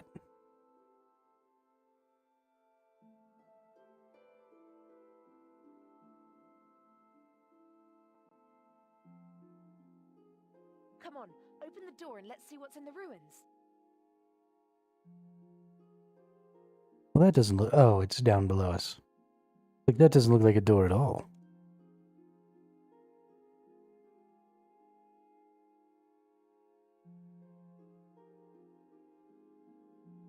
This is amazing. We may be the first people to come down here for 100 years. This must be the Chamber of Shrines. The senior wizards used it as a meeting room, and wizards joining the tower would pledge allegiance to one of the 4 orders here. I've read about it, but I never thought I'd see it. The greatest magical innovators of Gielinor once walked this room.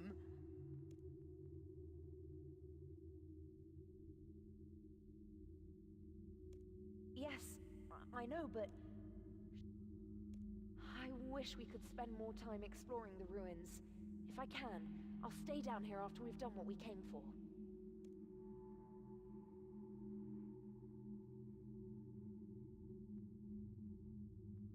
All right.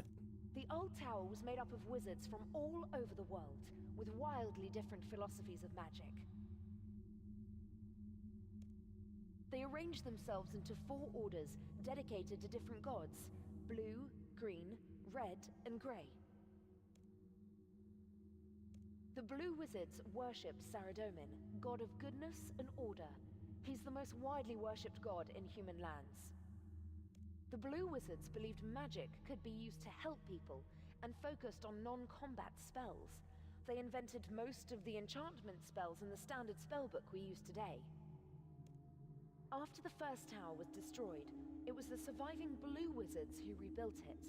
The new tower is still a Saradominist institution, although these days a lot of wizards only pay lip service to the religion. The green wizards worshipped Guthix, god of nature and balance. According to the druids, Guthix created the world and then entered a deep sleep. Before the rise of our current civilization, the other gods went to war with one another for control of the world. After millennia of fighting, Guthix awoke and banished them, so they could no longer intervene directly. It was a follower of Guthix who discovered the rune essence, and the green wizards were the old tower's experts on rune crafting. Their statue depicts their founder transmuting a lump of rune essence into a stack of runes. The red wizards worshipped Zamorak. Most people today see Zamorak as a god of evil, but for the red wizards he was a god of chaos, personal strength, and creativity. Legend has it that Zamorak was once mortal, but he stole the staff of a god called Armadil and used it to ascend into godhood. Their statue holds a staff in memory of that.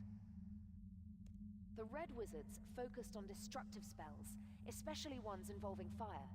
They invented most of the battle spells that made their way into today's standard spellbook. There are other gods besides Saradomin, Guthix, and Zamorak. The Grey Wizards were those who worshipped lesser-known gods, such as Armadil or the Menephite pantheon, or were non-religious. The Grey Wizards didn't invent many spells, but they made some of the greatest contributions to pure magical theory. Their statue's sword symbolizes a sharp mind cutting into the heart of a matter. Well, that's pretty cool. We need to get deeper into the ruins to the source of the power beam. It looks like that Rune Guardian is blocking the door. Alright, Rune Guardian. I thought I was gonna have to fight him. Wizard, you have proved yourself worthy. All that remains is to determine the order to which you will belong. Are you ready to be tested? It thinks we're new wizards joining the tower. Originally, you wouldn't be able to get to this room without passing the entry tests. Hell yeah, test me. You are behind in your studies due to illness, and a test is coming up. Your place at the tower is safe. but if you fail, you will lose some respect. Another apprentice offers you an opportunity to cheat.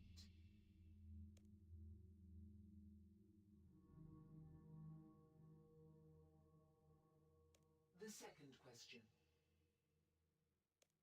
An elderly wizard, the last practitioner of a unique branch of magic, dies.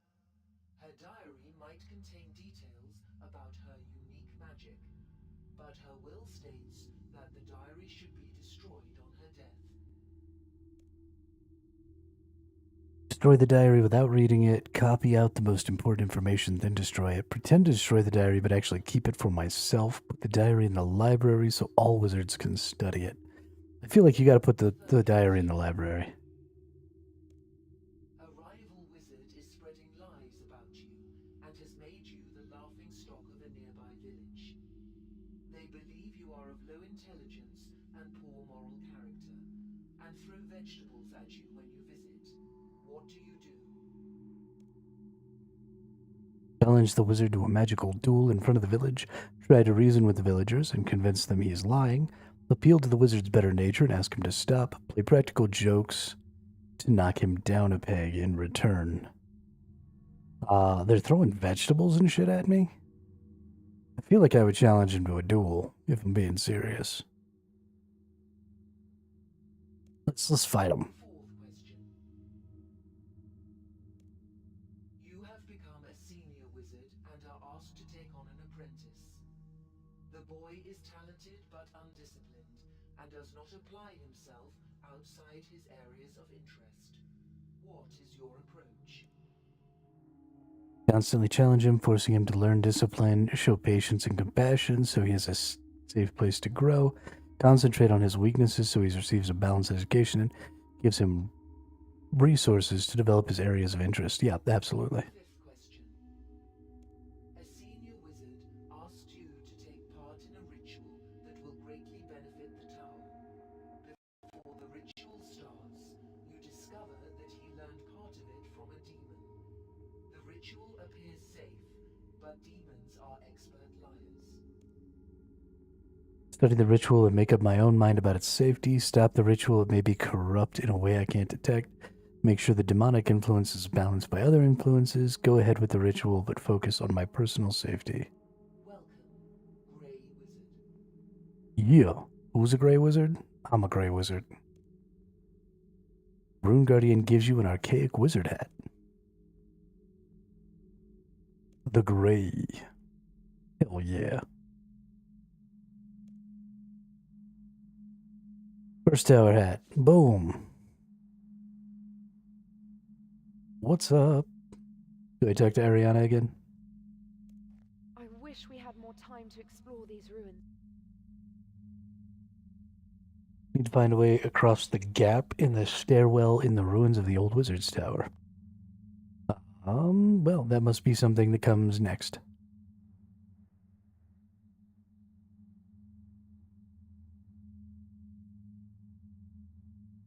However, will I get across this gap? I guess we'll need to find a way across here.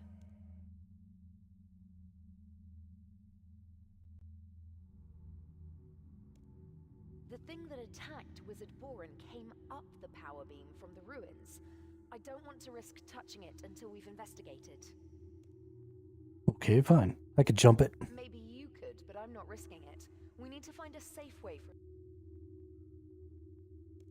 It's not as simple as that. Each teleport spell goes to one specific location. Creating a new one can take years of research. It took the wizards of the old tower decades to crack the teleportation problem. It wasn't solved until shortly before the old tower's destruction.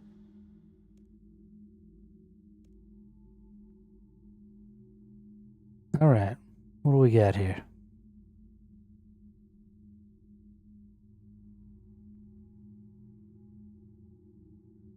Aha! Push the statue down. Hey, what are you doing?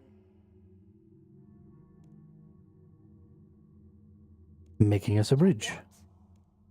That's a statue of Eratona the Green, who negotiated the treaties with local rulers that let the wizards transport runes from the Essence Mine. You can't just push her statue down. Well, no, but be careful, okay? Try not to damage the statue.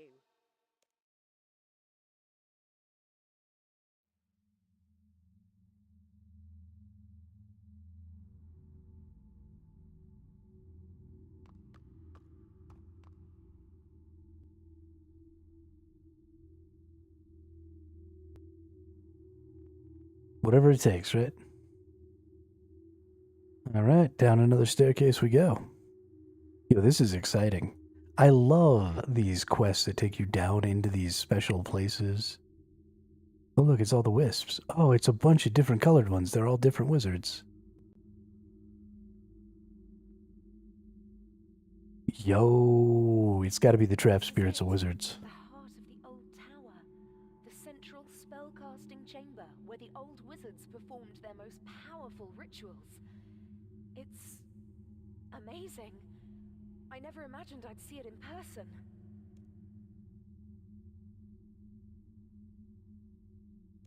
I'm not getting overexcited, I'm just... Yes, okay, you're right. Let's do what we can. These vortices look like the one that attacked Wizard Boren. I want to find out what they are. I'll need you to attract a vortex into this circle and keep it there while I examine it.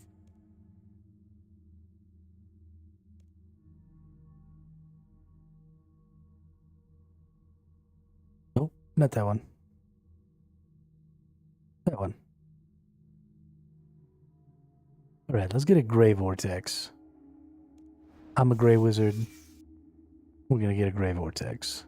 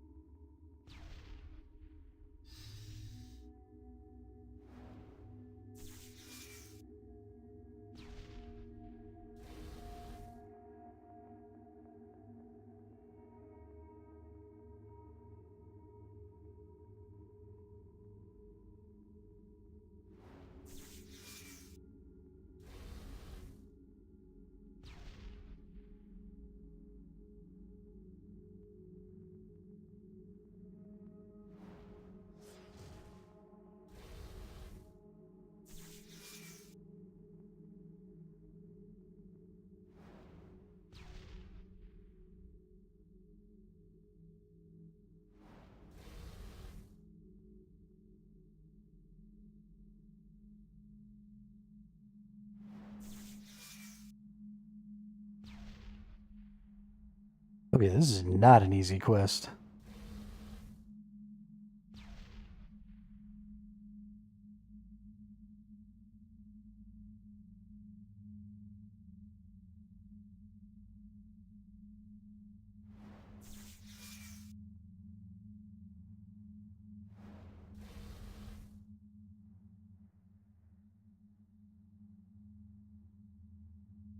Well, if I just stop attacking it, it still moves around, I guess, but it just kind of... That makes it a little easier. It was continuing to try and attack it that was the problem. We figured it out. They're not ghosts. At first, I thought they might be ghosts, but they're soul fragments. I've heard about putting part of yourself into your work, but the old wizards literally put part of their souls into the power beam. They must have wanted to create a very powerful magical effect. I don't know what they were trying to do, but whatever it was, it went wrong. Do you know what this is? I think this is what destroyed the first tower. I think there was an enchantment keeping the vortices here, but someone has removed it. Now, they're able to go up the beam to the new tower, and you saw the trouble they can cause. I can't tell, but it happened recently, within the last few days. It looks like we weren't the first people to come down here after all. I can replace the enchantment that was keeping the vortices here, but it'll take some time. While I do it, you need to go back to the new tower and delay Cedrador's casting of his Icenic Purge. I don't know, but I'm sure you can think of something. If he's casting an Icenic Purge, he'll probably be in the library on the ground floor. Well, that's cool.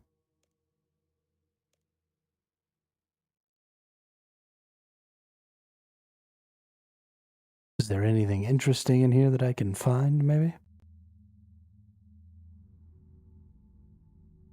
I don't see anything to click on at all. Unfortunately. It looks like there's some more doors. I kind of want to go look around, if I'm being honest.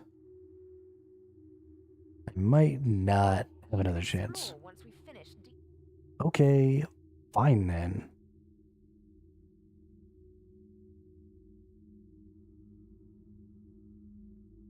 I better get another chance to go exploring, though. Or I'm gonna be upset. Because I gotta go find all the things here. Cross the statue.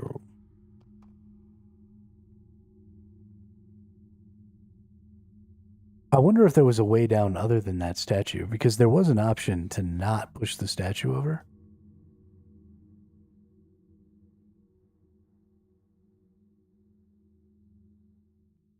So I feel like maybe there's a different way. Maybe if I had not pushed the statue over and then told her, well, if we're not going to push the statue, we need to jump. Maybe I would have jumped it instead.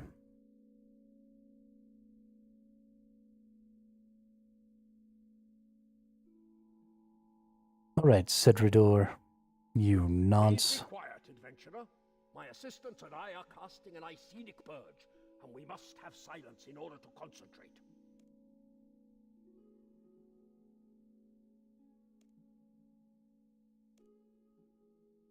Must have silence to concentrate? Understood.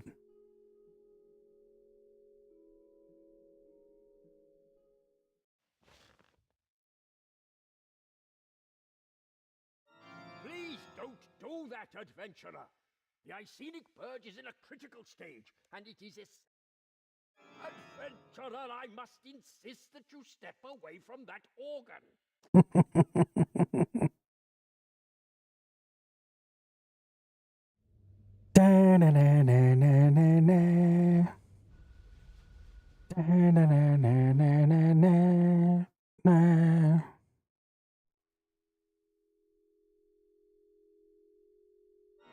Break my concentration once more, and you will feel the wrath of the Grand Archmage of the Reborn Tower. You don't scare me.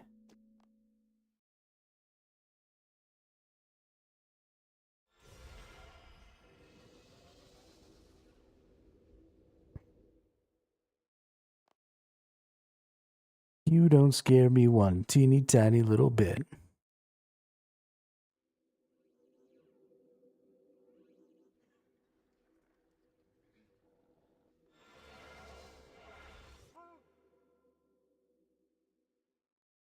The purge is complete. Thank you, fellow wizards. Whatever these entities were, adventurer, I suggest you leave the library and find your friend Ariane. Tell her not to worry. Yo, this dude's a dick. He doesn't even realize. Doesn't even realize that nothing he did mattered. Heck, he might have killed Ariane.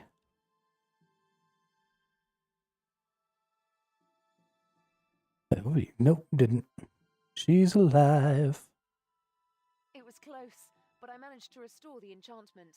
The vortices are trapped in the ruins again. Thanks for your help, adventurer. I couldn't have done this without you.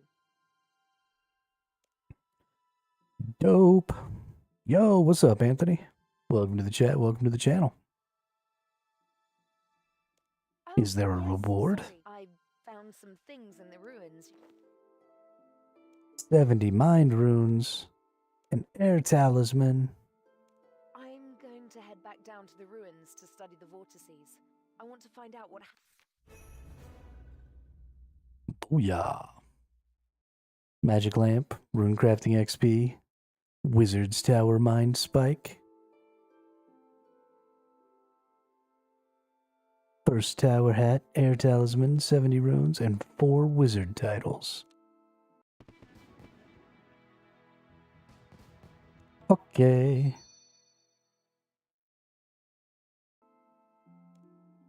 And my runecrafting went up, even though I didn't do anything. Cyclone.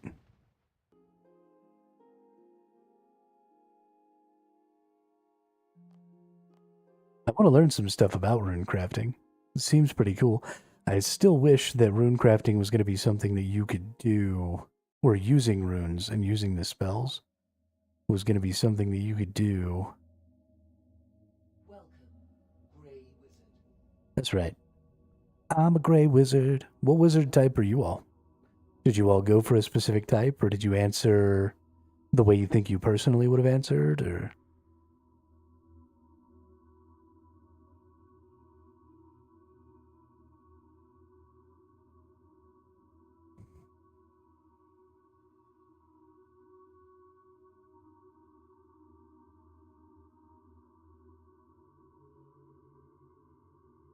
Oh, rune memories. So that must be the next step in that quest line. I think we're probably going to go ahead and continue down this quest line because I'm actually having quite a bit of fun with it.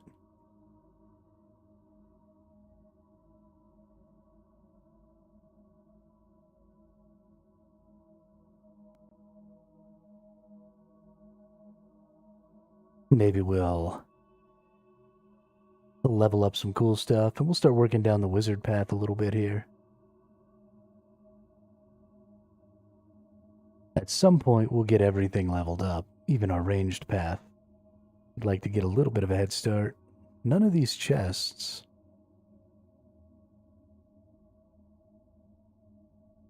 are clickable. High contrast mode. Nothing in here is clickable either. Come on, give me goodies. I want some goodies.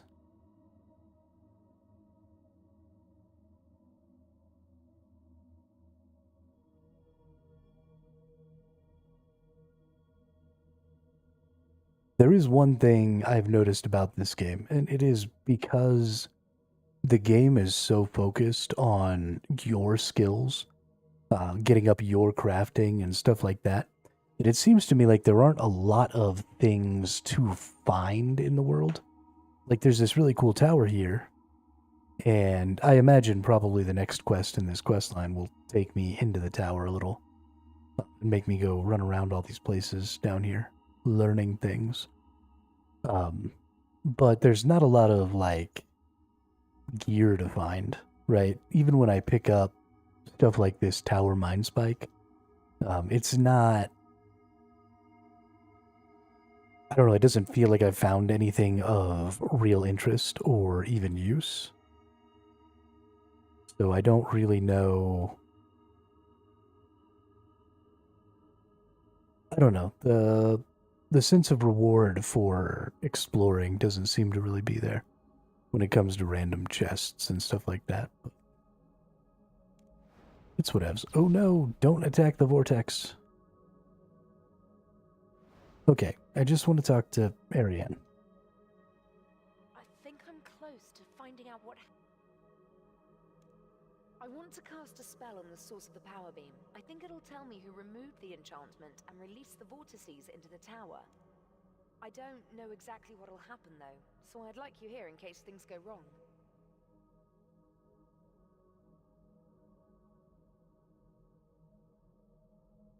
Is that all I am to you, Ariane? Just a fucking insurance policy. Whoops. I think I'm close. I want to cast a spell on the source of the power beam. I don't know exactly what... Alright, let's do it. Combat none. Rewards, we get some magic XP, we get some rune crafting XP, we get first tower robes. Ooh, and access to Archmage Cedridor's personal rune essence chest. 14 free inventory spaces, so I've got 12, 13, 14, 15, so we're good. Okay, let's see. Avac Destine Cal Mentor. Oh dear. I must have miscast the spell. I can't seem to move. I think I'm stuck in the power beam.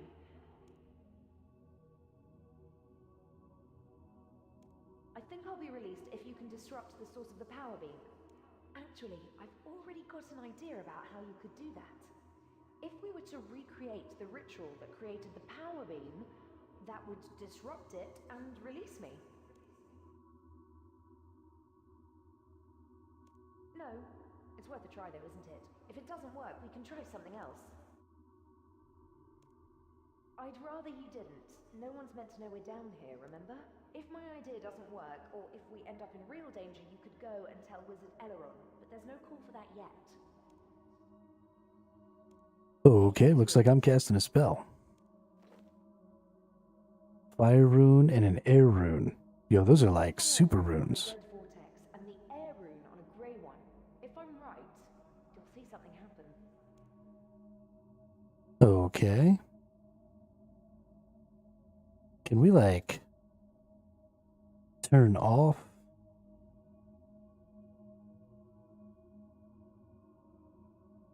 Turn it off like a light switch.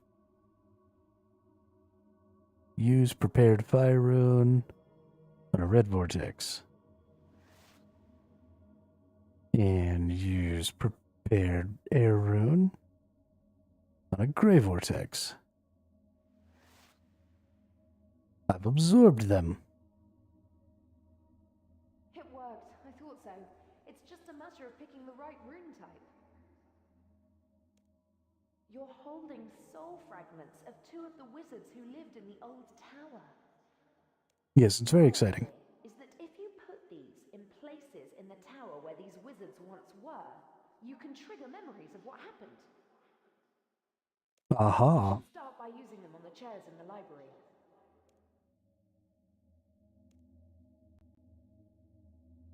Okay.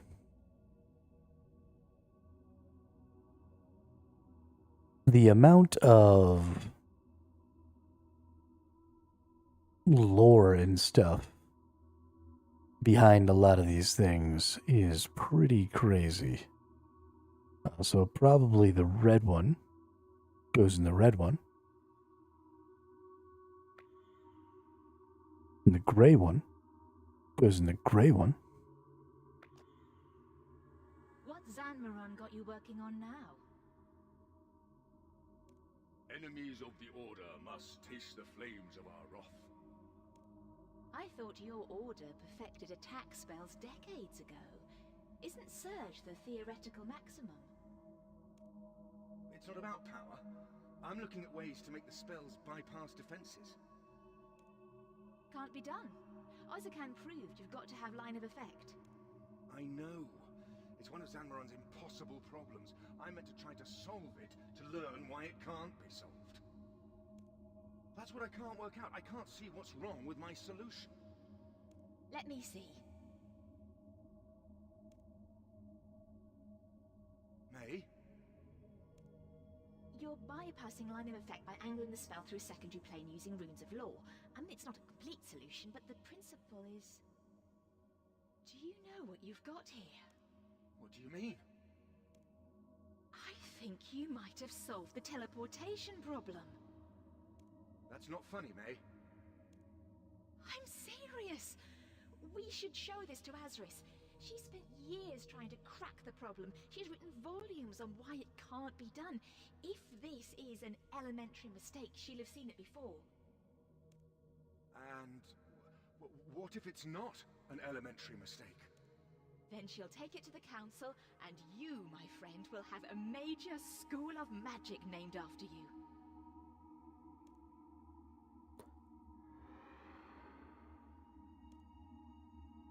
Oh, that's nice of them to automatically move the runes back to my inventory so that I don't have to remember to pick them up.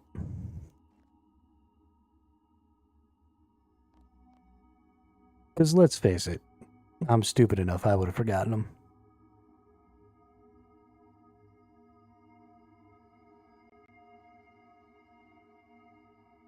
I wonder if she's going to give me blue and green runes. Did it work? Have you managed to trigger a memory? Amazing. I wish that could have been the start of the breakthrough that led them to creating the power beam. I think we're on the right track. I prepared runes to hold the other 6 soul fragments. You'll need to use each rune on a vortex of the appropriate color. Okay. Use a blue rune on a blue. Use a blue rune on a blue. So what we're going to do, it looks like we're probably going to put these all the way around here. Right, because there's 1, 2, 3, 4, 5. Yeah, so we'll put all 8 of them around here, and they'll, like, recast the spell. Which is going to be dope.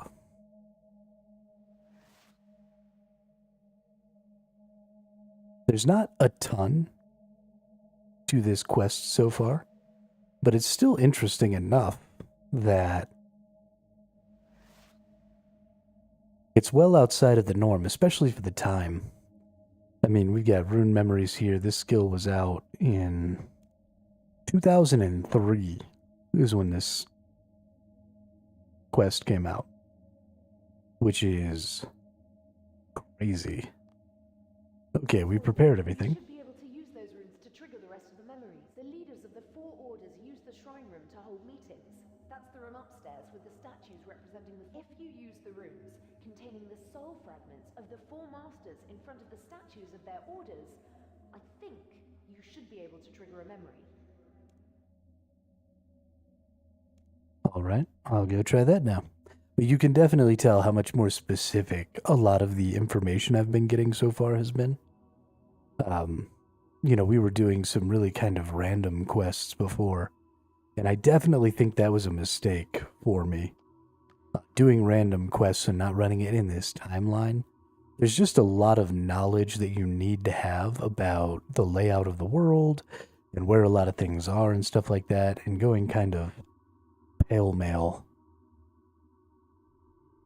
Alright, so this is the red wizard. Is this the one?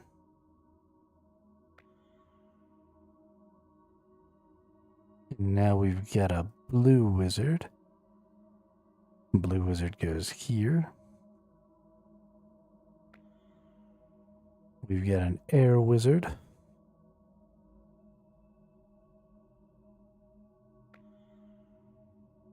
Oh, we've got...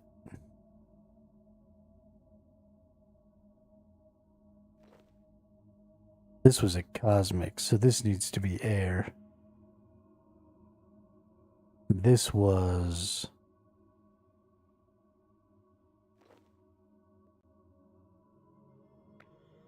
Or do I put 2 down in front of here? Nope. Okay, well, let's start with air, fire, wind, and earth. And then we'll see about cosmic nature, law, and chaos. Okay, so I think that's right. I think we are using cosmic nature, law, and chaos.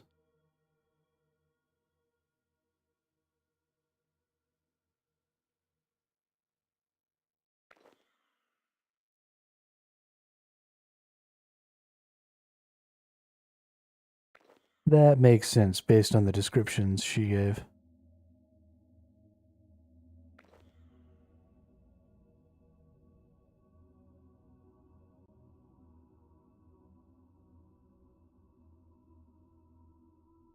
Hmm.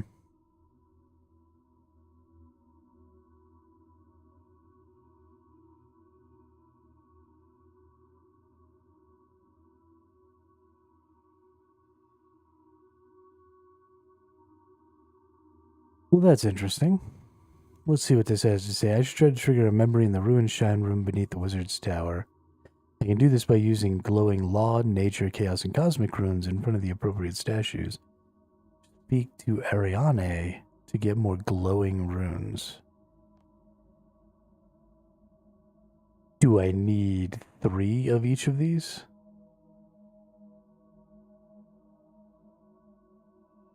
Is that... That doesn't feel right. Are some of these not glowing? No, it's a glowing law rune. Okay, well, let's talk to Ariane.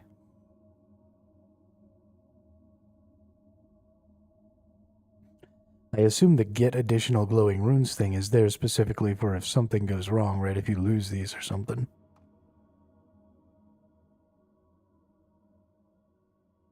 But maybe I'm losing it. The leaders of the 4 orders use the shrine room to hold meetings.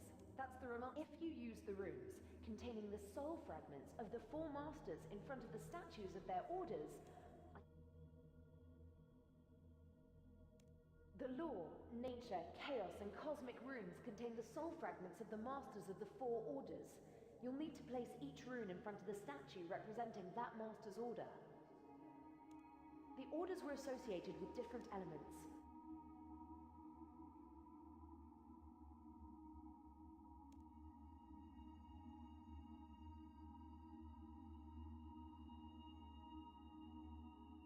I think I mixed up the blue and green. I think that's why I'm having a problem here.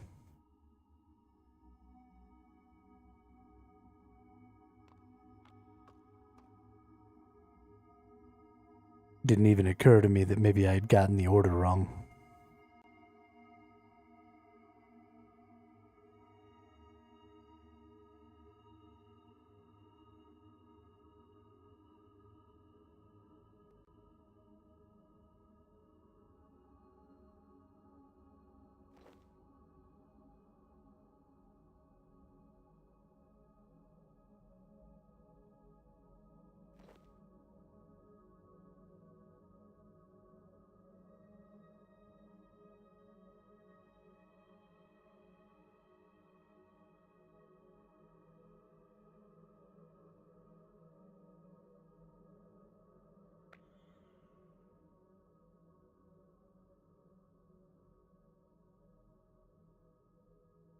And voila.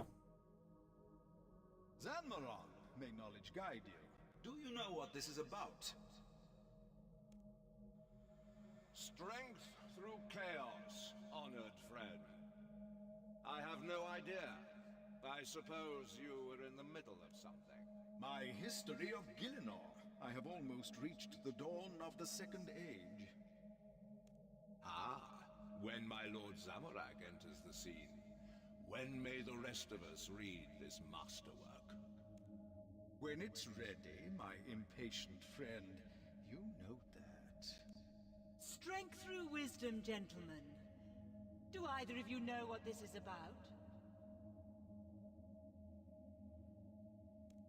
We have no idea. I suspect Azris is keeping us waiting in order to inject some drama into her announcement. She has an announcement? That's what I'm guessing. Ah! Balance is power, my fellow wizards. I'm sure you're wondering why I've gathered you here. Yo, all their robes are pretty dope. My dear, it hadn't occurred to us to ask. Since Guthix guided my order's founder to the Rune Essence Cave, the tower has struggled with the problem of transportation. For every rune we make, we must bring essence here from the mine, through icy wilderness and across pirate-infested seas. Wizards of all our orders have lost their lives bringing the runes the tower needs.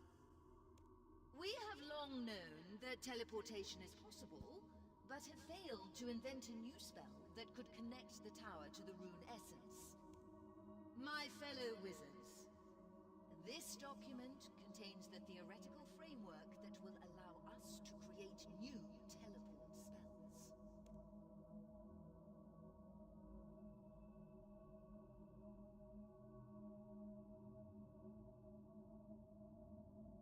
Azris, this is amazing! If this is true... Temmelin, would it work? Yes, I believe it would. It solves both the distance and line of effect problems by routing the movement through a second plane. Of course, we'll need to find an appropriate plane to use. All I have is the seed. I will need each of your help in developing it into a ritual. No one of our orders can do this alone. Even so, what you've shown us here is a major breakthrough that deserves recognition. Whose work is this? It is my own. After a lifetime of searching, Gothic saw fit to grant me the necessary inspiration. He's a liar. You are too modest, Azris. The gods may inspire us, but the Indeed. And there is more work to be done. We should all study this properly and then reconvene. I will be in my study with my apprentice. Strength through chaos, my fellow wizards.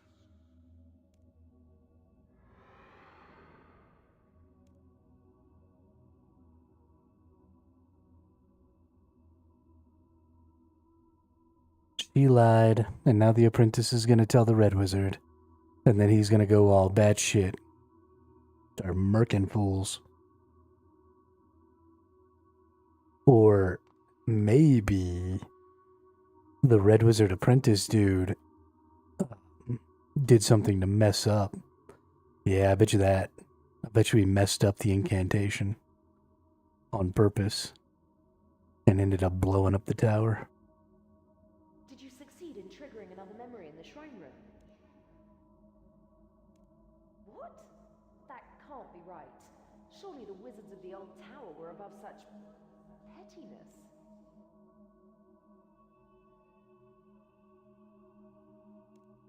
Do you really think that? The gods fought one another in the God Wars, but they're gone from the world now. I thought the followers they left behind could put aside their... and it did work. For a time. The first tower stood for 70 years, and its wizards invented most of the spells we use today. After the meeting in the shrine room, the masters would have gone to their studies to talk to their apprentices. Can you try to trigger another? Each of the 4 masters had a private study, but I think some of them will have collapsed. You'll need to find an intact one and work out which master it belonged to. Once you've done that, you should put the rune for the master of that order on the master's chair, and the rune for that order's apprentice on the chair facing it. Alrighty. Let's go see what we can do. So the gray and the red apprentice both know that the green master... Okay, and we've got... So the green one is broken, but the gray one seems to be intact. Ish. Maybe not.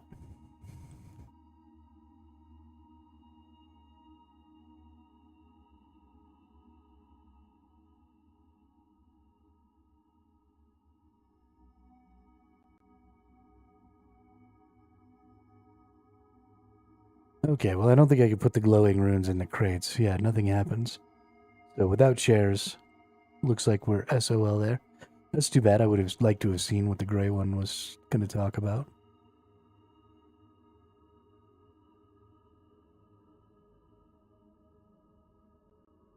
But, obviously, the red one will be good. So the chaos rune goes here. And the fire rune goes in a chair. Bammo. Strength through chaos, Master. You wanted to see me. Caravan, whose apprentice are you? And to which order do you belong? Master, I am your apprentice, and I belong to the Order of the Red Wizards of Zamorak. Then why did you take your idea to Azris of the Green Order, rather than coming to me? I thought, May and I thought, that since Azris was the expert on teleportation research... May and you? So both the Green and the Grey Orders saw your idea before I did? I'm sorry, Master. But it came to nothing anyway. Azris said the idea was a blind alley. Earlier today, Azris presented your idea to the Council as her own work. What? When I looked into it after the meeting, I saw your handiwork in there, and traces of the problem that I set you. You have a brilliant and chaotic mind, Calavan the Red. Azris has worked on the same problem for so long that her mind has turned to stone, and her apprentice hasn't had an original thought in his life. They stole my idea. No, Calavan. They took your idea. They took it when you handed it to them. So he's angry. How many times have I told you that we do not trust the other orders? This tower became great precisely because the four orders are in conflict with one another. We of all the orders should remember that. What are you going to do? What am I going to do about Azris taking your idea? Nothing. You missed your chance to have your name attached to this. I hope it hangs over your head for the rest of your career, spurring you on to greatness. Perhaps then, Zamorak will make something of you. What I'm going to do is complete your work. Your solution requires a second plane of existence for the travel to pass through. I mean to find such a plane. If I can do that, then the Red Wizards will take some credit for the ritual, even if, thanks to you, it is not the full credit we deserve. Go, now. Think about how you can redeem yourself in Zamorak's eyes. Yes, Master.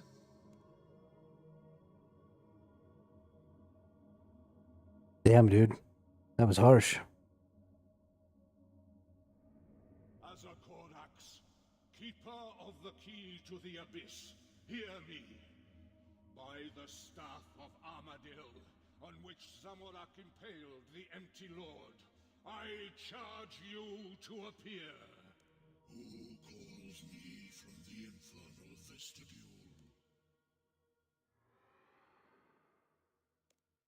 I think we need to turn the audio back up. These voice lines are significantly quieter than we had been seeing before. I'm having a little trouble hearing them, so I'm sure y'all are too.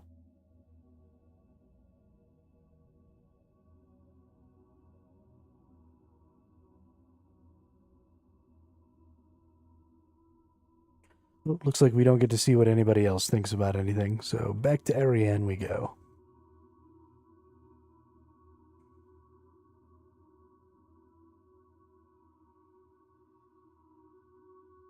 Can't believe all that craziness. Fucking wizards, dude. Always squabbling over credit. To trigger a memory in one of the studies. A demon?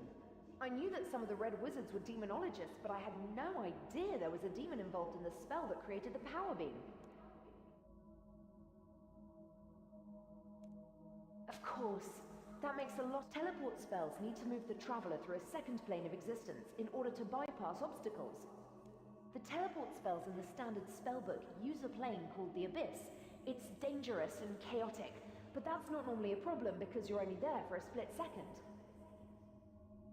The old wizard's ritual created a link to the Abyss which teleport spells could then use. That's what the power beam is. All our teleport spells use the power beam as an anchor. Something modern-day wizards have never understood, though, is how the connection to the Abyss was made in the first place. That must be what the Red Master wanted from the demon. The key to the Abyss would have been the last thing they needed to create the power beam. People are never going to drop that, are they? Yes, I talked to the cage demon in the wizard's tower. Elrond taught me that you can't trust demons, but that doesn't mean you can't ever learn from them. You just need to be careful. The Blue Order of the Old Tower forbade any contact with demons, though. I don't imagine the Blue Master would have been pleased if she found out the Red Master had summoned a demon.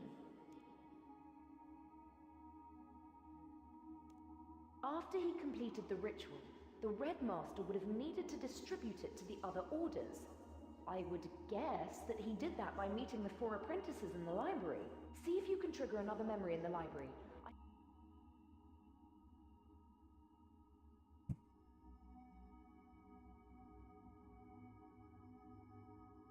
More memories.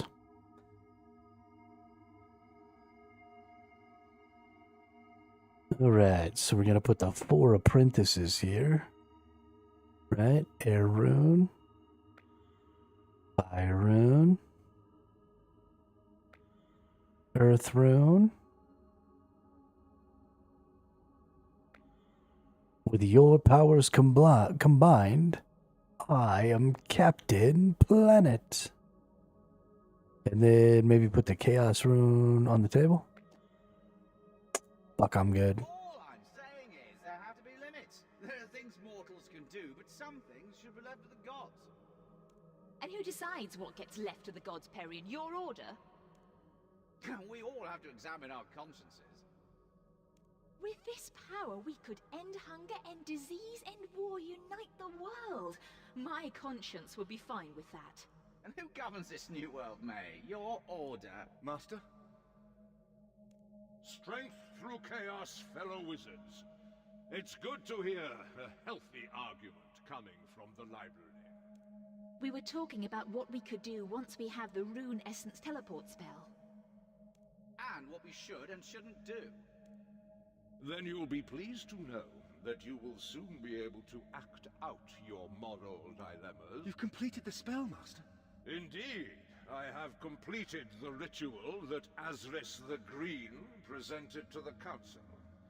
I have made a copy for each of you to take to your master.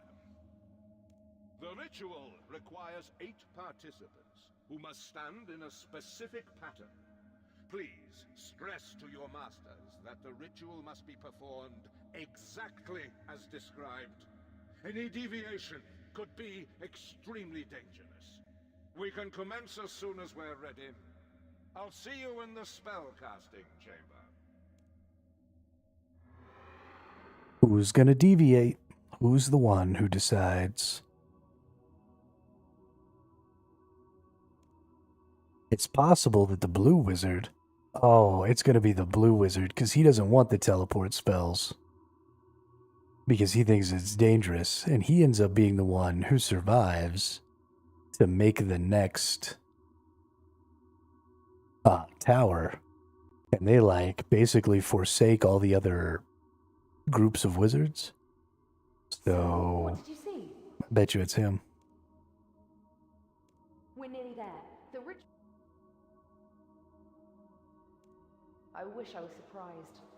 Yo, what's up, Drippy Bun? I know this is irrational, but I had always hoped it would turn out... It's looking more and more like it was destroyed by infighting between the different orders. We won't know for sure until we recreate the ritual, though. All we need to know now is how the wizards were arranged. Probably not, no. If we could find fragments of the document the wizards wrote the ritual on, we could piece together what we need. You should search the ruins. See if you can find any parts of the ritual document. The pieces are likely to be in the studies in the library.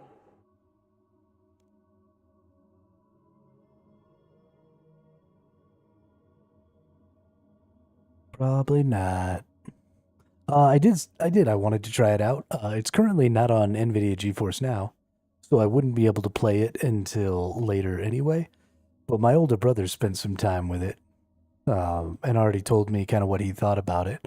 And while it seemed like the moment-to-moment gameplay was pretty interesting, I'm a big fan of the deck building and the progression of your character and, you know, building your skills and stuff like that. And he mentioned that when it came to gearing and skilling and stuff like that, there just wasn't very much to it. 8, 9, 10, 11, 12, 13, 14, 15, okay. Yeah, he said there just wasn't very much to kind of creating your character. And so I probably won't give it a try. I mean, I don't have a problem with things being a mush of different video games. There's nothing wrong with taking inspiration from other places and, you know, mixing those things together to make a new type of game. In fact, I think that's a great idea. I think that's what you should do. Right? You can't... Too many games have already been made, right? You have to steal a little bit to make something good. But there are some things that are sort of non-negotiable to me. And when it comes to my RPG games,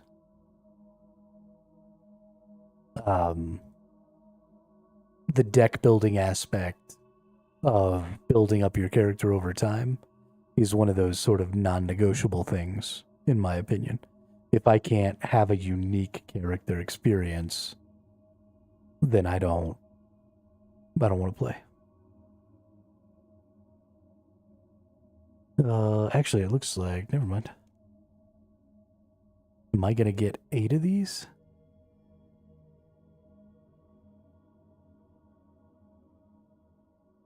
Or am I gonna get 4 of these? Can I... Ah, it's 5, okay.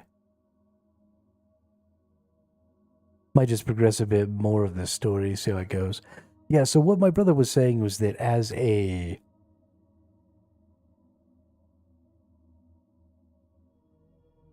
single player like open world game, it certainly had its merits. And there was definitely some fun to be had.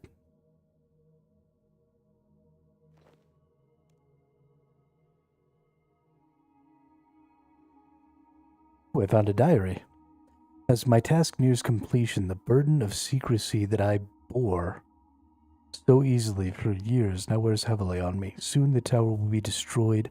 Until then, if I must live around these sickening wizards, this diary must become the outlet for my true thoughts. I know that my master would approve of my actions if I could tell him about them. Everything I do according to the values he taught me. My only regret is that I cannot reveal my motives to the wizard who will play the key role in my plan. When I first met her, I had hoped that my influence could convert her to the side of Zamorak, but I see now that her art will only allow her to be a gray wizard. No matter the naive curiosity that makes her so clearly a gray wizard will ensure that she plays her part in my plan. Soon, very soon, I will complete the task that has been passed down from Red Master to Red Apprentice since the founding of the Sacred Order of the Staff of Fire. Enemies of the Order must taste the flames of our wrath. Interesting. Yeah, I just want to explore the map. I'm not big on multiplayer.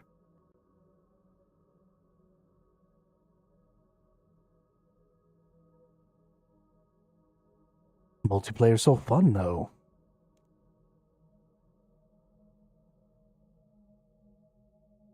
Alright. So we got the 5 pieces, right? 5 of 5. 1 of 5, okay.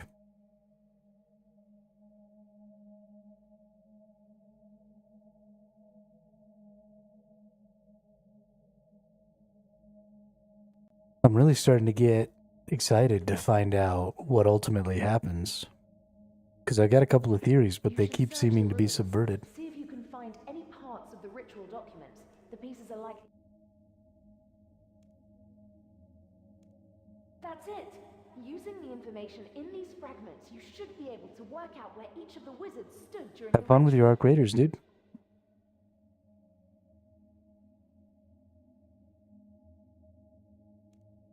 You'll need to read the fragments and work out how the wizards were arranged, then put the runes on the floor of this room to trigger the memory.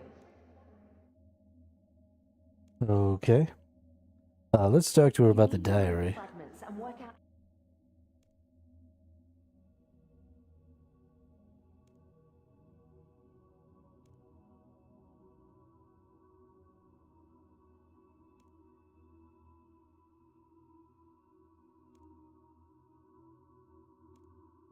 Never mind.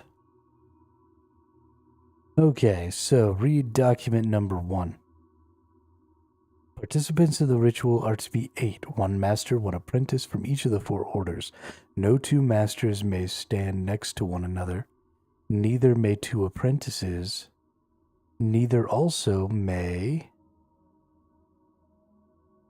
2 wizards of the same order stand next to one another, lest power be concentrated in one order's hands.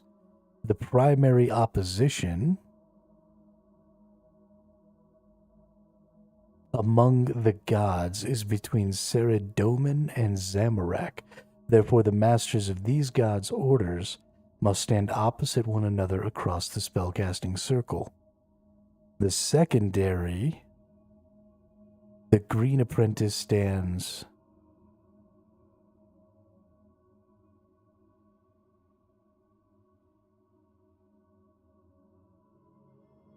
The green apprentice stands at the left hand of the gray master and at the right hand of the blue master.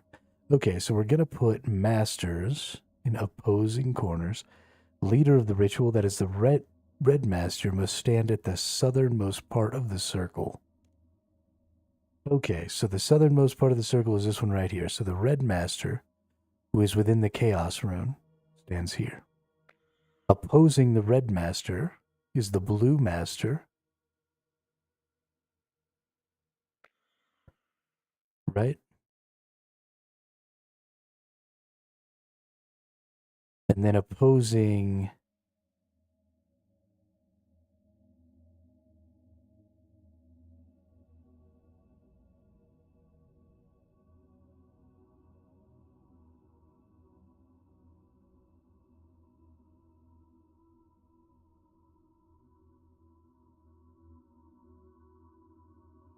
green apprentice stands to the left of the gray master. Green apprentice stands to the left of the gray master and the right of the blue master. So the right of the blue master is here. So green apprentice is the earth rune. It's going pretty good there, Sleepy. We're doing a little bit of a puzzle here.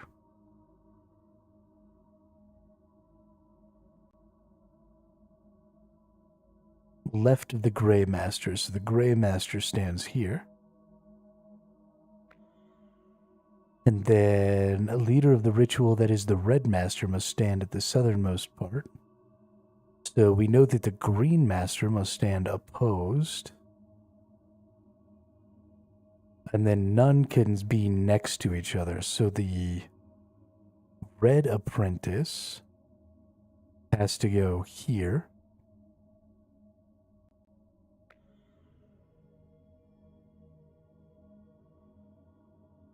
Hang on, the green apprentice, okay.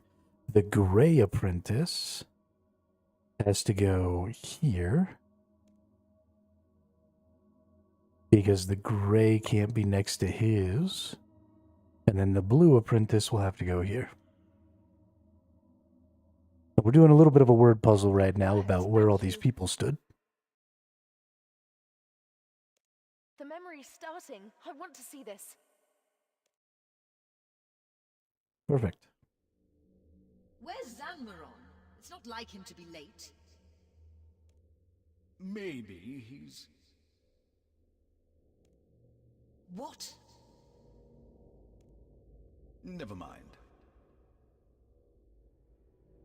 Strength through chaos, ladies and gentlemen. Are we prepared? We are prepared. We get to see what happened. How did the wizard's tower get destroyed? Who betrayed the other wizards? Once the ritual begins, we must all keep our places in the circle. If anyone leaves, there could be disastrous consequences.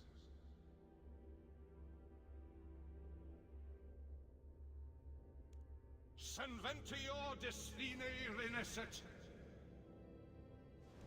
Avak, Salakar, Nimporto. What's that? Please concentrate, Perian. Saparanti, Morudo, Calmentor. No, I can see something behind Wizard Zamneron. It's a demon. Please, the ritual must be performed exactly as written. Senventior destine molenko. May, can't you see it? It's safe, Perian. I studied the ritual. It uses demonic power, but it's safe. You knew? Demonic power is never safe. We have to stop. I'm sure the demonic influence is minor. The core of the ritual is still Wizard Azris's green magic. Green magic? May, it doesn't matter. Of course it matters. I was there when Caliban made his breakthrough. This is his work. Azris, is this true? It should have been mine. I've worked all my life on this problem. And then some kid has the idea? It should have been mine. It doesn't matter whose idea it was. We must complete the ritual. No, Zanmaron, it does matter. If I had known this entire ritual was based on red magic, I would never have agreed to take part. It's worth it. With this power, we could build a perfect world, end disease and war. And you think that justifies this? I cannot take part in this ritual. Come, Perian. No! If you leave the circle, we can't contain it!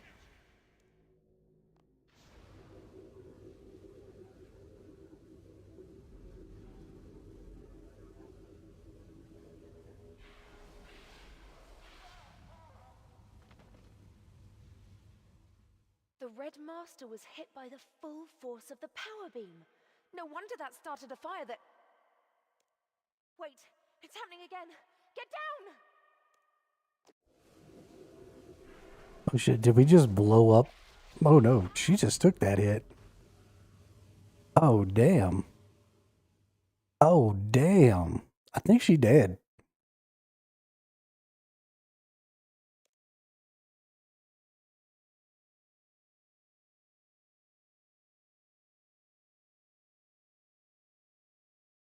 Oh, she's just in a magical coma.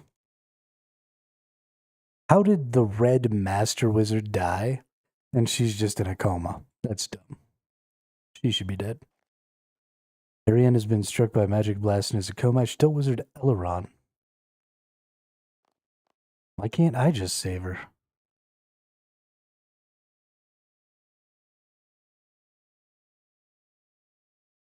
Is that another way out? No, that's not the way out. So this is the way out. Oh, that's the way out? Oh shit, dude, I'm lost. I don't know how to get out of here. Nope, that's not the way. Alright, so it's always to the west. No, it should be to the east, shouldn't it? But the east is closed off.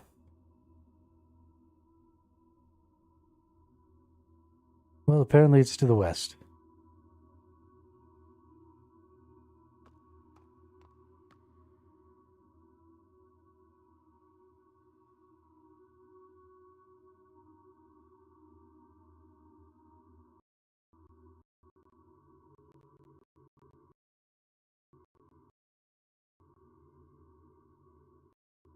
Now we gotta go find Elrond.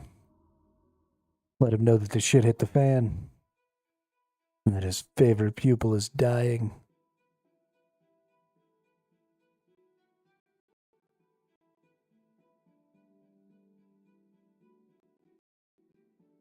I kind of wish that we had blown up this tower as well.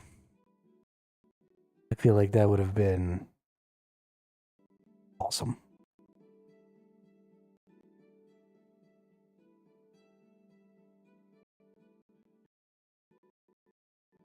Alright, we use the ascend beam and we go up.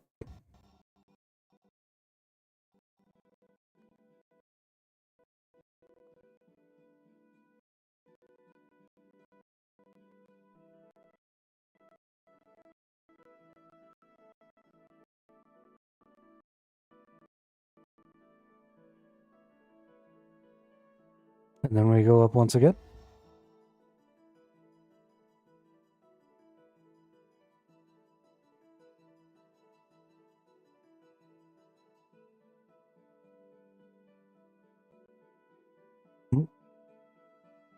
Elrond's not in here.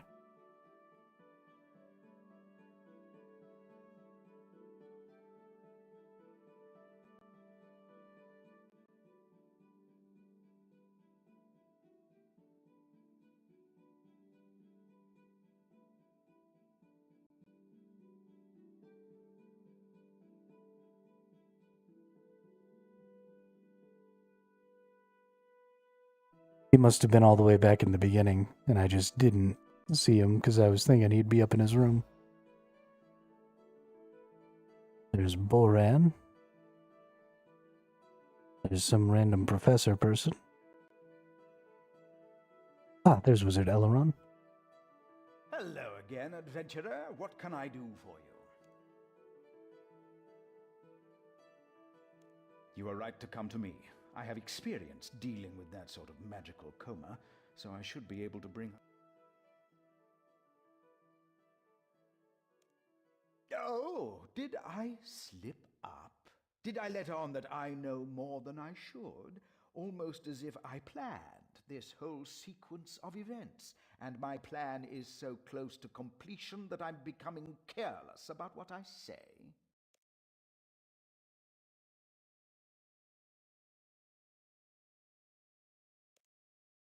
She was my apprentice, and she has done exactly what I taught her. She's a born grey wizard, clever but naive. I just had to give her an interesting hook, and she'd go wherever her curiosity led her. Oh, my diary! I was wondering where that got to.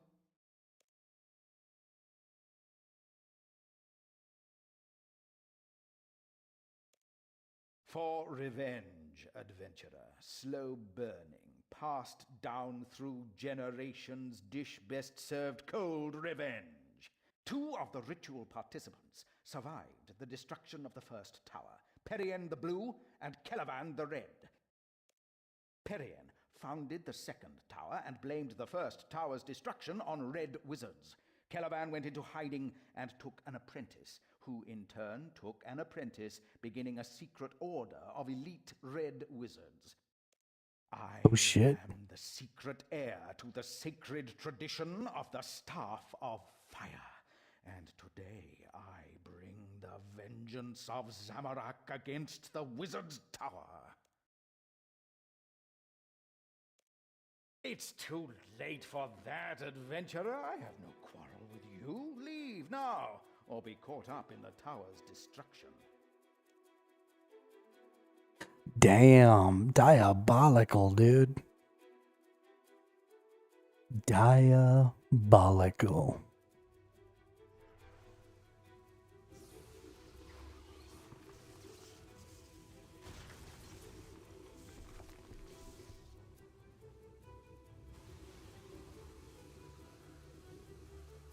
Well, she's not in a coma anymore. I think she's about to fuck you up, bro.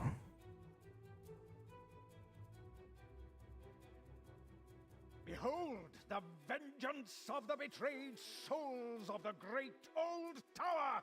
Behold the bloody foundation of the new tower, rising to destroy it! Master, what's going on? My dear apprentice, you are fulfilling the purpose for which I trained you. Your wide-eyed search for truth has led you exactly where I wanted. Don't worry, you won't have to contain that power for long. The soul fragments will tear you apart, and the explosion will level the tower. Damn. I mean, I know I wanted to blow up the tower, but like, I wanted to blow it up, not have this dude blow it up by sacrificing Ariane. Adventurer! You have no right to interfere! Leave him alone! Fuck you, I do what I want.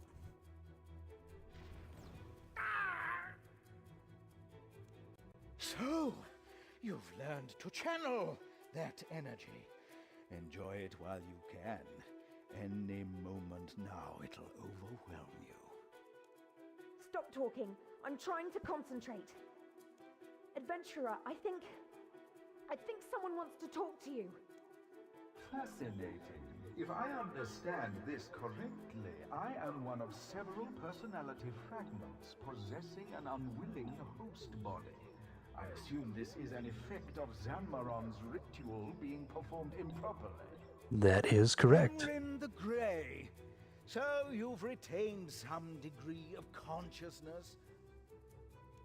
It seems this situation is unstable. Adventurer, I recommend you draw each personality fragment out of the host body before it is overwhelmed. In my case, a cosmic rune should make a suitable receptacle. You will need to time your actions so that the rune being used matches the color in the cycle. It is a pity I cannot observe this phenomenon from an external vantage point. Ah, well.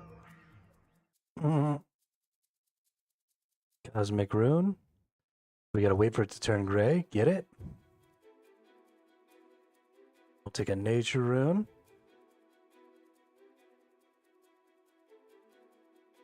Get it? It doesn't seem to be working.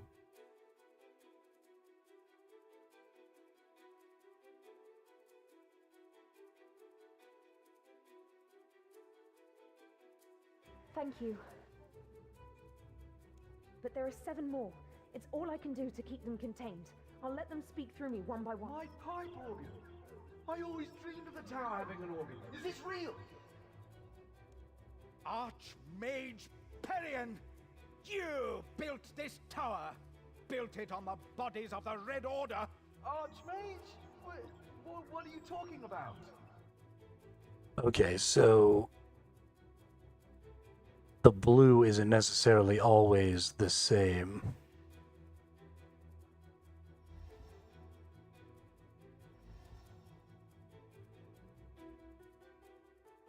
Oh, now we're going up to the next floor. Hey, I think I get this. Adventurer, you need to wait for the right moment, then use an earth rune. Shut up, Slammed! No one even remembers. Honestly, it took me a second to figure out who that dude was. He's right, nobody really did. My power beam, my teleportation anchor.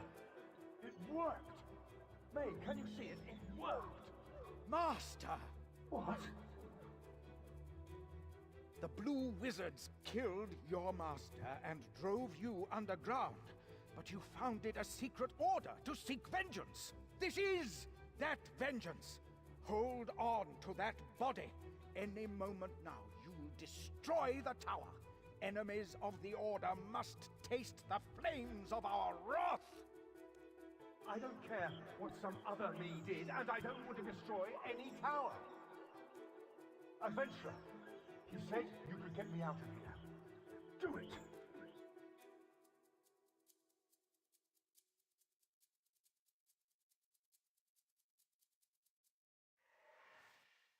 Yoink.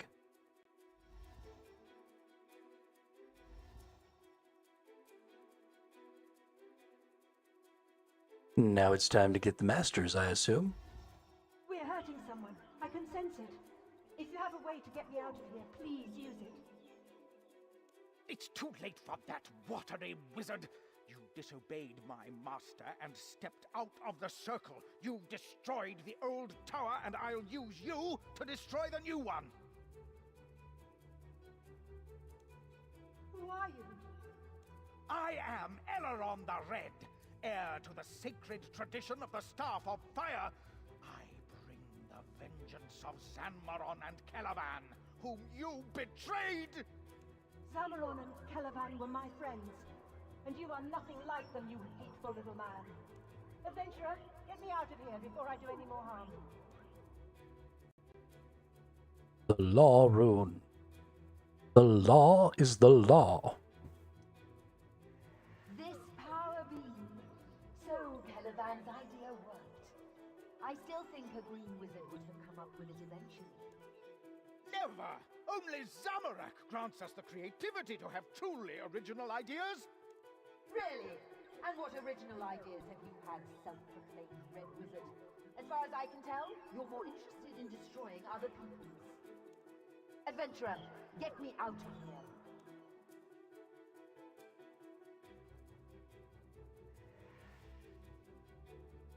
here. And now we're going up to the top floor.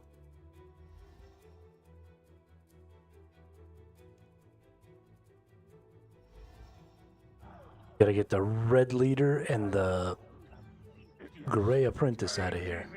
From the ritual, and now look what's happened. Disembodied soul fragments possessing some slip of a girl. Lord Zanmaron! Who are you, and why should I care? I am heir to the sacred tradition of the Staff of Fire. The Blue Wizards betrayed you, but we have worked in secret for 100 years to bring them down. Worked in secret for 100 years? self-important tradition of the magic stick. You're no red wizard. But, Master, I'm doing this for you! I've had enough of this. You, adventurer, get me out of here. I command it. I don't know who this dude thinks he is, commanding me. Look at the tower they built. It might not have as broad a foundation as the old one, but it's reached just as high. Such a pity someone would try to destroy it. Pull me out, adventurer. Use the last rune. Boop.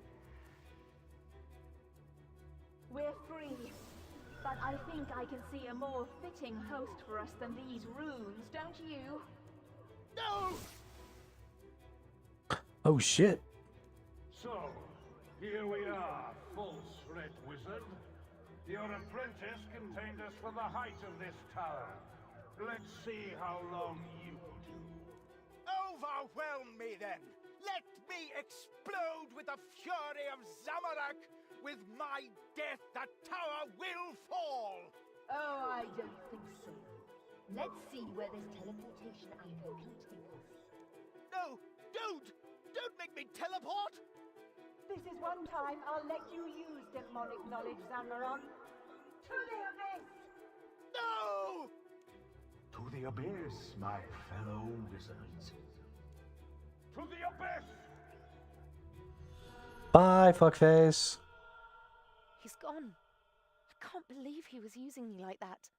He mentored me for 10 years. How could I not have seen it?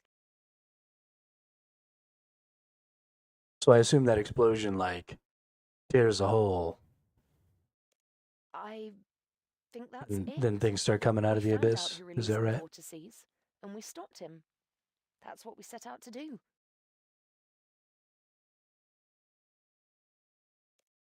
I've just had the soul fragments of 8 powerful wizards inhabiting me. I nearly exploded, and then I found out the man I most trusted had been lying to me for the last 10 years.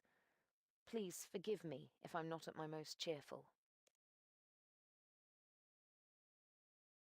Well, we won. Is that really what motivates you? Is life just a tally of victories for you? Yes. Yes, it is. That was interesting. Thanks for helping. All I do is win, win, win, no matter what. Got money on my mind, I can never get enough. Power beam. I need to write that down before I forget it. It could open up new lines of alternative teleportation research. Adventurer, I want to go away and think about this. But thanks for your help. I hope we can work together again. Yo, you can't just leave without giving me my rewards, dude. What are you doing? Give me that sweet, sweet loot. Yeah.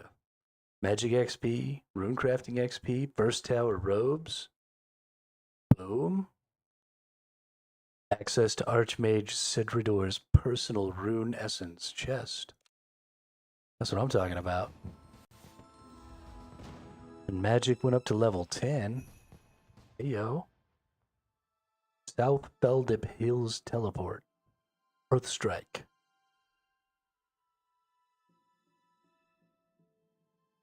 Aid of the Myrek? Aid of the Myrek. Okay, sure. Sapphire-tipped mithril crossbow bolts. Earthstaff in Demonheim. Wildercrest equipment. Level 1 enchant. Ooh. Ooh. Is there like an enchanting skill, or is this just a thing that I can do?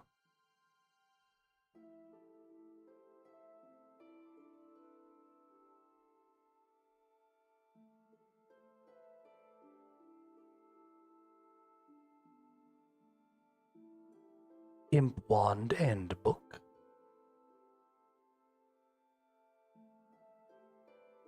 Combat abilities Sonic Wave. And combat abilities Shock.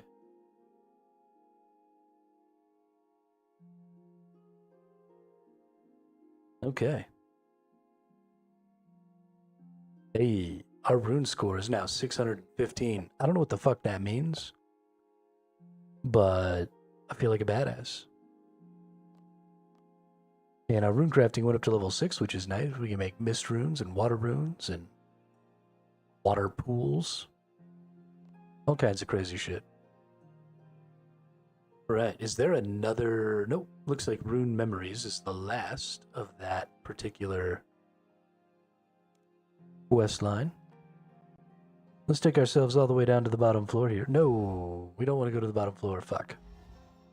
I want to go to this dude's rune chest.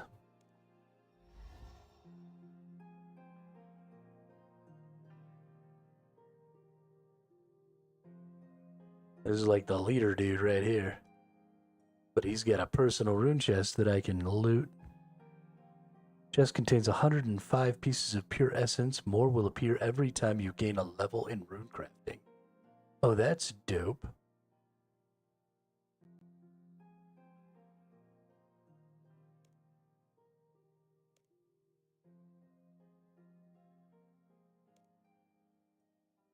Oh, so now they're in notes. Got it. Got it.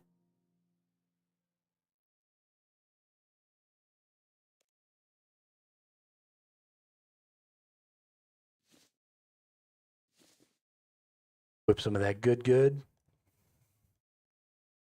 do you have to say for yourself, Archmage? It seems I owe you thanks, adventurer. I trusted Wizard Elrond so much that I was blind to his plotting beneath my nose. And a big nose it is. As There's thanks quite a for lot of room saving down the there. tower, I have given you access to my personal rune essence store. Take as much essence as you want from the chest in this room. Every day, and even. All right. So now, how do I runecraft? Where do I go to runecraft? Because I got all this essence, right? I might as well just go make a shitload of runes.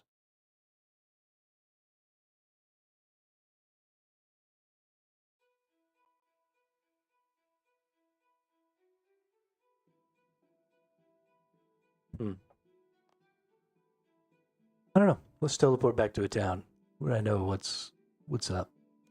We've gotten so much done today.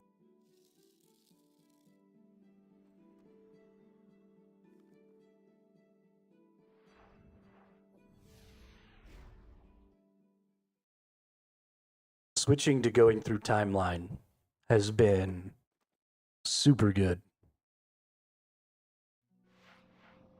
Super duper good for my ability to get through these quests and stuff and have a good time.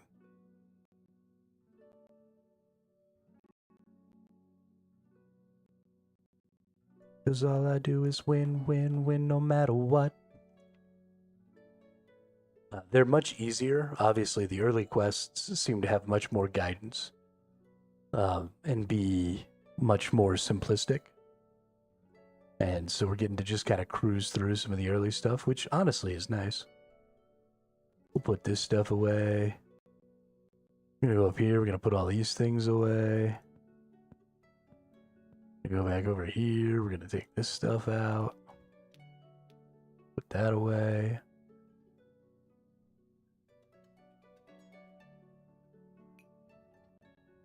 Then we'll probably switch into our actual gear here. So let's go ahead and do that. We'll put this stuff back where it belongs. Then we'll bring that with us.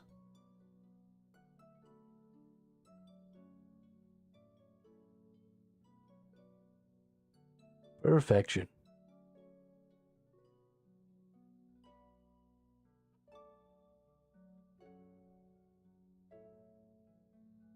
So let's take a little essence out of our doohickey here.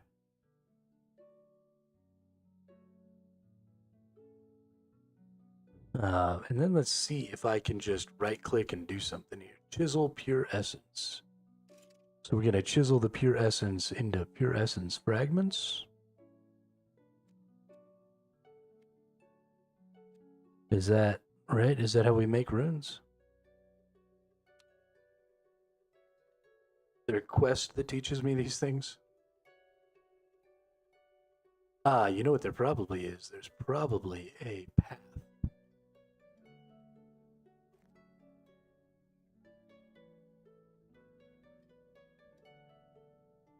Where is the path tracker? I accidentally got rid of it, I think. Achievement path. Put this all the way over here. Archaeology and bossing. Nope, that's not what I need.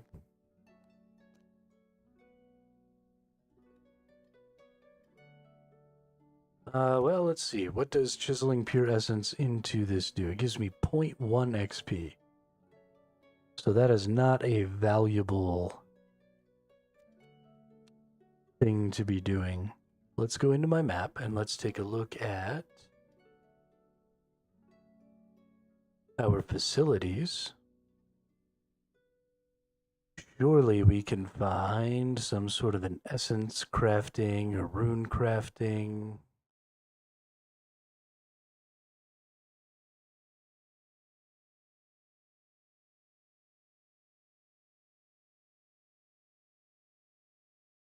Nope.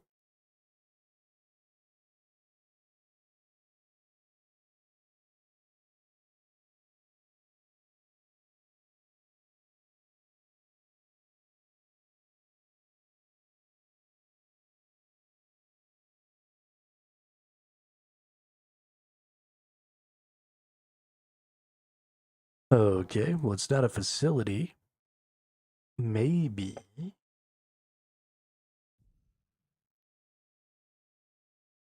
Maybe we have...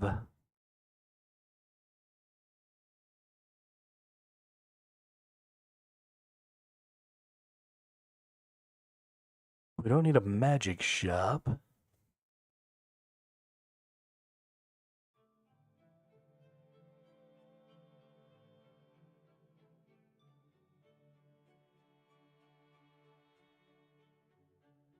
Where do we find skill tutors? Here we go. Surely rune crafting has a skill tutor. Rune crafting tutor. Alright, where's this fucking nerd at?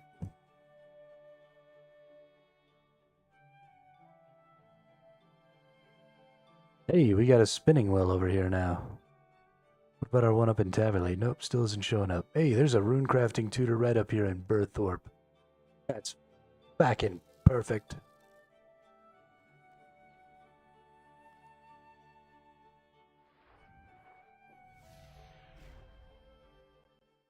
I gotta remember that Burthorpe just has all the crafting spots in it, and I can just do, like, everything here.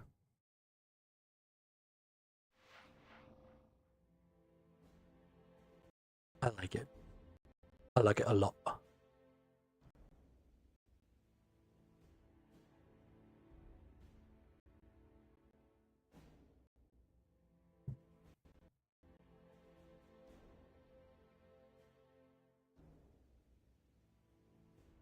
Alright, rune crafter person. Teach me the ways. Mages need runes to cast spells. Berthorpe needs mages to defend it. Anything you can do to help out with rune crafting would be... When you cast a spell, you tap into the latent power of runes. Naturally occurring runes are incredibly rare, but the recently rediscovered art of rune crafting allows us to create them ourselves. By acquiring special essence stones and infusing them at an elemental altar, you make it possible for mages to work their magic. Aha. Okay, so I have to go to the altar of the rune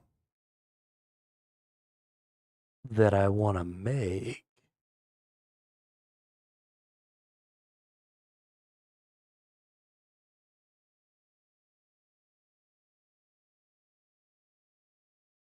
Which is those giant rocks that are everywhere. I think one of them's over here. I need to find... No, that's just a regular...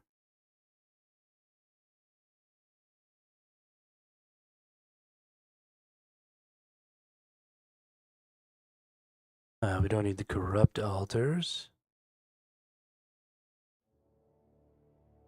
Rune crafting altar, here we go.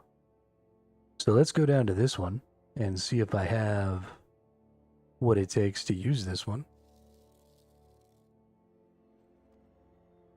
And let's make a bunch of runes, because that sounds like fun.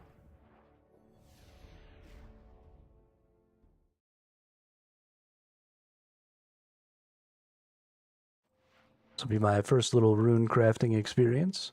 I like the idea of having to go to places that aren't just sitting in the town. And I actually like, there's something about this game. Sometimes you can get special crafting things that you can do at crafting benches in specific places. I also think that's a really cool idea. And I like it very much. Something I would like to see other games do. Because I think that giving people a reason to move around and explore the world and go to different places to do stuff. Let's see, water ruins. You need a water talisman to be able to access the water altar. Okay.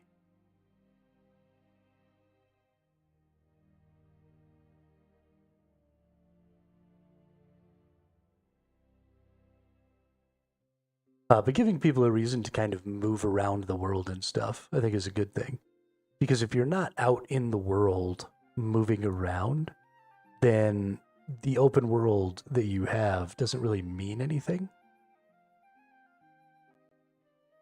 Because if you don't have any reason to go out there, right, you just kind of ignore a lot of stuff. Let's see, we get some crafting action in here. We're going to go ahead and take... Do I have a water talisman? I do have a water talisman. And then we're going to take out a bunch of these. Now let's go access the water altar.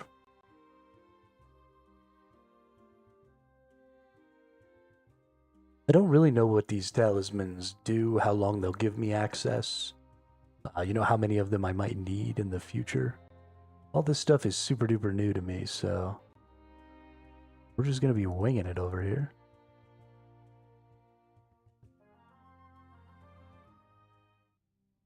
But this is how we learn, right? Oh. Oh. I see a wizard. Hello, fellow runecrafter. How can I help you? What are you researching? Well, the runecrafting wizards have got themselves into a bit of a state over a thesis published by a student. We're also researching a new branch of runecrafting at the moment, weapon imbuing. Ooh. What is weapon imbuing? Well, if you bring an inert magic weapon to an altar, you can use rune essence to imbue the weapon instead of binding runes. This process saturates the weapon with runic energy and thus increases its power. This way, even regular wood can be made into menacing magical armaments. In theory, that is. During our studies, we only ever managed to imbue eternal magic wood, perhaps due to the strong inherent magical properties that it possesses. Our fellow wizards aren't proficient enough to properly imbue the wood either. None were able to get more than trace amounts of runic energy to settle in it. Why don't you try it for yourself sometime? Just fletch some eternal magic wood into a staff, wand, or orb, and bring it to an altar with some essence. If you're more skilled than us, you might even confirm our theories and actually produce some usable weapons. Oh shit. Slippery when wet. Okay, oh, so I just click the altar, and it just crafts all the essence in my inventory. Just bammo. Okay, well that was interesting. I didn't get a lot of XP for that, although I do have quite a few essences, so... I wish there was maybe a chest here. Maybe I could access my bank, because I can only bring so much essence at a time.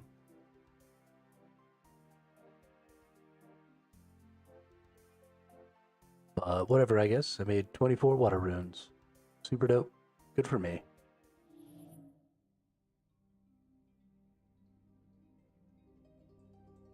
I'm a bad motherfucker.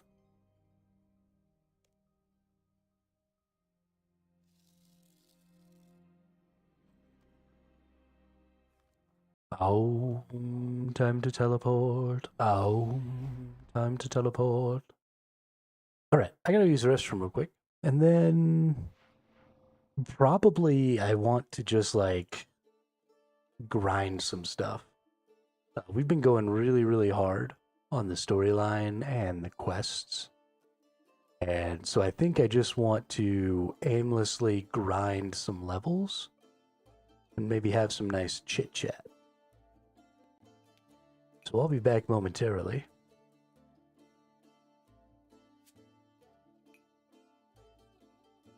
We do need to move these to there, though. That's definitely where those go. Dope. Yeah, so give me just a couple of minutes here and I'll be right back.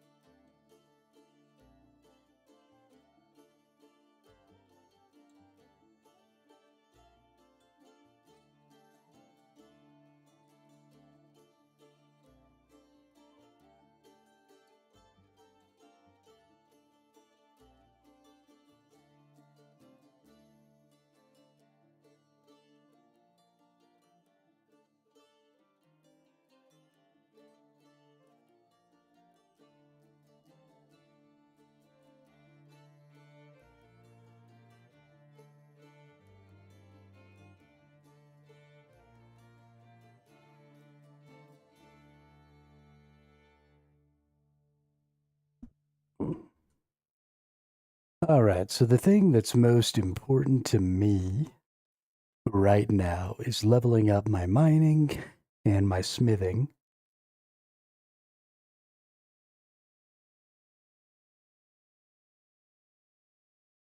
And this is something I've definitely noticed, is your combat skills are almost the least important thing.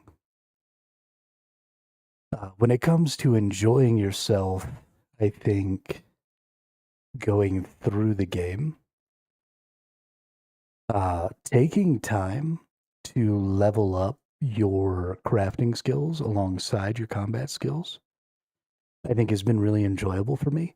But also, it means that so you should grind out the crafting and gathering, and then you should level up your combat stuff, I think, as you go through these quests.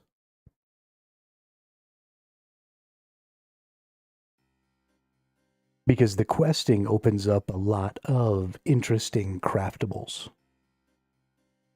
And so as you go through the quests, you're going to level up your combat abilities. Maybe you got to do a little grinding. Certainly you'll have to do more grinding in the future. But you want to be able to use the cool stuff as you get to it, right? I've already gotten beyond a lot of the quests and stuff I'm doing right now, which is why I'm kind of playing a little catch up and doing a lot of questing right now. But there's no fun to be had if you can't do some of the extra stuff, especially if you've got your membership, right? Like elemental chaos smelting and smithing requires elemental workshop 4. Like, why have I not done these elemental workshop things? Because all of this stuff means like all kinds of other things that I can make. I don't know what I require to do some of these. It's probably a magic thing. I probably have to get my magic up to do some more of the elemental workshop stuff. There's just a lot of cool things that you can get from a lot of the quests. And so doing all those things are fun. What does new foundations do? Oh, okay. I know what to do there.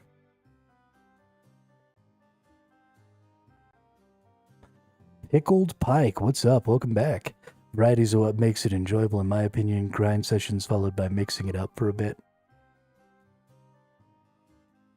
Yeah, I agree. I wouldn't want to... As you level up your first characters, and something I've noticed is, I would hate to, like, get to level 20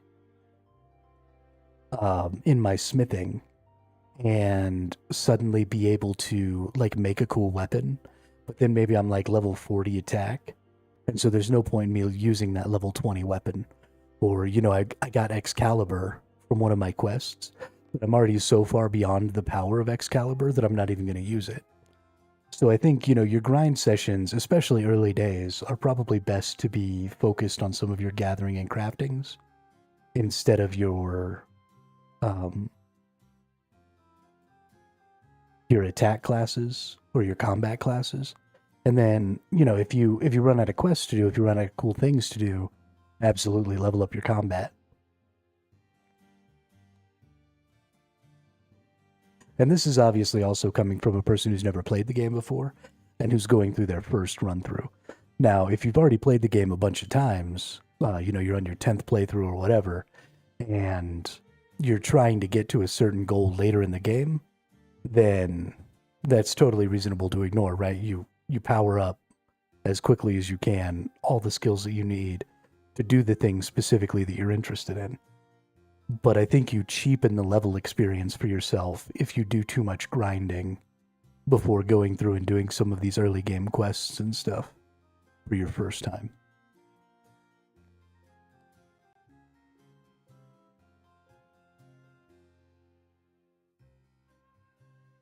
But yeah, so I think it's time to go do some of that grinding. And the way we're going to do it is we're actually going to go over here to this workshop in Valador where I can make the burial gear. I think the burial gear is really good for the Ironman players.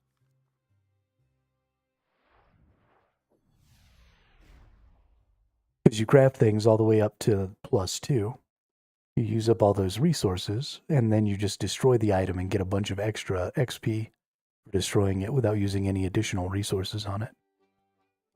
Which is superb.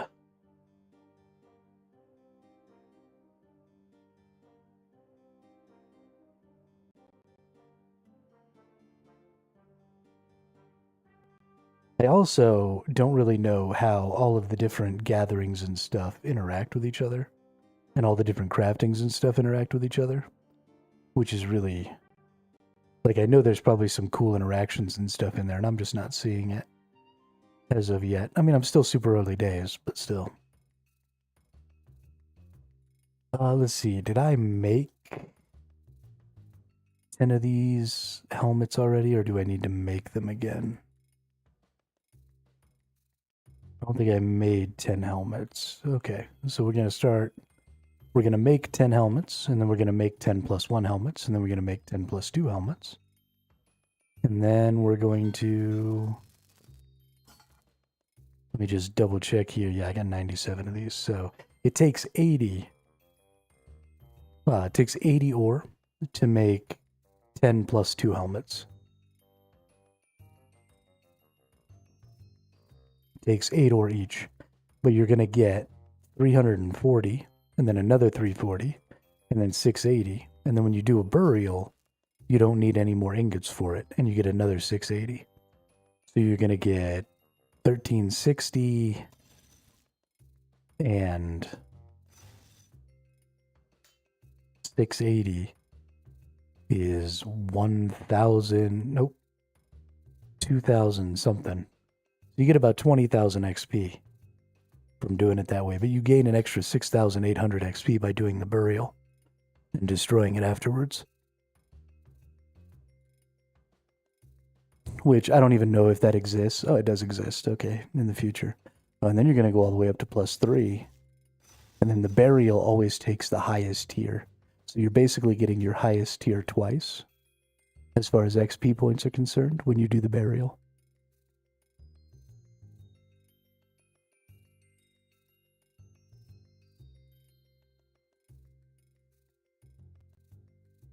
So this is going to be a really effective way to get our smithing up.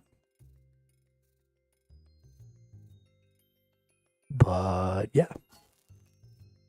Let's go ahead and do 10 base 1s.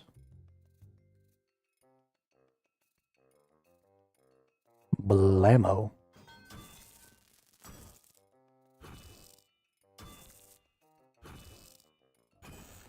How is your runecraft? How is your RuneScape been going so far, Pickled Pike? How are you enjoying your time? Been getting up to anything cool?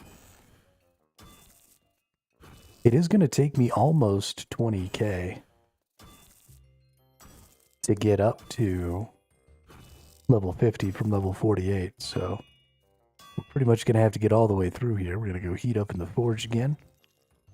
As we get through some of the later tiers, we don't actually have to do this forge heating thing so much, but I just want to go ahead and get myself to level 50 smithing. The reason that's important to me is you have to have the smithing to make the next mining tool. Otherwise, I'd just go mine. I think mining is a little more interesting to do as far as streams are concerned. I don't know why I think that's more interesting, but I do. But yeah, we're just going to crank out these 10 helmets here. Get ourselves up to level 50 smithing, and then we'll go get enough rune ore to get our rune box up so that we can hold all of our ore. And then we'll get a rune pick so that we can mine it more efficiently. And we'll be good to go. I'm very excited about that. I'm very excited to get to do some of these higher end ores here. At 50, well, we can get runite, and we can get, there's probably another ore that we can get at 50. Shooting star. Or maybe we're going to use the luminite again from the 40. I don't really know. Because you almost always have to mix two things together. Maybe it'll just be 2 runite ores to make a bar. I don't know.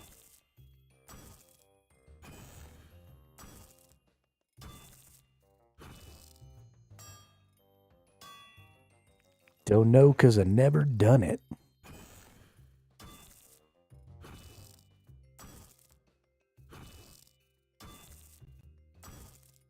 What I really want is like some crafting gear and some mining gear and some stuff like that. I don't know if that's something that exists. Maybe it's even something I could be crafting right now. I just don't know. And that's... So it's cool that this game leaves you to learn a lot of stuff on your own. But I have a really hard time. Like, it's hard to see all of the possible recipes. You can kind of see what you can make, but you can't necessarily see what it takes to make those things. So like create mithril items at maximum heat. Like I don't know what some of these mithril items are. And I don't just have a list of all the things that I know how to make. Ken Burns' doc in the American Revolution dropped just a few hours ago. I don't know who Ken Burns is.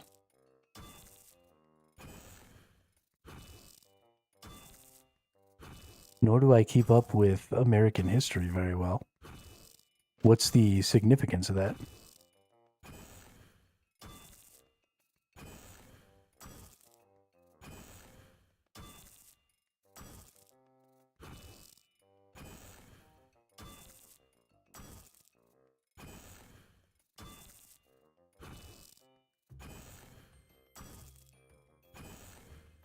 Was there something special they were trying to bring to light, or is it just a modern documentary on the American Revolution?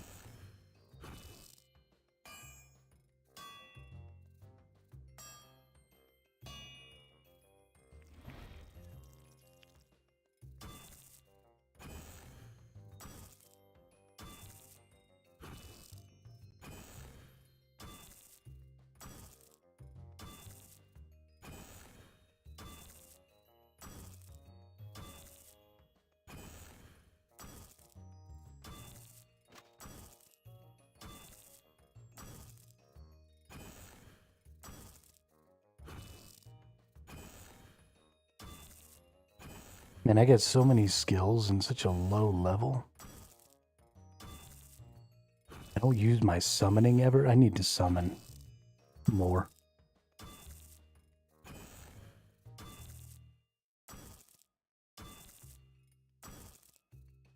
Definitely need to use my summoning more.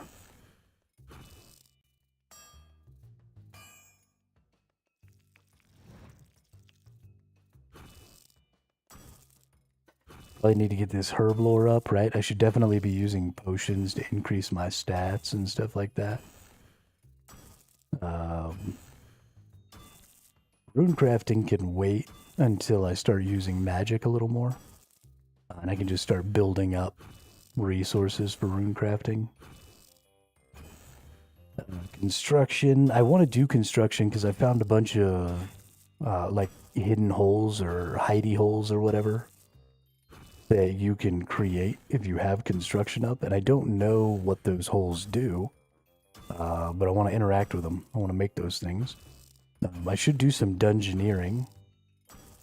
I haven't even begun archaeology. I don't even know what archaeology does.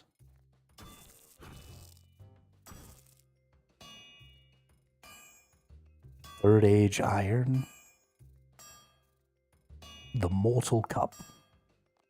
Yeah, I'm so lost on some of that, it's not even funny. Divination I need to start working on. Hunter I need to start working on. Necromancy is just another combat style, which I don't necessarily not want to do, but it's not super up there on my list right now. I'm trying to decide if I should take my mining and my smithing and some of that stuff and take these 3 attack things right here, right? My attack, my strength, and my defense all the way up to 99. Time for me to sleep. Yeah, good night, Drippy Bun. I hope you enjoyed your Arc Raiders today. I'm thinking maybe taking all these to 99 and then working on some of my other stuff. But I don't know if maybe that would cheapen the experience of using some of the other attack types. I don't really know.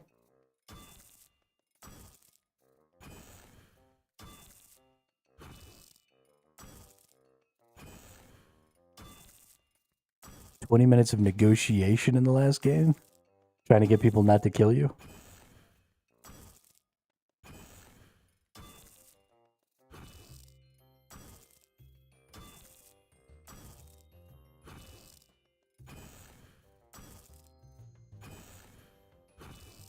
Bison 247.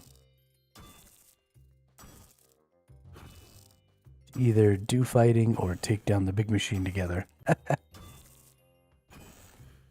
Oh, this person has privacy mode activated. I can't see their skills. Lame. You fucking lame, dude.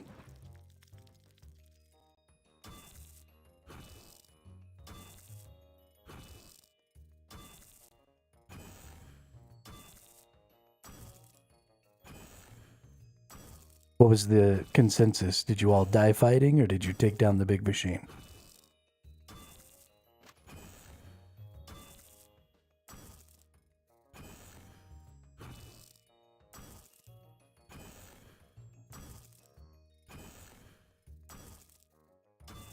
Oh shit. I'm gaining additional progress with every swing. Because of the Luminite injector. I don't know what the fuck that means, but cool. We just kind of showed up at the right time. I wonder if that's actually doing anything for me. Maybe. Because I'm Iron Man, I could see it, maybe not. Well, no, because I've got the bonus. So surely it must be working. Took down the big machine, then another team attacked and we killed them. Oh, nice. Good job, Drippy Bun. Fuck him up, dude. Fuck him up. Here's another thing. So me and my brother were talking about Arc Raiders specifically, and the reason I'm not probably going to play it is that I don't like the toxicity that comes with a lot of those games and all the kill on sight stuff. And I certainly don't like the every man for themselves or every person for themselves thing. And so the thing that I would prefer to see, if I'm being honest, in a game like that, is what if when you started up Arc Raiders for the first time, you chose a faction, right? Make it 3 factions. And then whenever you joined a map, people from all 3 of those factions would be added. And so you're going in there by yourself, right? You're not bringing a team, you're going in solo or whatever. But members of your faction can't kill you and you can't kill them. So you have a variety of interactions when you go out into one of those worlds, where sometimes you're going to see members of enemy factions and you're going to want to kill them. And then sometimes you're going to see members of allied factions and you're going to want to help them or work together or whatever. And so you have a much more dynamic set of emergent gameplay possibilities. Now, I know that they want to, that technically those abilities already exist, right? Those possibilities already exist. Because you can just talk to people and say, hey, let's not kill each other. But the problem with that is that if that person stabs you in the back, they benefit pretty significantly from it. And there's not really a lot of recourse that you have to return the favor. So we've talked a lot about game theory on this channel, and especially as it pertains to systems of open world PvP, and how ultimately those systems are systems of repeated game theory, where you have the option to work together to stab each other in the back, to work together or to stab each other in the back. And every time you interact with somebody, you sort of make that same decision again. And in a small enough ecosystem, that can almost work because you're going to be running into the same people over and over and over again. But in games that have linear progression systems and in games that have skill systems, that sort of breaks down because there's no magical thing, magical arbiter maintaining the rules of the game. And so the person who's technically stronger or more skilled can overcome the rules of the game theory. And they don't necessarily have to, like if you go to betray them and they were trying to cooperate with you, if they're more skilled and or have better gear than you, then they can just turn around and kill you. And then your betrayal doesn't net you anything like it should. But then they also have the safety of the fact that if they're betraying people, they are almost guaranteed to be coming out ahead. And so it subverts that game theory system, because there is no magical arbiter making sure that if you chose to cooperate, that you don't then lose if the other person decides to stab you in the back. And so the system doesn't really work, right? Because the strongest person just kind of gets to make the rules in those cases. And that's no fun for the majority of players.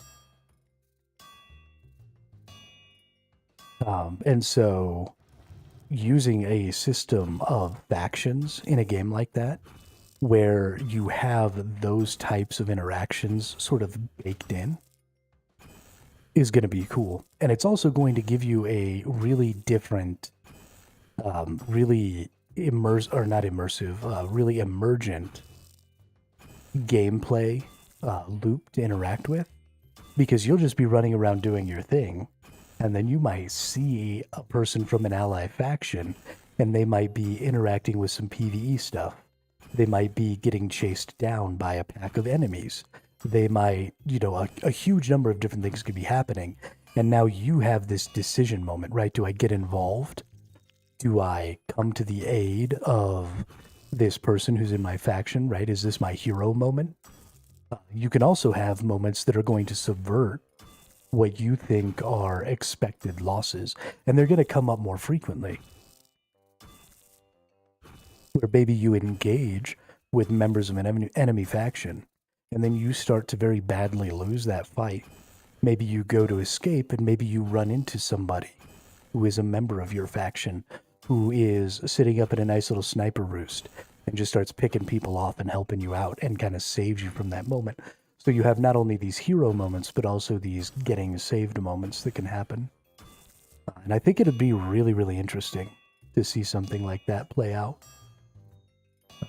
I like the extraction thing, but it hasn't evolved very much. It's still very solo-centric, and I don't think that's necessarily a good thing. They kind of already happened, but yeah, the faction system might add more. Yeah, so like I said, I mean, it's something that can happen in the game, right? You've got the area chat, you've got proximity chat, you can talk to people, but there's no... The problem is going to be that it's always going to end up being toxic, because there's going to be a percentage of people who will claim to be willing to work together and then stab you in the back. And eventually people are going to get stabbed in the back often enough that they're just going to start killing on sight everyone. Right? There's a number of times that a player can have something like that happen to them before they say, fuck it, I'm killing everyone. And the more people who reach that threshold, the more people there are just killing everyone on sight or claiming to be friendly and then backstabbing you. And then that makes more people driven to do that. Right? It's this constantly deprecating system. You can't maintain, because there's no consequences, right? The entirety of the risk is on the person who is cooperating, right? If your intention is to backstab, then you're taking on no additional risk than if you just fought it out. But if your intention is to cooperate, then you are taking on significantly more risk than if your intention was to just fight it out. Because now you're giving your opponent the opportunity to strike first if a fight breaks out.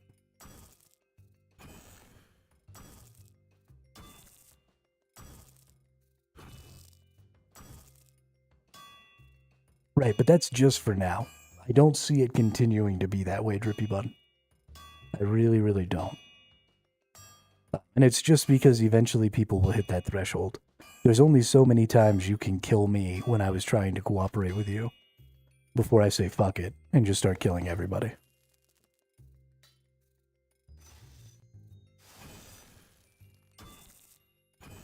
Or even doing the same thing where I pretend to cooperate and then stab you in the back.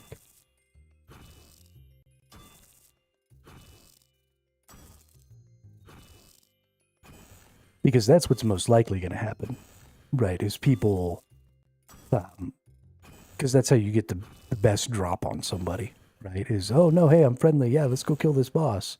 Oh, we killed the boss. Now I get to get all this loot. And I'm going to shoot you in the back and take it all. Tell you about it now. I don't know anything about what's going to happen as months go by. I mean, you can make reasonable predictions. And I would love to be wrong.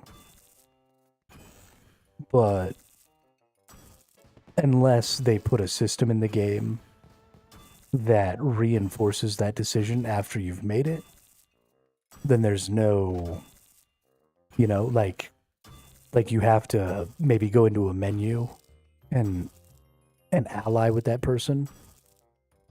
And then if you do that, then for the rest of that match, you just straight up can't hurt that person.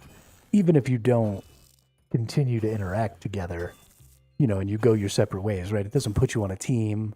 It doesn't put you on each other's mini-map. But maybe you have to straight up make the decision. And maybe you even have to... maybe it's a decision you can make regardless of what the other person makes. So maybe I'm in a match and I click on a person and I say, you know, cooperate with player.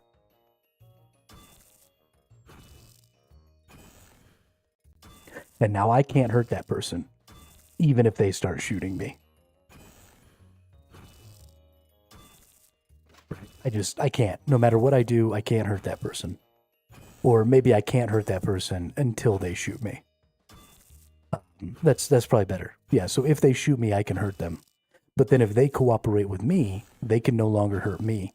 So as soon as two people decide to cooperate with each other, by clicking, you know, cooperate with player or whatever, then that means, boom, no longer can these two people hurt each other at all.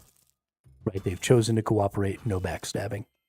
But if I choose to cooperate with you, and you don't choose to cooperate with me and you shoot me, now I have the ability to retaliate and try and fight back. But this way it enforces, because then the minute two people decide to cooperate together, there's no ability for that backstab. Because I understand why you would maybe want to leave that opportunity open, because it's a facet of gameplay. But there's a reason that stuff like that is taboo in our society, and in some ways illegal, right? Like, for example, if you negotiate in bad faith over a contract or something like that, right? That's straight up illegal.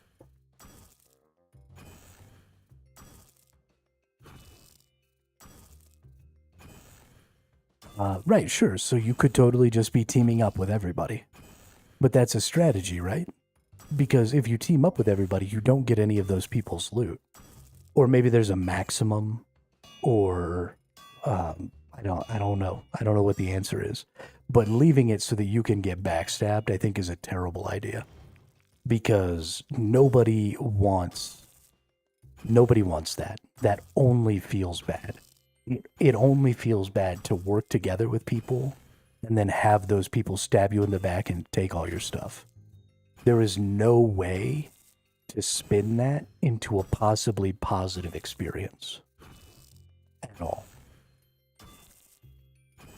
And so you give a notification that pops up, right? So if I click that I'm cooperating with you, then a notification pops up that says so-and-so is cooperating with you. Or maybe it changes the color of my name, right? People you're cooperating with are green. People who are cooperating with you are orange. And then people who you're not cooperating with and are not cooperating with you are red. Or something like that. Just a really quick, easy visual. So you can know, like, oh, okay, that person already clicked to cooperate with me. I'll click to cooperate with them. Or I click to cooperate with that person, but they're not cooperating with me. So they're orange to me. And so now I know if they're like, no, I'm cooperating with you, right? That's a lie. I'm just waiting to get shot, so I should mosey out. But, I mean, whatever it is, it can't be allowing people to stab you in the back. Nerd. So I was just saying that if you broke it up into like a visual cue, so you want to quickly be able to know who's cooperating with you and who's not. So if it was a really simple visual cue, where if you're cooperating with a person and they're also cooperating with you, then that person is green. If only one of you is cooperating, so if I cooperate with you and you don't cooperate with me, then you show up orange to me and I show up orange to you. So you know that I'm cooperating with you and I know that you're not cooperating with me. And then if you cooperate, then we'll both switch to green. And if neither of us are cooperating, then we'll both be red.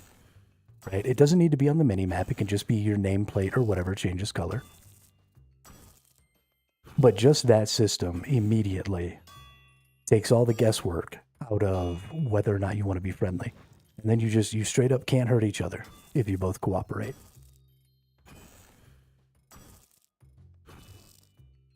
And so you still get that emergent teaming experience, but you don't get the backstabbing. Because backstabbing will always feel bad. Period.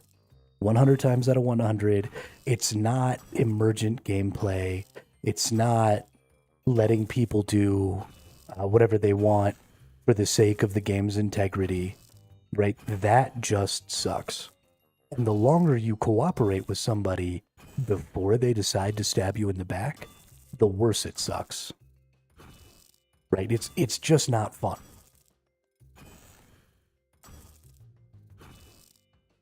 And using the idea of, well, it's an open world, you got to play your way, as an excuse to allow that stuff to happen is just shit game design, right? You're just excusing the fact that you couldn't come up with a good enough idea as to how to get rid of that. Will it result in some lobbies just 100% cooperating with each other? Absolutely. But you already have that potential in your game, right? You already have a system where everybody could just decide not to kill each other in a lobby, and then there's no fighting, and everybody just loots and works together. So that's a thing that can already happen. But now you're enforcing that system, right? You're making your players make a decision. Does that person look juicy enough that I want to kill them and take their stuff? Or am I afraid they're going to kill me, so I'm going to cooperate with them? And then once I've made that decision, I have to follow through on it. I can't change my mind later and stab somebody in the back.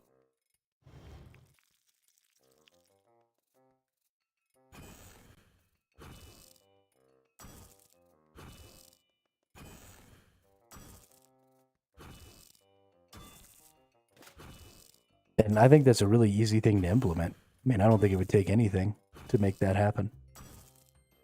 I think that would work super well. The worst backstabbing is when you're in extraction, you press the button, you have to hold it for like 5 seconds, and they have all the advantage. Yeah, absolutely. Absolutely. And you don't want to make it so that the people who trust the most are in the worst position. Right? The people doing the most to try and be cooperative shouldn't be the ones who are having the worst time. The people who are having the worst time, the people who are in the worst position, should be the people who are constantly backstabbing people.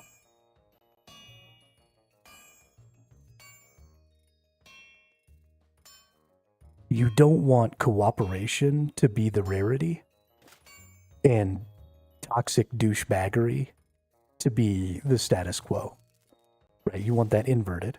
You want cooperation and just general respect to be the status quo, and then you want douchebaggery to happen from time to time, right? You want the people who want to do that stuff to be really dedicated to playing the villain, right? Playing the villain shouldn't be the way most people play.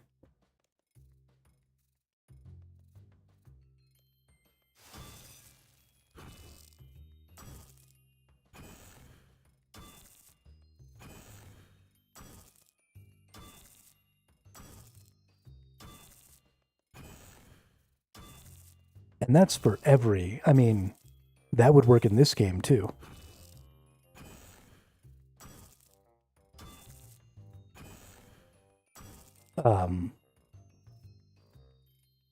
Well, so you don't want a reputation system because that limits your ability to change the way you're playing the game with every new map that you go into.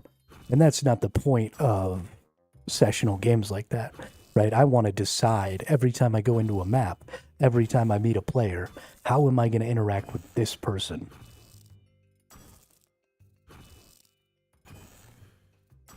And so it needs to be an in-the-moment thing. But that could even work in this game, right? So you have the wilderness up here. This is a full PvP zone. Just like in New World when we had the wilderness zone there. And so you can totally implement that system here too. Where I can just, if I see another person, I can just click on them and say, I want to cooperate with you. And then the color of my nameplate changes. And you can say, oh, that person's cooperating with me. I'm not cooperating with them yet, so they're orange, but I can cooperate with them and then they'll be green. And then until we leave the wilderness zone and then go back out into it, then we're locked into that, right? We can run around out here for 6 hours, completely separate, right? Maybe I stay over here, this person goes over here, and then 6 hours later we bump back into each other in the middle over here. We're still green because nobody's left.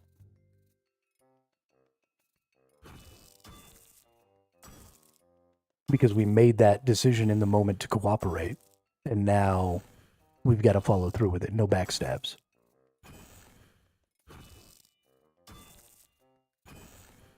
Same thing could have been done in New World. Same thing could be done in Albion Online. I think this would work super well in the Black Zone in Albion Online. You know, you see a person out there, and, you know, the way things are in Albion Online right now is everything's just kill on sight. And so if I'm out there and I'm by myself or I'm with a small group or something, we see somebody, and then your group leader should be able to speak for your whole group, right? So if I'm out there with a 3-person group and we see one other person, then the group leader decides, are we attacking that person or are we befriending that person? Should be a limit on how many people can cooperate with, right?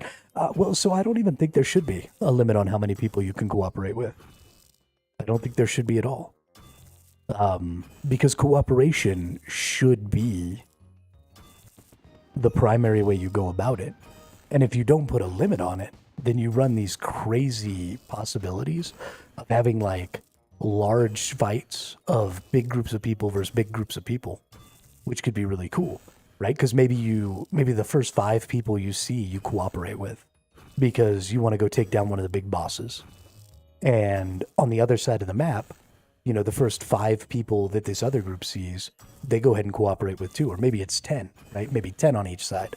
And they all cooperate with each other. And they think, you know, hey, I'm just going to go after some big...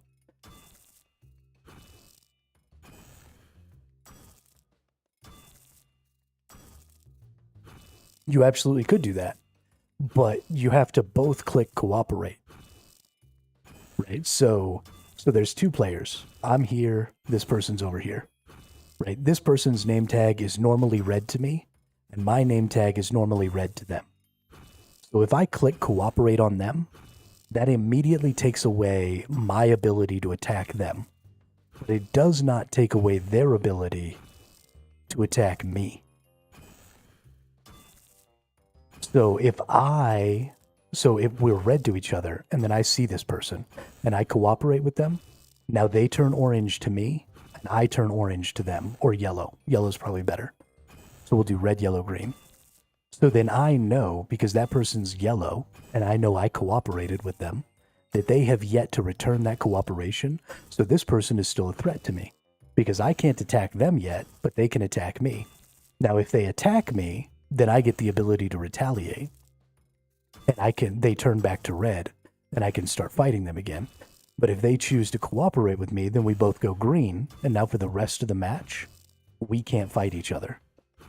So both players have to make the decision to cooperate in order for cooperation to ensue.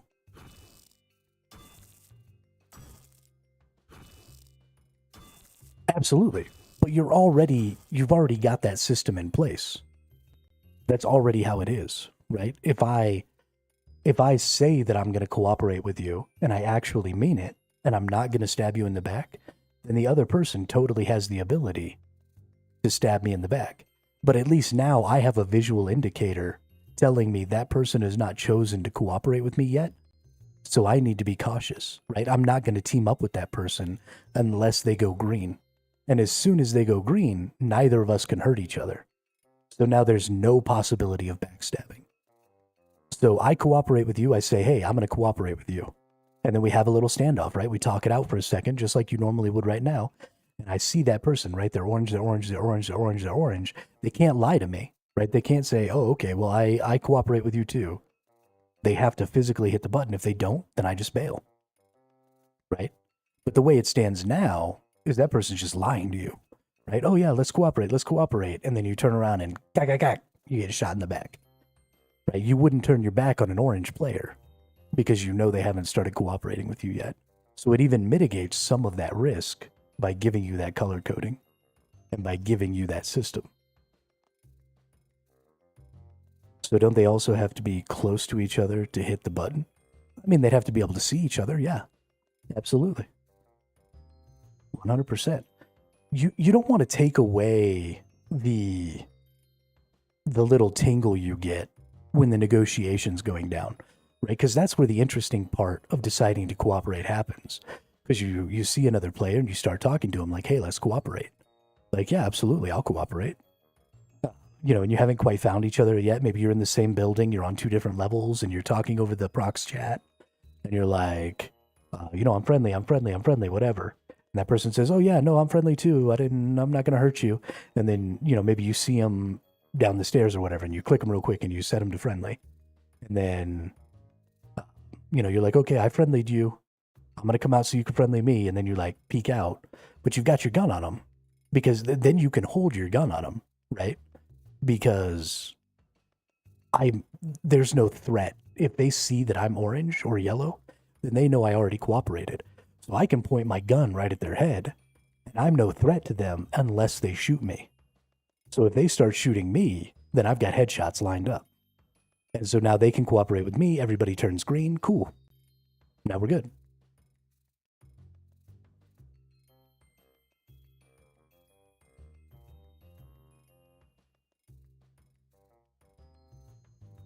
But we hit level 50 on this smithing.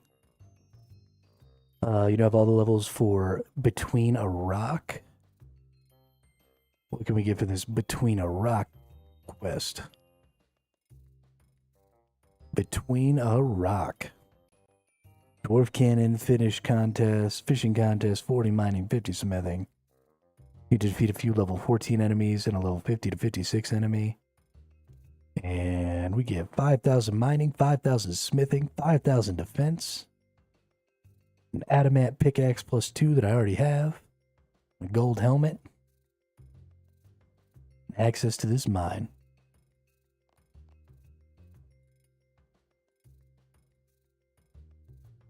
I know that other people probably would disagree with me, but I think that's a perfect system. 100% perfect system, or as close to perfect as you can get to create a game theory system. Because you have to have a supernatural force that sort of enforces the game theory.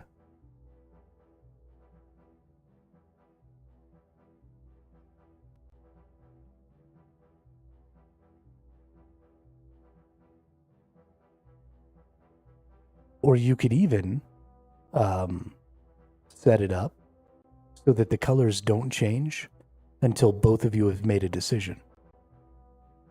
Right? So maybe I see you, and I click you, and I click that I want to cooperate.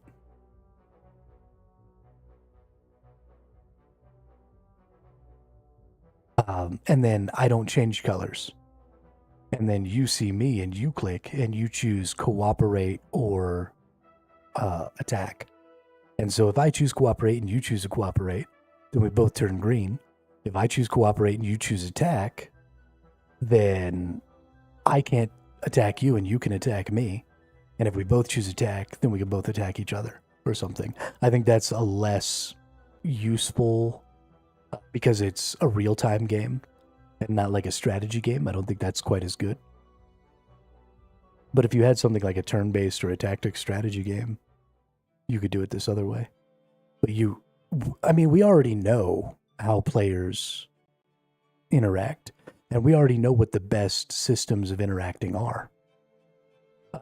Because we've studied game theory, right? And game theory is very accurate about, how the best forms of interaction are, especially when it comes to repeated interactions, right? Game theory has kind of proven to us that people who cooperate are the most successful, right? You have to cooperate often. You have to retaliate quickly, and you have to forgive quickly. And with game theory, the studies that they've done have proven that the best policy, the one that will get you the most points, is to cooperate until you're backstabbed, and then retaliate and periodically forgive backstabbing. And if you do those three things, you earn more points in the system than anybody who always cooperates, or anybody who always backstabs, or anybody who takes like a backstab first approach, or any of that.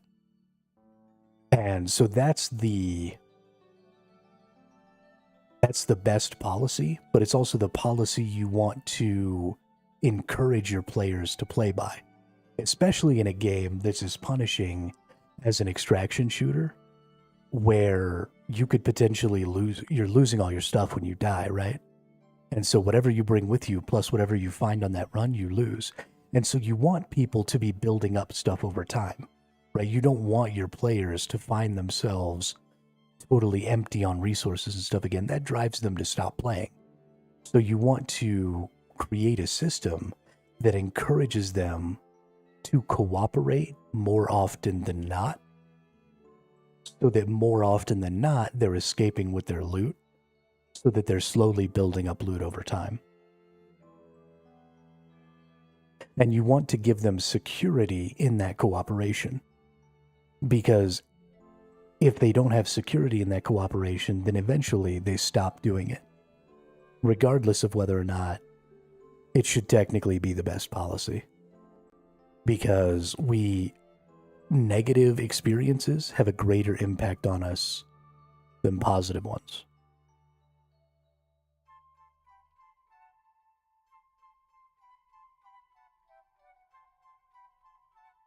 So even if I'm only getting backstabbed sometimes, I'm still remembering those times. And those times are affecting how I interact with other players a lot more than the positive experiences. Especially if something bad has already gone on.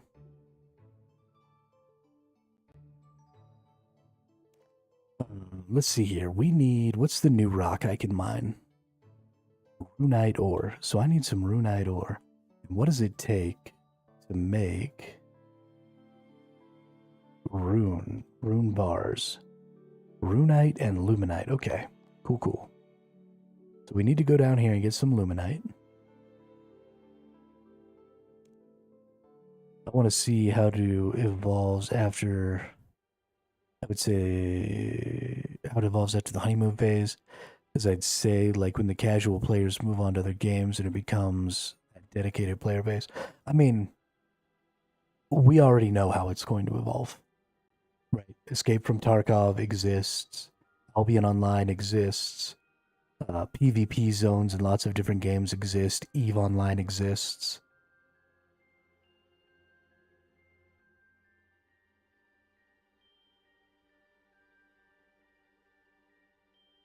You don't have to redo the experiment every time you create a new game with the same mechanics. The experiment's been done. We know what happens.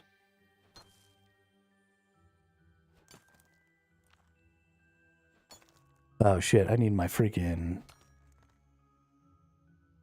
Gosh darn it.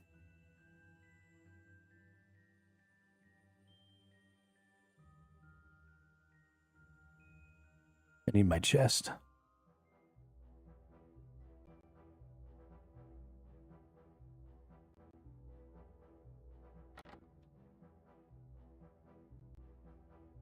Yeah. Sorry, I didn't mean to keep you up. You just made me think of something, and so I started yapping. But have a good night, bun.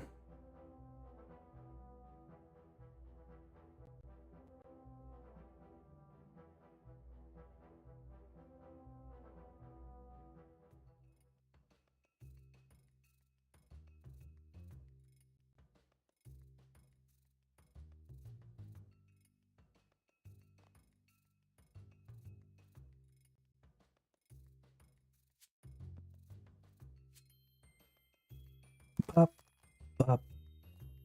Alright, let's go get some more stuffs here. I need to remember that I don't have to go all the way out up there. This is literally right here next to the Luminite ore, if I go out this way. And that's awesome.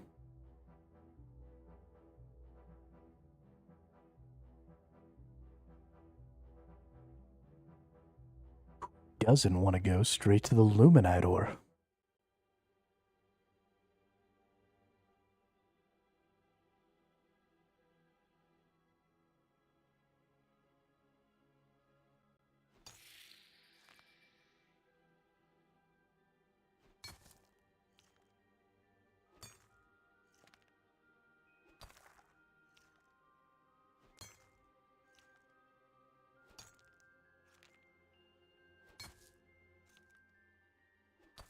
We shouldn't need a ton.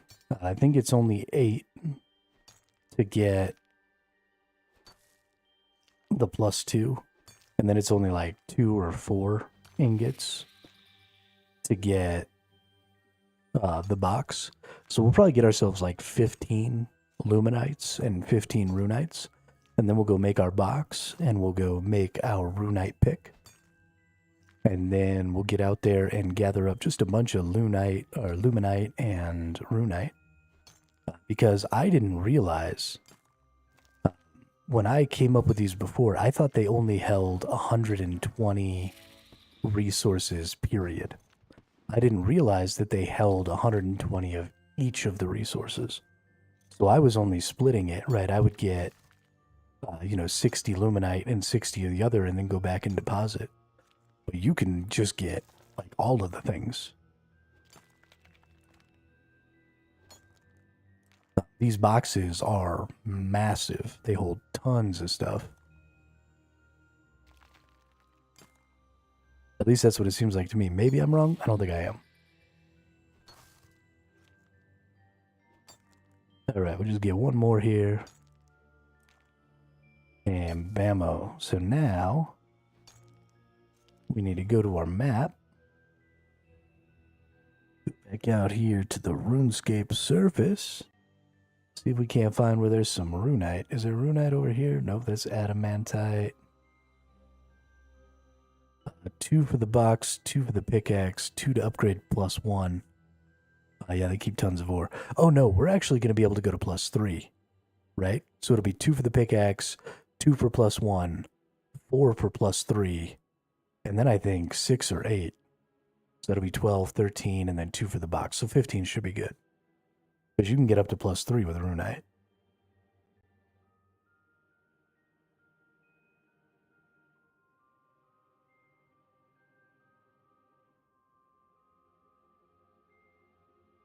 Oh, there's some more Luminite.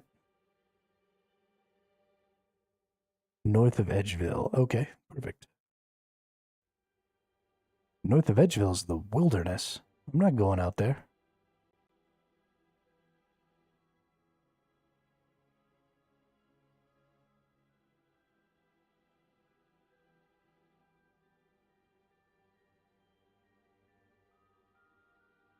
There you go.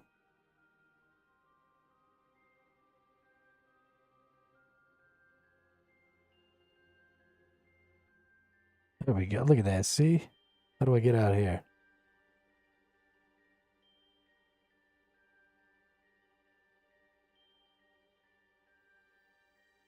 And other people.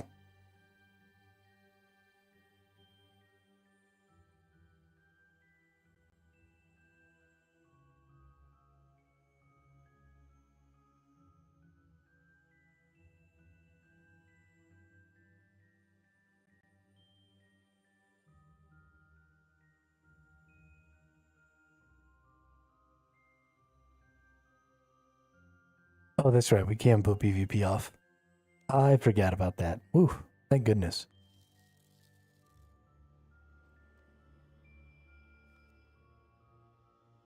Thank goodness. Thank you again, William. Also, welcome back. Glad to see you again.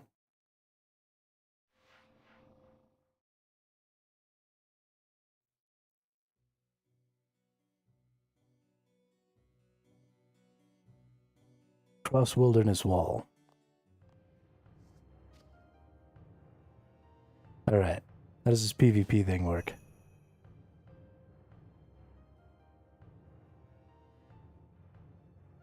Ah, that person came. That person scared me. Alright, you've completed your first achievement.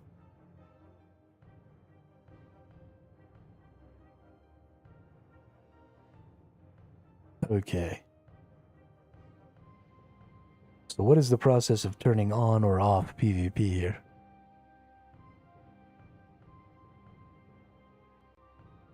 Talk with the guy near the crossing.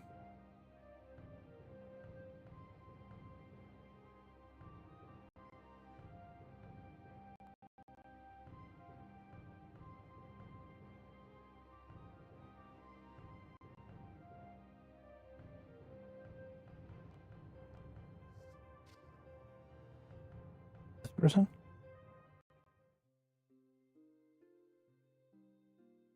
Merely a traveler passing through, or are you here seeking the ultimate challenge? What do you mean? Wilderness is a dangerous place filled with dragons, demons, and worse, but it was once something more, a brave frontier shaped by the hand of Lord Zamorak himself, where the strongest battled one another for glory and spoils, and the weak were prey. People fought each other? Yes, now there are those of us who still follow the old ways, clashing in deadly battles where the winner takes all. If you wish, I can mark you as willing to participate in such battles. The risks are great, yes, but the rewards potentially boundless. Nope. Okay, so you go into the wilderness, and as long as you haven't clicked the little button that says, oh, that's a PvP hatch.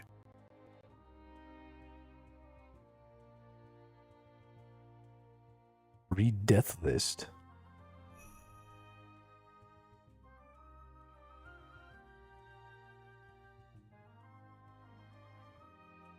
Oh shit, 500,000 coins.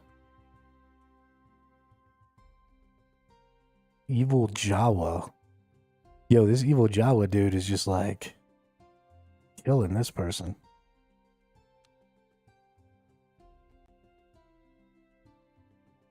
Okay, yeah, so I gotta opt in. Otherwise, I just naturally am PvE. Perfect. I dig it.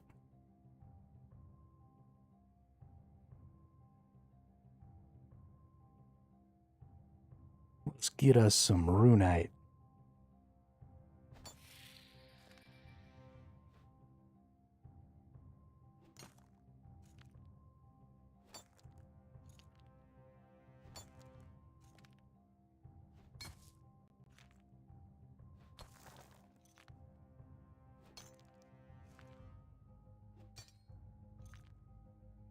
This is very exciting.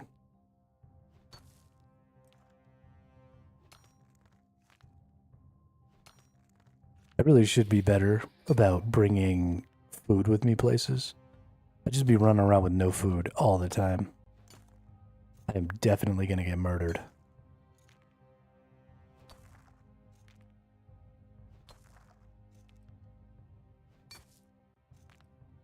A rift.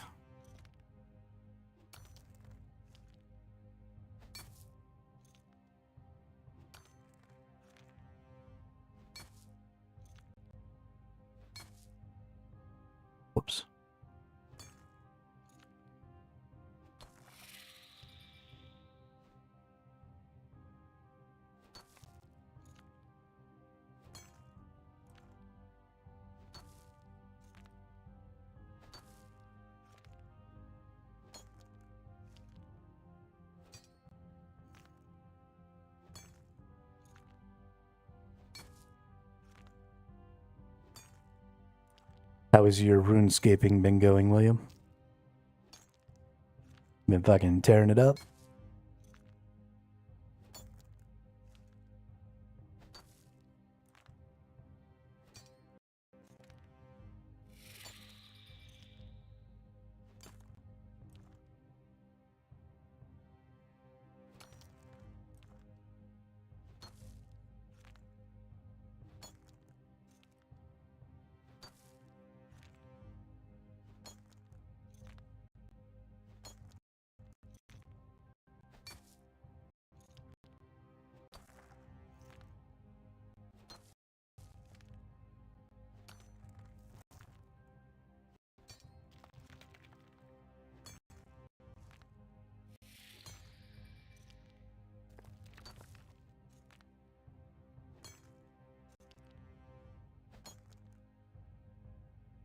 $75 woodcutting? Nice.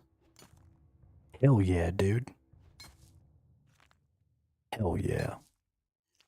I've been kind of spreading myself out on a lot of the craftings and stuff, and I think I still probably need to work on the crafting specifically. But I don't really think I need to be doing the fletching and the woodcutting like I've been doing.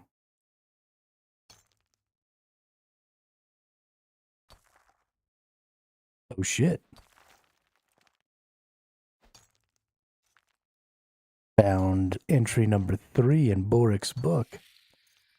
Anyway, so I'm going to start trying to focus strictly on mining, smithing, and then my 3 regular attacks. And then any other random stuff, right? Like there's a lot of cool stuff in here. Dungeoneering, Slayer. I don't really need to worry about runecrafting yet. Hunter.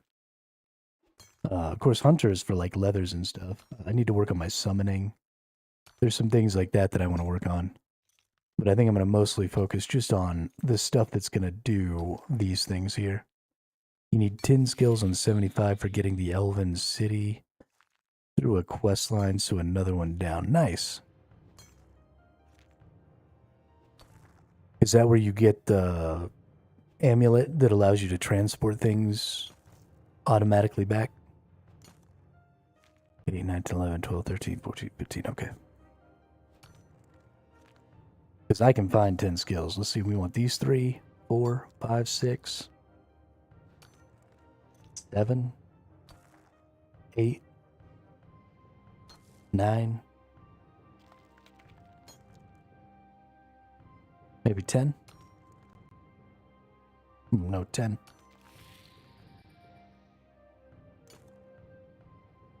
Oh, 10 is specific skills.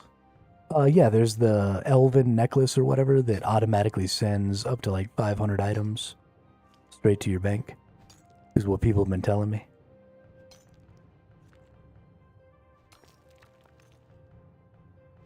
All right, there's 15 runettes.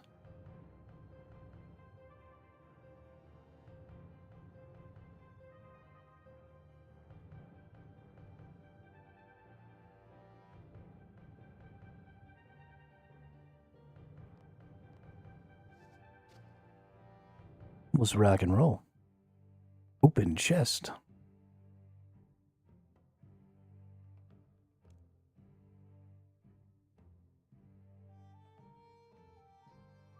Yes, or you can do divination and make porters with it on higher levels that do the same. Sweet. Yeah, it's somebody was, I think what they said is that it stores porters. It's like a necklace that stores like 500 porters. Yeah, the Grace of the Elves make porters to fill it. Yeah, there you go. Red Death, welcome to the chat, welcome to the channel. Love seeing those new names. How are you? Elven City has lots of high-level training methods that... Okay, cool. Dope. Where is it?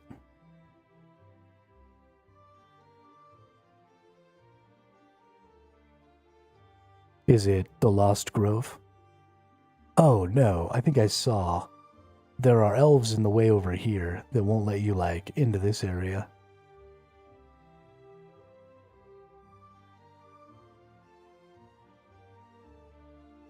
Yeah, okay. So it's over here. Good, just doing div for charges and porters. Well, there you go.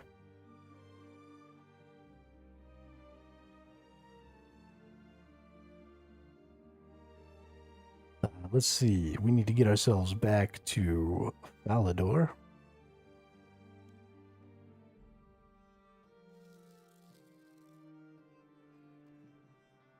Go grind us out some freaking equipments here so we can upgrade this wonderful box. Dude, I don't know how people survived before the boxes existed and you had to go back every 28 items that you picked up. Just shoot me in the face. Not worth.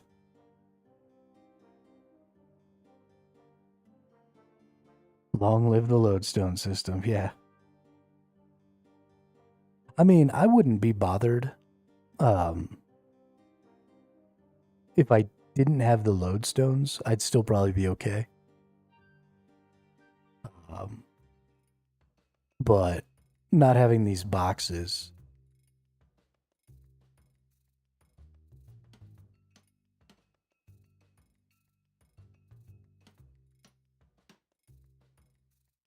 You need to claim the reward for the elite set tasks in Varric. Oh, nope. Here we go. Yeah, don't worry, y'all. I got you. I'll mend your pipes.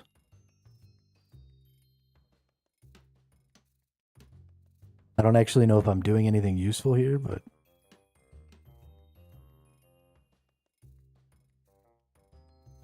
Oh, I got a bunch of XP. Oh, shit, dude.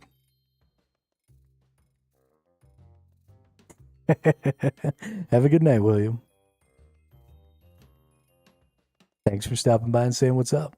I appreciate it.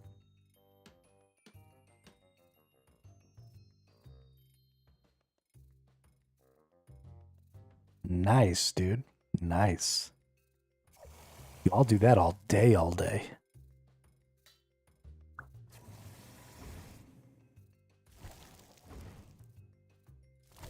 Gives a very small amount of respect. I think you need to repair like 20, 25 pipes for 1% respect. Okay. I mean, it gave me 100 XP, though, for each pipe I repaired. So, that's cool. Also, welcome to the chat. Welcome to the channel, Joe. Nice to see another new face. How you been? How you doing? What are you getting up to in RuneScape right now?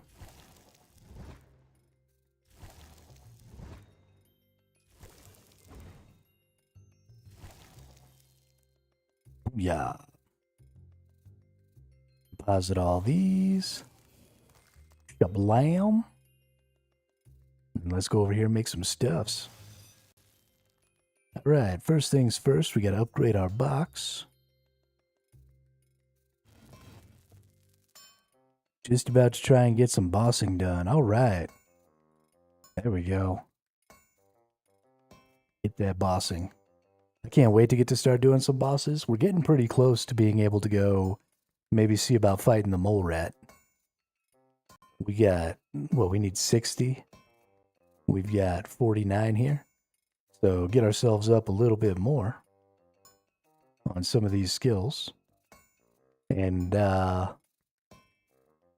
maybe be able to go take that nerd. That'll be dope.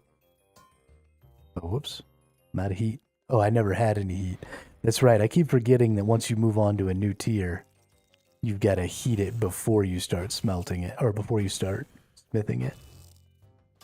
Because I'm an idiot.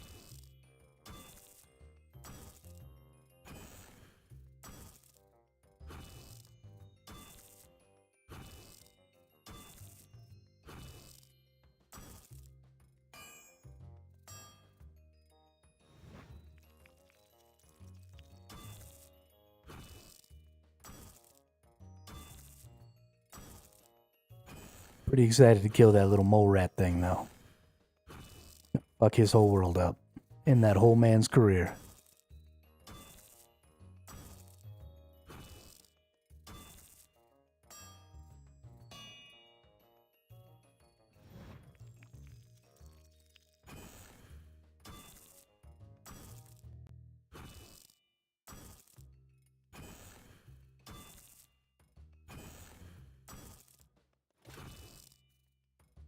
Finish my rune box. There we go.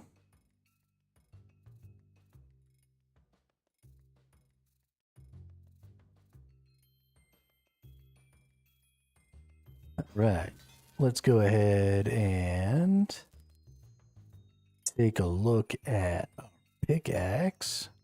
That is one wonky looking pickaxe.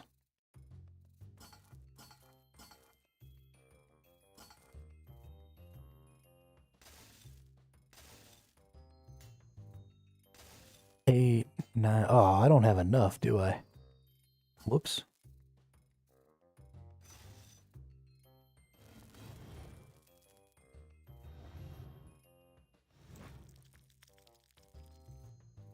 Need to get back into bossing and clue scrolls again. I finally found Reldo. I'm super excited about that.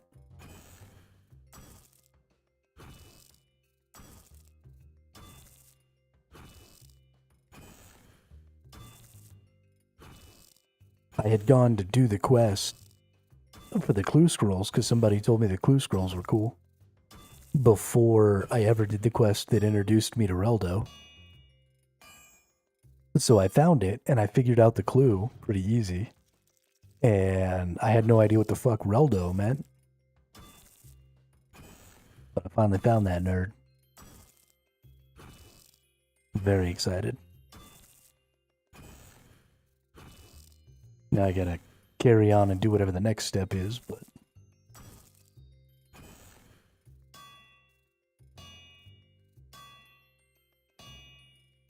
we're a little busy for that right this moment.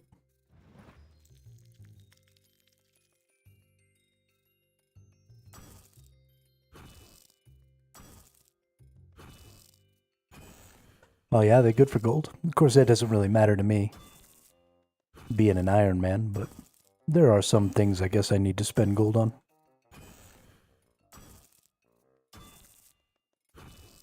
And one day maybe I'll decide to stop being Iron Man.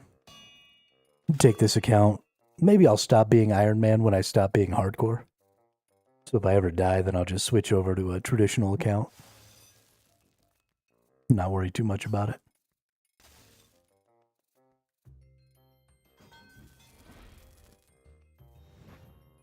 Gold is super important for your shop runs as an Iron Man. Oh, are there like items that you can buy every day and stuff that you need to go through and do?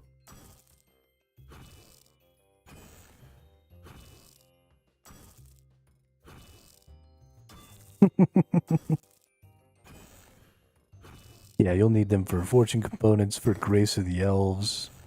Oh, okay. Cool, cool. Got it.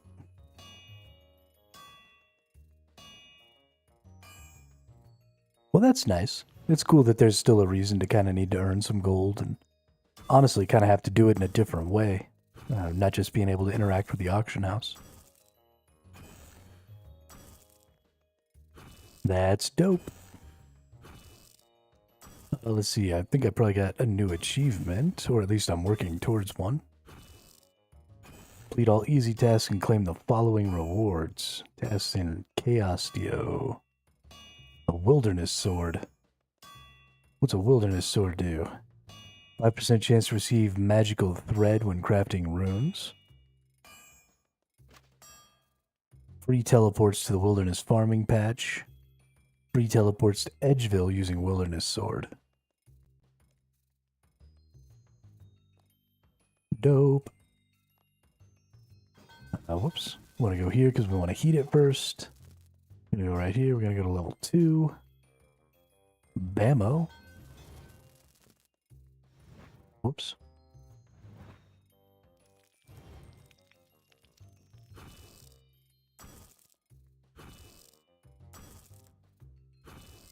Holy shit, I'm enjoying this game. Oh my god, dude. You don't even realize. Best day ever.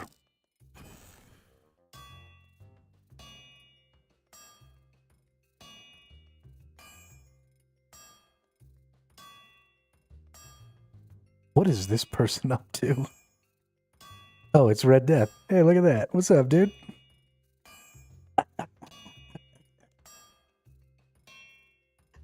Friggin' nerd.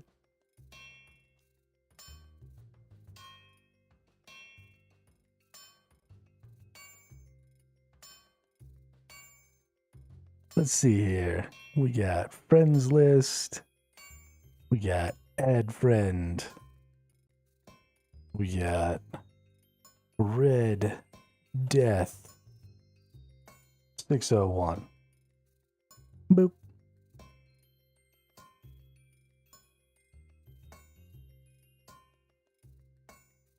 Oh shit. Yo, somebody's got a cannon on them. What is that? Divine Omatic Vacuum. Uh-huh.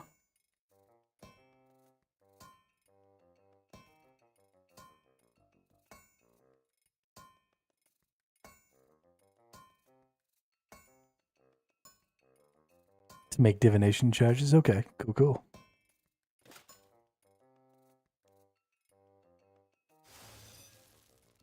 I need 3 more runites to get this up to a +3. I fucked up. I thought 14 was enough. But it's actually 18. To make it tier 3. Or 16? I can't math. 8 and 4 is 12 and 4 is 16. Yeah, 16. Okay. Yeah, a bunch of people talk about that necklace. Bunch of people. Everybody's like, hey, do you have that necklace yet? Motherfucker, I just started. Leave me alone. It's not true. They don't really pester me that much. Alright. We're going to fill this bad boy up with Lunite. Whoops. Yeah. Gonna mine that Lunite so fast. Oh my gosh, look at how quick that is. Yeah.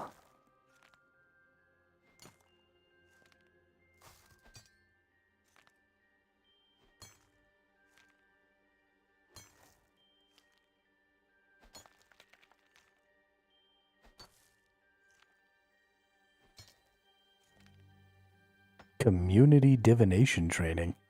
Oh, are you like in a world that's specifically for like divination?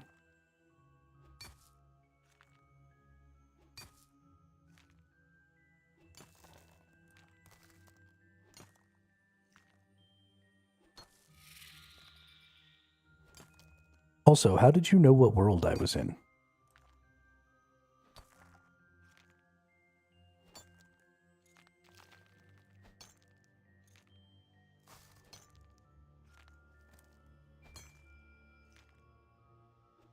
Most of the time people ask.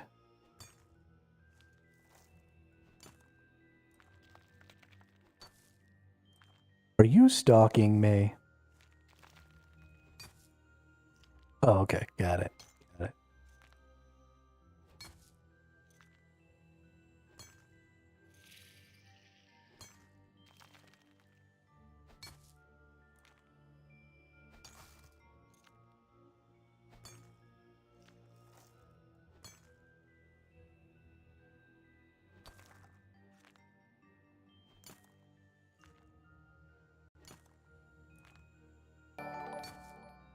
Hey, thanks for the follow there, Red Death. I appreciate that. Really, really appreciate that.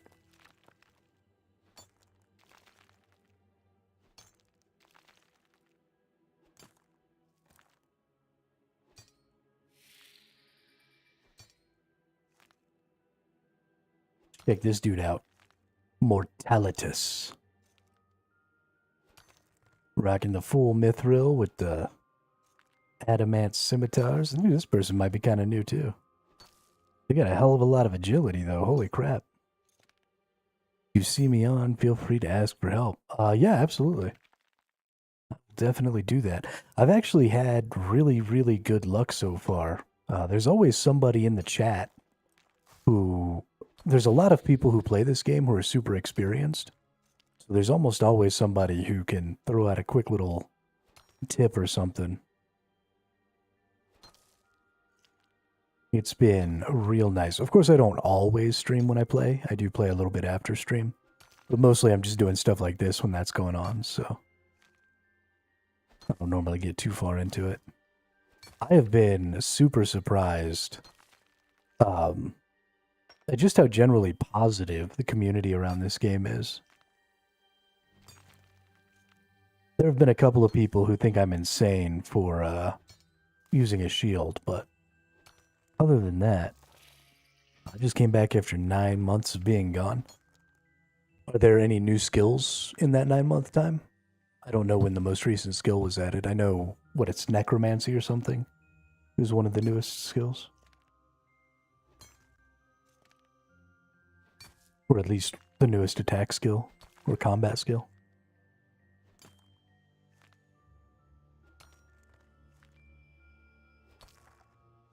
Just a new boss and quest. Okay, cool.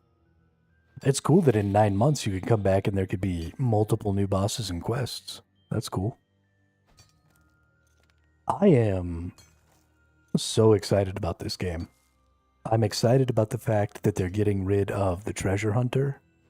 I'm excited about the fact that they're trying to move into a less pay-to-win, more consumer-friendly iteration of the game.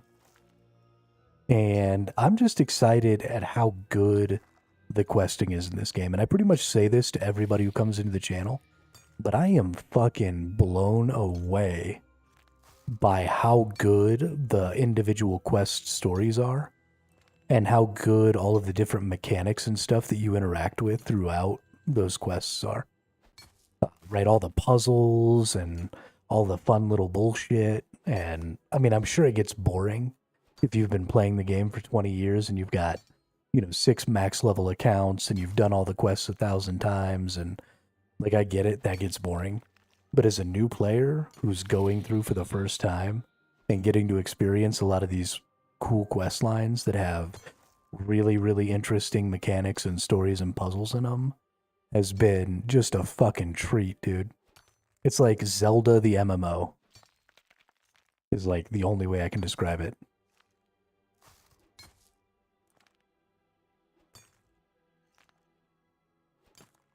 And I really like this auto combat. I say it to a lot. I say it a lot when we're playing, but I'm a big fan of the auto combat or the hybrid, because I guess, I've got manual and auto. I think it really adds some depth to the deck building to add in some auto combat here.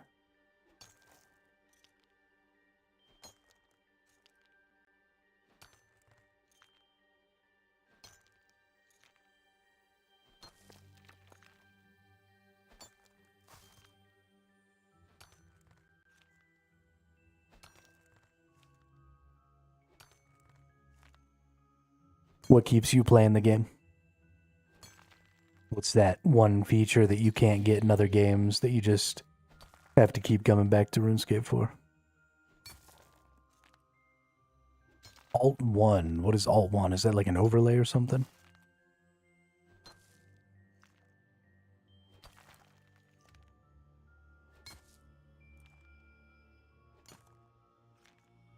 I've heard somebody mention it one time before, but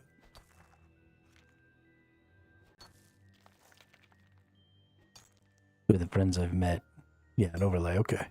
I probably won't get that. Maybe in the future, if I'm making more characters and, going through the quests and stuff is annoying, then I might try and get an overlay that can help me with that stuff or something, but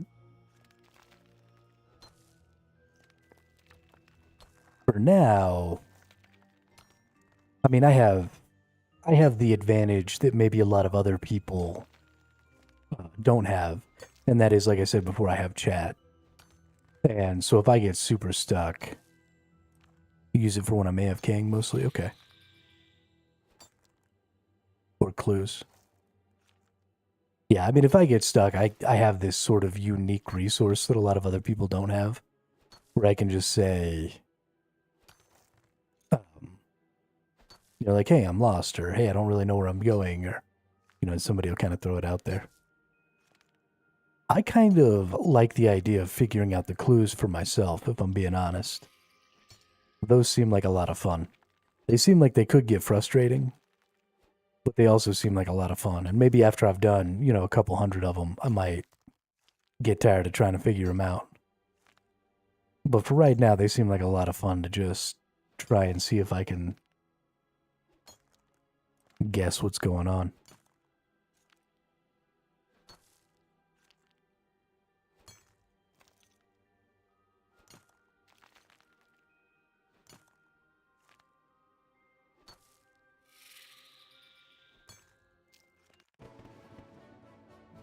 Hey, level 52 mining. What's up, nerds? You wrecked. But the Legends quest. 5% better criticals.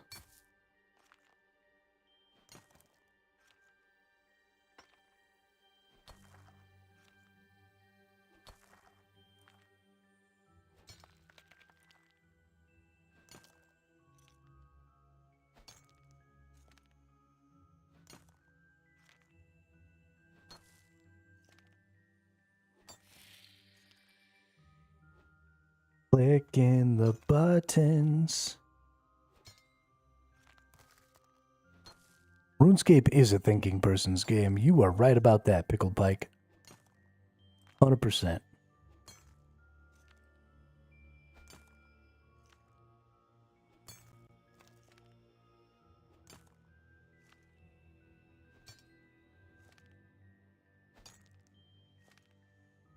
Even looking back at some of the other old MMOs I've played, like Final Fantasy XI, Dark Age of Camelot, EverQuest, stuff like that, this one still seems to be the least handholdy.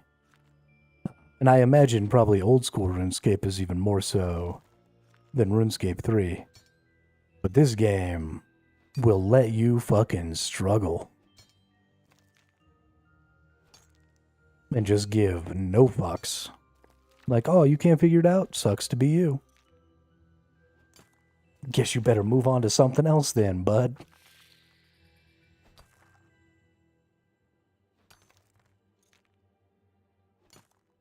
I think this person went AFK while they were mining this rock, and then they filled up their inventory, and they're still gone.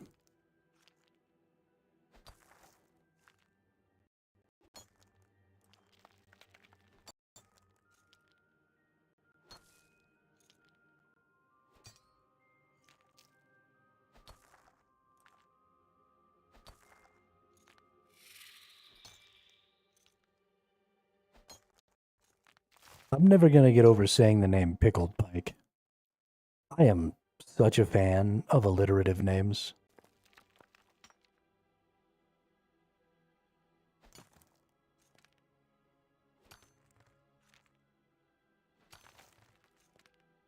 Every time I say it, it makes me smile just a little bit.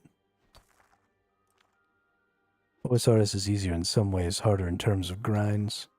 Are the grinds longer, or are they more difficult mechanically? Or are there like more things that you have to do to unlock things and stuff?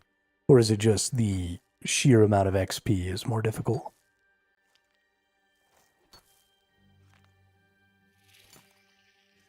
I did try and play a little OSRS. No, I've got it downloaded. And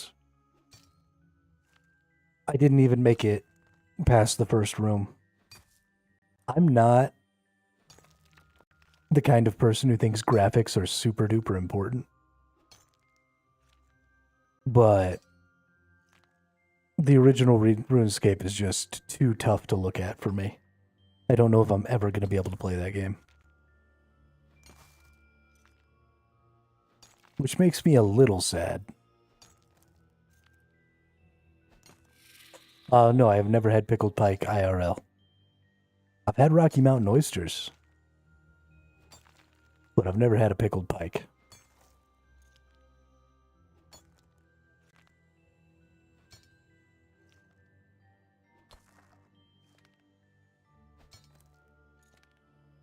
Not that I wouldn't. XP rate is slower overall. Okay, cool. Not that I wouldn't eat Pickled Pike given the opportunity. I'm pretty adventurous when it comes to stuff like that. even if it's going to be just absolutely disgusting, and I know it's going to be absolutely disgusting, I'm going to eat it one time anyway. Because why not?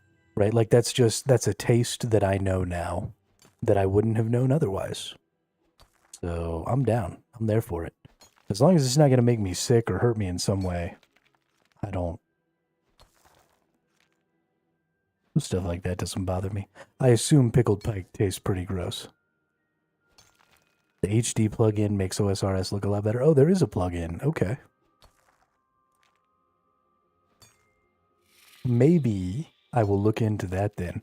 That's Rune Light you have to download, right? So that you can get the add-ons and stuff. I haven't really looked too deep into that. But maybe I can find something that'll help. Because I think it's really cool that you get member access to both games on the one character with the one account. So I'd be super interested to go and do a little bit of something in regular or old school as well. But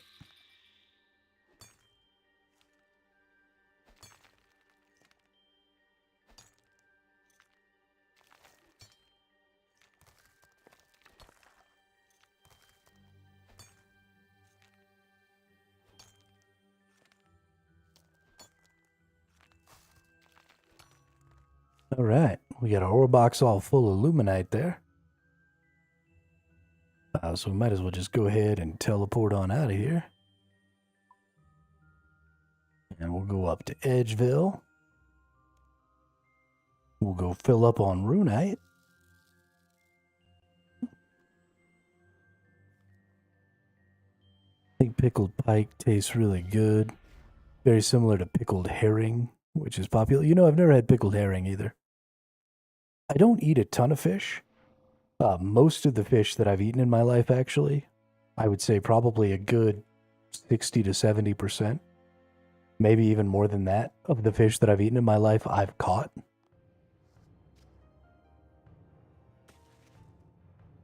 Or at least somebody in my family has caught. We do a lot of fishing. Did a lot of fishing growing up. So we mostly do like bass fishing in the lake. I live in New Mexico. There's not a ton of like big fish. You know, we don't have the big rivers. We don't have an ocean or anything around or anything like that. So mostly we do like bass fishing in the lake, or we do a lot of fly fishing, eat a lot of trout. But I've never done like big salmon fishing or any of the real big river fish or anything like that because we just don't have them around here. So most of my fish experience is, you know, stuff that I have access to that I've caught here. I've had some tuna. I've had some sushi stuff.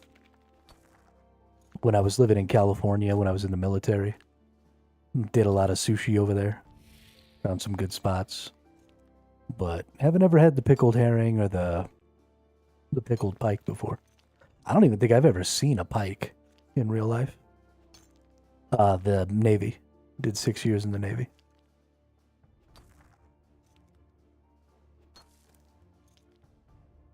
Yeah, all the pike is pike I have caught living. Okay, yeah. Oh, you are in the Navy? Well, womp womp for you. Womp womp.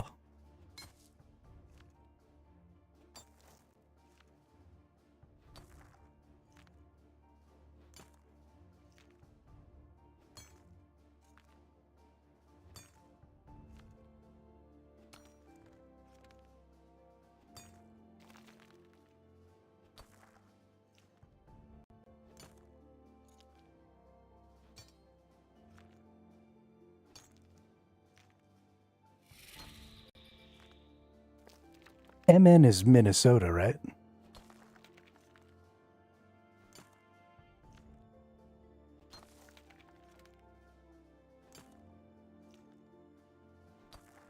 Yeah, I spent a couple of summers in Minnesota with the Missoula Children's Theater. I used to go to camp up there when I was a kid. Nope, that's Montana, not Minnesota. Montana. Never mind. I don't think I've ever been to Minnesota.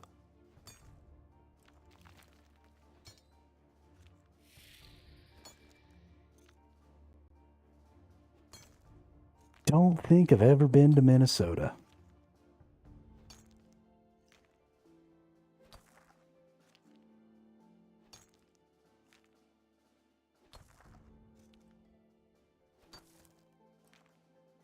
$14 though. That's crazy. Yeah, I did my 6. I did my 1 because when I signed up, I was a fire controlman. I worked on the CWIS, so I had to do the extra 2 years for school. So I did one contract, and then I bounced.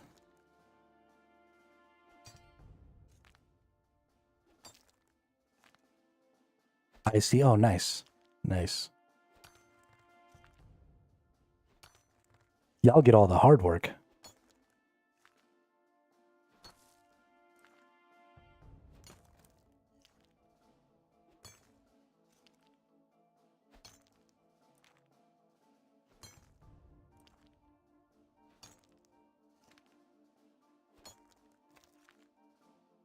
Pulling cables and shit down the length of the ship.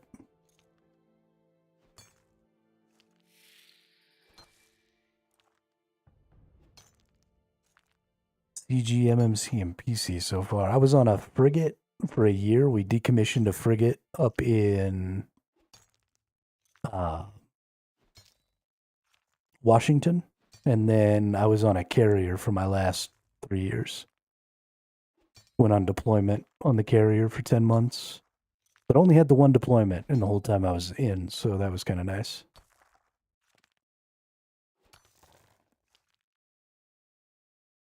People complaining about movies all day. Lol. Been to Missoula before? Yeah, I don't actually remember anything about Missoula Pike. So when I was in Missoula, Montana, I was there with the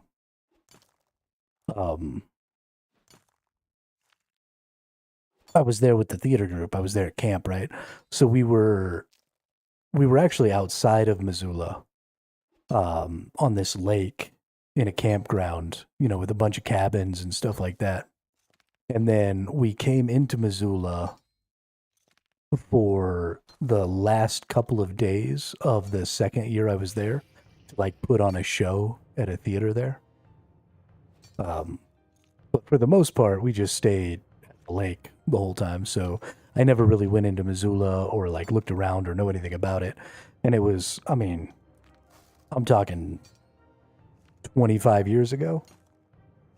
So I don't actually remember anything about it. I was just there. That's all I really know.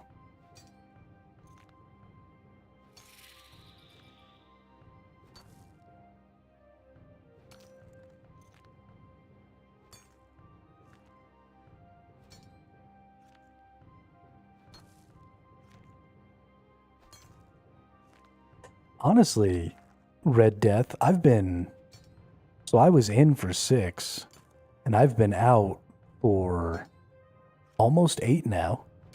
So you and I probably joined pretty close to the same time. I think my 14 or 15 years would have been this coming February. I was 24 when I went in. Yeah. Yeah, so my 15-year mark would have been this coming February.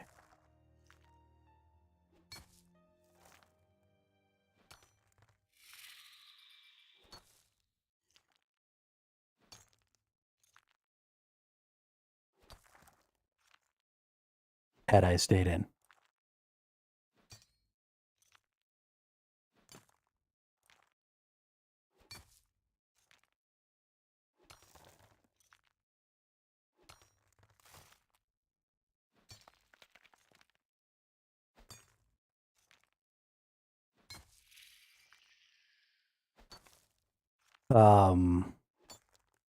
The Carl Vinson. I was on we decommissioned the USS Ford, the frigate, and then I was moved over to the Carl Vinson.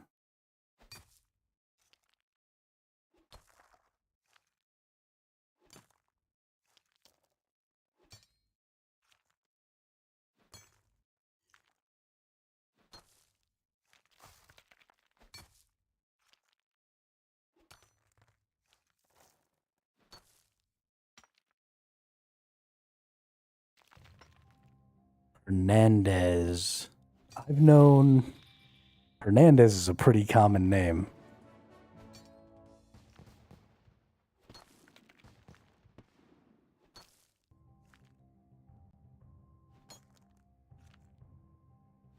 So we didn't interact with the ICs a ton because they weren't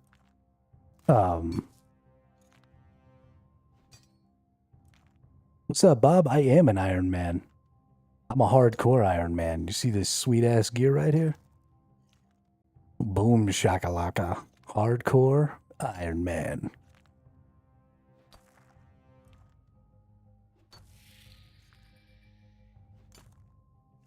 But the name sounds familiar. Either there was like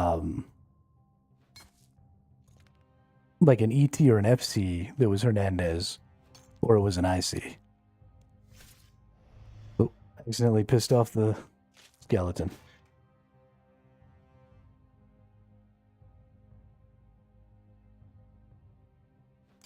I know he was on an FFG, then went to the Carl Vinson. Oh, no kidding? That's crazy. I wonder, was there a Hernandez that came with me from the frigate to the Carl Vinson?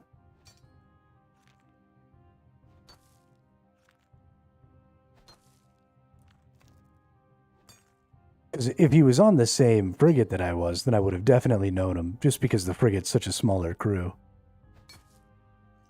And I feel like I remember a Hernandez from the frigate.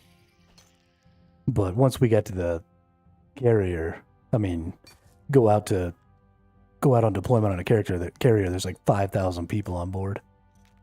So you just kind of lose track of folks.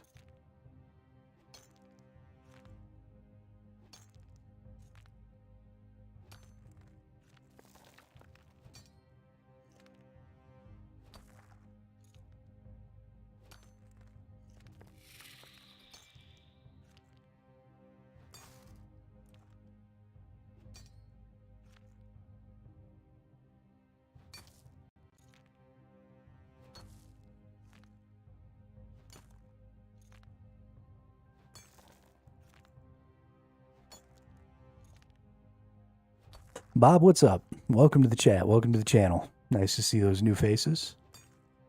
What are you getting up to in RuneScape? I can find out Tuesday which frigate he was on. Been on baby leave for the last 78 days. Oh, it's going to be horrible to go back after 78 days off. That sucks. That sucks all the way.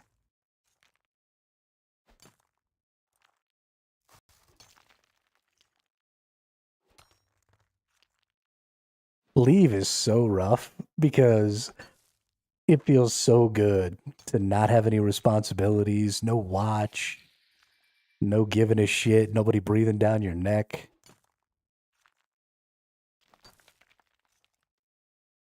And then you freaking come back and it's like a culture shock every single time. The longer the leave is, the worse it gets.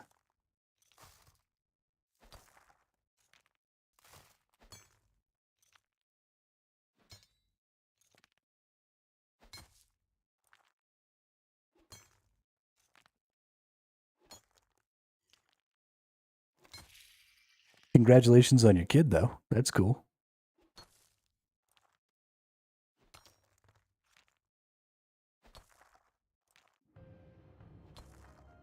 I've enjoyed it since I wasn't really home for the last 4 years. Over in Bahrain, then transferred straight to Rimpak and deployment. Damn.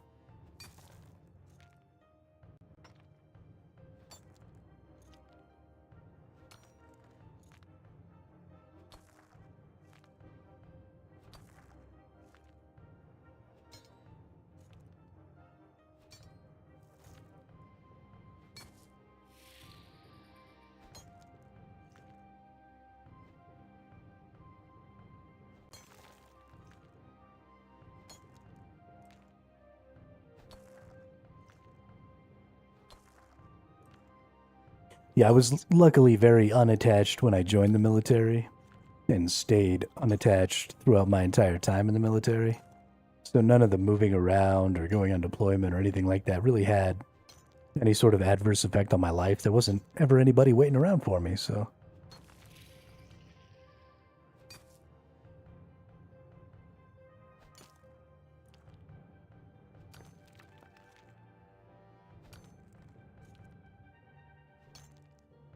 Could imagine it would be rough to have to be away from family that long.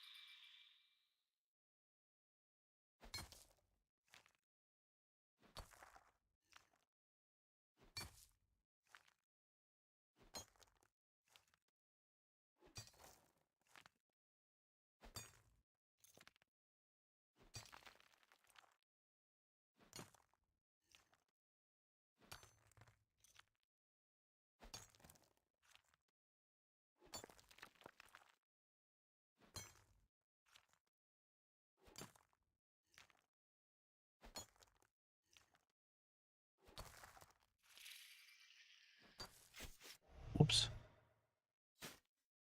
These skeletons are just trying to get murked.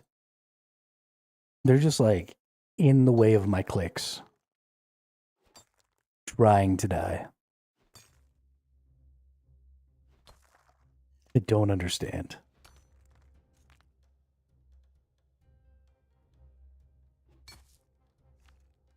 Just don't put your body in between me and the rock I'm trying to press.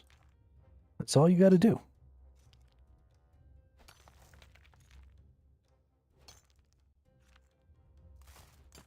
And you could be alive. Right now, even.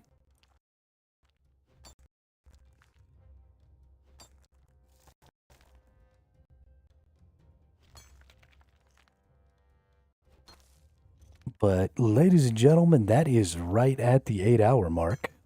That's usually about how long I like to stream. Somewhere between the 6 and 8 hours. So I think we're probably going to call it here because this is probably where I'm at for the rest of the day. I'm going to try and get up to 60 on my mining and my smithing before I go to bed tonight. So thank you all so much for stopping by and having a chat with me. I really appreciate it.